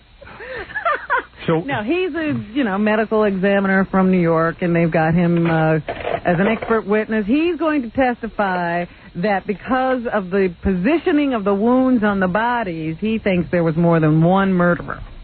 Oh, boy. How much they pay him? I'm sure he got a good amount of money. Mm-hmm. They also say, however, that the prosecution can't wait to get a hold of him because he has some questionable things in his past. There is a rumor that he brought his wife in to see the dead body of Montgomery Clift when he died. That actor? Yes. I heard he was with Newt Gingrich, too. But it was 20 years ago, so. Doesn't count. Yeah, well, doesn't that, the looking at the body happened 20 years ago. Too, right. so it really counts. Statute of limitations. They say he and the wife made jokes about Clift's uncircumcised penis at the time. So that could come up in the courtroom if they get the chance to bring that up on cross-examination. Right. And he also has some problems with Robert Morgenthau, the prosecutor for Manhattan. He never thought that Baden was a very good medical examiner and criticized his clumsiness in procedure. So we've got Kerry Mullis waiting there, the guy who doesn't think AIDS is caused by HIV and who takes LSD twice a year to keep his mind sharp. Quite a group. To testify. And it's Michael Baden. What happened with those tapes, the Mark Furman tapes? Well, they've gotten the permission to take them from the woman and send them to the court, and Judge Ito will have to determine. Oh, he hasn't determined yet? No, he has not determined yet whether they should be listened to or a part of this trial. I just want to read the script. He did, however, rule yesterday that those Los Angeles reporters who said that there was Nicole Simpson's blood on the socks of O.J. before the DNA testing was done did not have to testify because obviously their reports were just mistakes. Their source had no real information. Every cop always thinks he's going to be a screenwriter because they're on a case and they go, hey, this will make a good movie. Mm-hmm. Writing a screenplay. And they always have these conversations with people, I suppose. They do. I know tons of cops who are always writing books and stuff, trying to get something going. Yeah, you know what I mean? That Joseph Wambach. Yeah. Every cop thinks it's going to be me next. Yeah. The first prison sentence handed down in connection with the Oklahoma City bombing could begin today. This Michael Fortier, who says he was a friend of Timothy McVeigh's and heard these guys talking about the bombing, he is going to turn himself in. He has pleaded guilty to lesser charges in exchange for his testimony, made a deal with the government to avoid the death penalty. He says he didn't take part in the bombing, but he did hear them talking about it and planning it and went to case the building with McVeigh a while back. So there you have it. They expect to be handing down indictments against these guys anytime. And it culminates one of the largest FBI investigations in history. I am swimming in Jerry Garcia faxes. Look at this. President Clinton went to the heart of tobacco country to announce that he is tired of seeing the rise in teenage smoking. I'm not. Tobacco is one of our greatest industries. And I'm going to tell you something. People laugh, but this country is nothing without tobacco. Do you realize how many people it employs, Robin? No, I don't realize. And everyone's, I'm against tobacco. Oh, you're against it? But what do you think these people are going to do for a living? And first of all, we roll the best cigarettes. You can't go to the dead any Well, concerts he's anymore. not saying that they're going to keep people from making cigarettes. Yeah. They're trying to They're trying to stop them. Try to keep children from getting. Yeah, and if the children won't start smoking, it's going to kill a whole industry. I'm serious. Who's going to smoke? What are you talking about? I'm saying it's a great industry. How do you think this money's going to be made? And So you your gotta basic get opinion- the kids Commerce. to smoke. As long as it's we're not going to get a bunch you. of old people to smoke. Mickey Mantle's going to start smoking. Oh, He for goodness could. sake. He So could. silly. Whole thing is so backwards. Well, here's President Clinton. What's he got? He sounds like he's smoking 4 packs a day. Here we go. If you wanted to do something to reduce the cost of health care, help over the long run to balance the budget and increase the health care of America, having no teenagers smoke would be the cheapest, easiest, quickest thing you could ever do to change the whole dynamic Yeah, it'll be good of for the health care in economy. America. Another good idea. Yeah, he's expected to announce any time now that he's going to ask the Federal Food and Drug Administration to regulate the sale of cigarettes and possibly to control it like you would a narcotic. Oh, ridiculous. How are ugly guys going to look cool? There you go. Helps a lot of guys, man, walking around with that cigarette. But they say if he tries to do something like that, he can expect a fight because even a lot of Democrats are against such moves. I had no confidence as a teenager. I used to smoke 2 packs a day. It gave me confidence. I had my cigarette. I walked in. I felt kind of cool, like I had something going on. Well, you know, it's funny. In Great Britain, there's one pension packs. company that's going to sell cheaper policies to smokers Yeah. because they don't expect them to live as long. All you have to do is sign an affidavit that says you smoke more than 10 cigarettes a day, and you can get cheaper rates on your pension. That's cool, you know? It's nice to see the smokers getting something. Getting a break. I smoke Shermans. You ever see those? Those little cigarellos? No. Little brown cigarettes? Shermans? You didn't smoke Shermans, No, did you? I had a friend who did. They were expensive. I couldn't smoke those. Shermans. And they unfortunately went I smoked in. gross wieners. Gross wieners. Those are You good. ever see them? Yeah, I They're real smoked those. big and ugly looking. Yeah. Blunts. Blunts. They went in and looked at the arteries of our former mayor David Dinkins yesterday and found that all of them are blocked.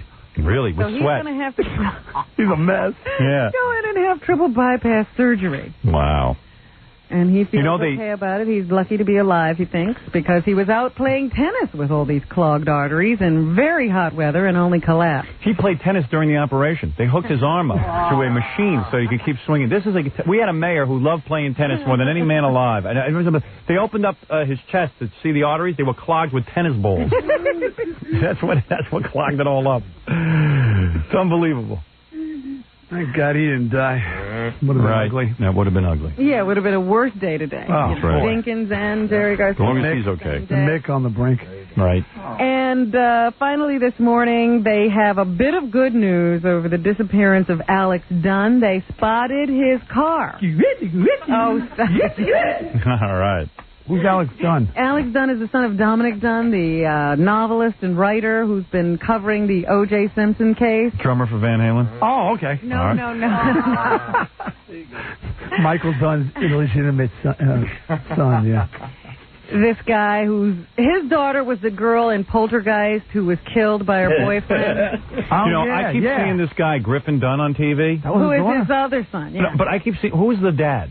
Dominic Dunn. Yeah, I keep seeing him on TV, but I feel bad his son's lost, but I don't know who he is. Why is he on TV? There's a lot of people with their sons lost. He's all over the TV. I'm like, I never heard of this guy. I'm supposed to worry about his son? I still really don't understand why he's on. We're all over the television with this. My son has been lost, and because of my fame, I'm all over. And I go, who is he? Well, look at this. I wanted What to does he point out do? to you that the I don't reason know. they found the car was because He wrote a book or something. Dunn was in a plane with another guy that was provided by E! Entertainment Television. I didn't even know he had a plane.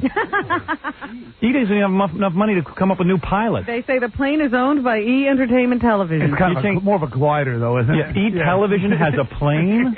You got to be kidding me. It's right here in the paper. That's how they found the car. They have no money for animation. Sell the plane. Unbelievable. E! Television doesn't have 2 cameras. They got a plane. Boy. So through that aerial search, I wanna they see were able this to plane. spot this car, which was locked. So they used E! Television's plane Yeah, and found the car. right. Wow. There was a second bit of good news, too. A hiker said that he saw Alex on Monday and talked to him, and he was wearing a backpack, and he was headed into some area that leads up to this peak. So they think he probably just went off to hike a little bit. Why do we care? I don't know. I don't know who this guy is. I care because it's another human being. Oh, okay. I just want to see the E-plane anyway. Fran Shea actually pedals to flap the wings. Those magnificent men in their flying machines. One of those stuff going on. They wear like a leather helmet and the goggles. Pretty funny. Those biplanes. Here's the E-plane. Right? There's no cockpit. It's like open cockpit. Made out of paper. Well, Robin, that's interesting. Wait a minute. Yes. I was also going to tell you that one of the guys who's out there looking for Alex Dunn is the same guy who produced Dumb and Dumber. Thank you, Bobby. I got some pretty high-powered people out looking for this guy. Right. The guy who produced Dumb and Dumber. Right. He's out looking for missing people. All right, listen, that's a confusing story, I got to tell you. And the drum tech for Twisted Sisters out there as well. If anyone finds him. Oh, and on, everyone's wondering how they can continue to grieve for Jerry and feel some sense of community about this whole thing. Well, VH1 and MTV have both announced that they're going to be doing Garcia tributes. VH1 is starting right up. Tonight at 10:30, there's going to be a special edition. It's a music roundtable series called Four on the Floor, and it'll be a tribute to Jerry. How lucky is Jerry's third wife, young Chippy? You see her in the... oh, yeah. Does she and her... the age range of his kids is like from 30 to age 6. Yeah, I know. But does the third wife get all the mother load? Does she get the money? I would imagine. That guy was I'm worth a sure he fortune. left his kids something. Yeah. Made some provision for them, but... Let's see Jerry's will. She should be doing very well, quite well. Look at my That Polaroids. Third wife. What is MTV doing? They haven't made any real plans yet.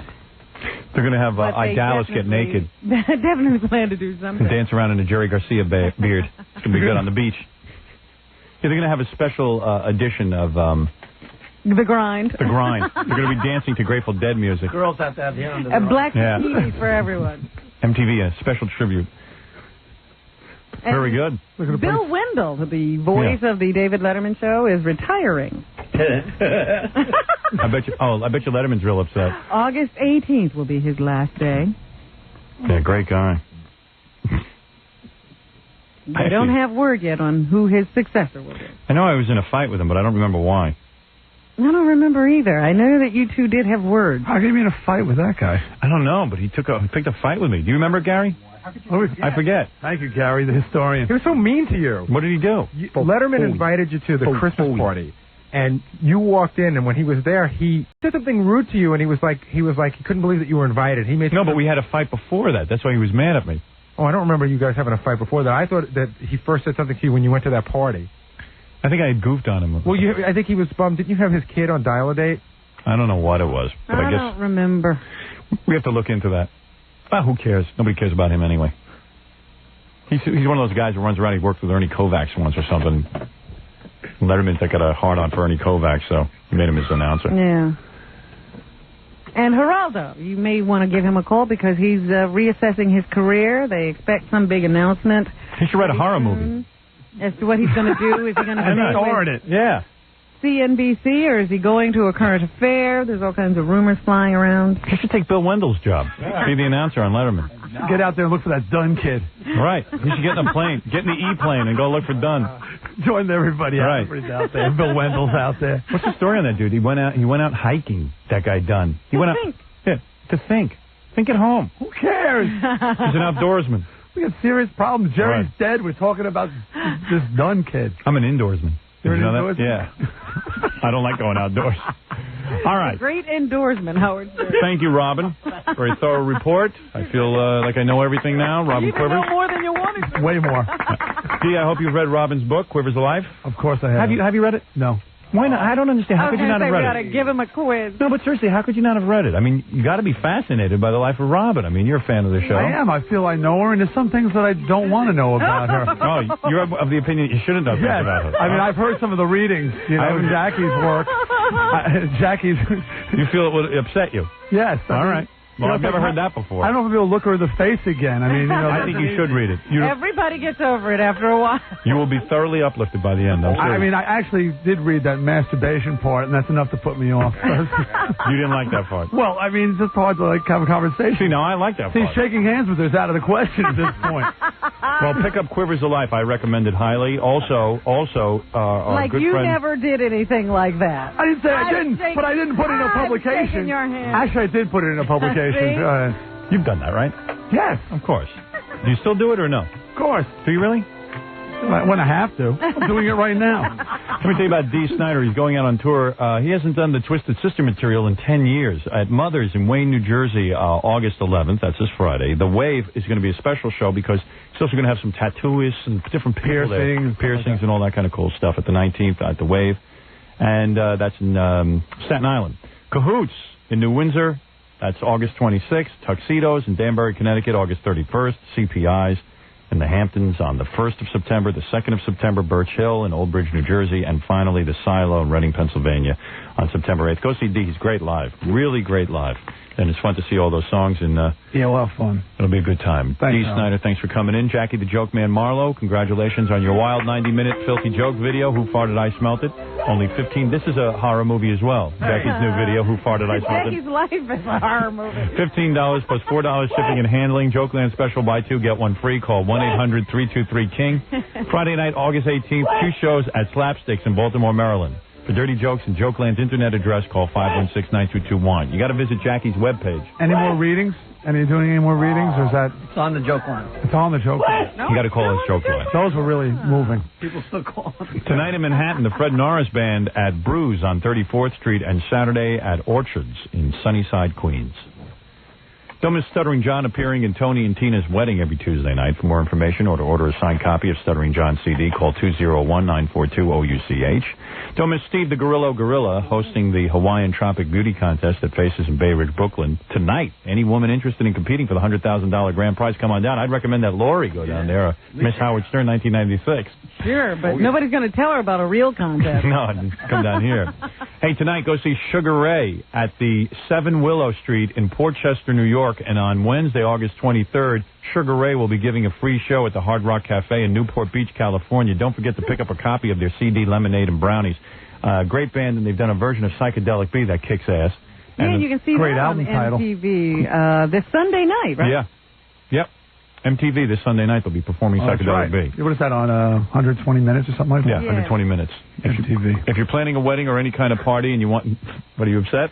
I just remember they totally misrepresented me on that 80s weekend thing. Oh, did you think so? Oh, yeah. Did you see it? Yeah, I thought you were good. But they said they didn't mention that I was with Widowmaker. We're doing another CD. I'm still in Widowmaker. They're not going to mention everything. I'd like them to mention them. They said people who are doing other things than music. I see. Thanks a lot. That was it. The other things that music meant. They show me on the air on a radio show, you know. But you should have showed some of your new video. Yeah, just a little. Just mention he's got a band called Widowmaker. I'm busting my ass out there. Right. Come on. If you're planning a wedding or any kind of party and you want a great disc jockey, call Scott the Engineers, Rocket Entertainment. He's Mr. Fun, 718-BAG-5040.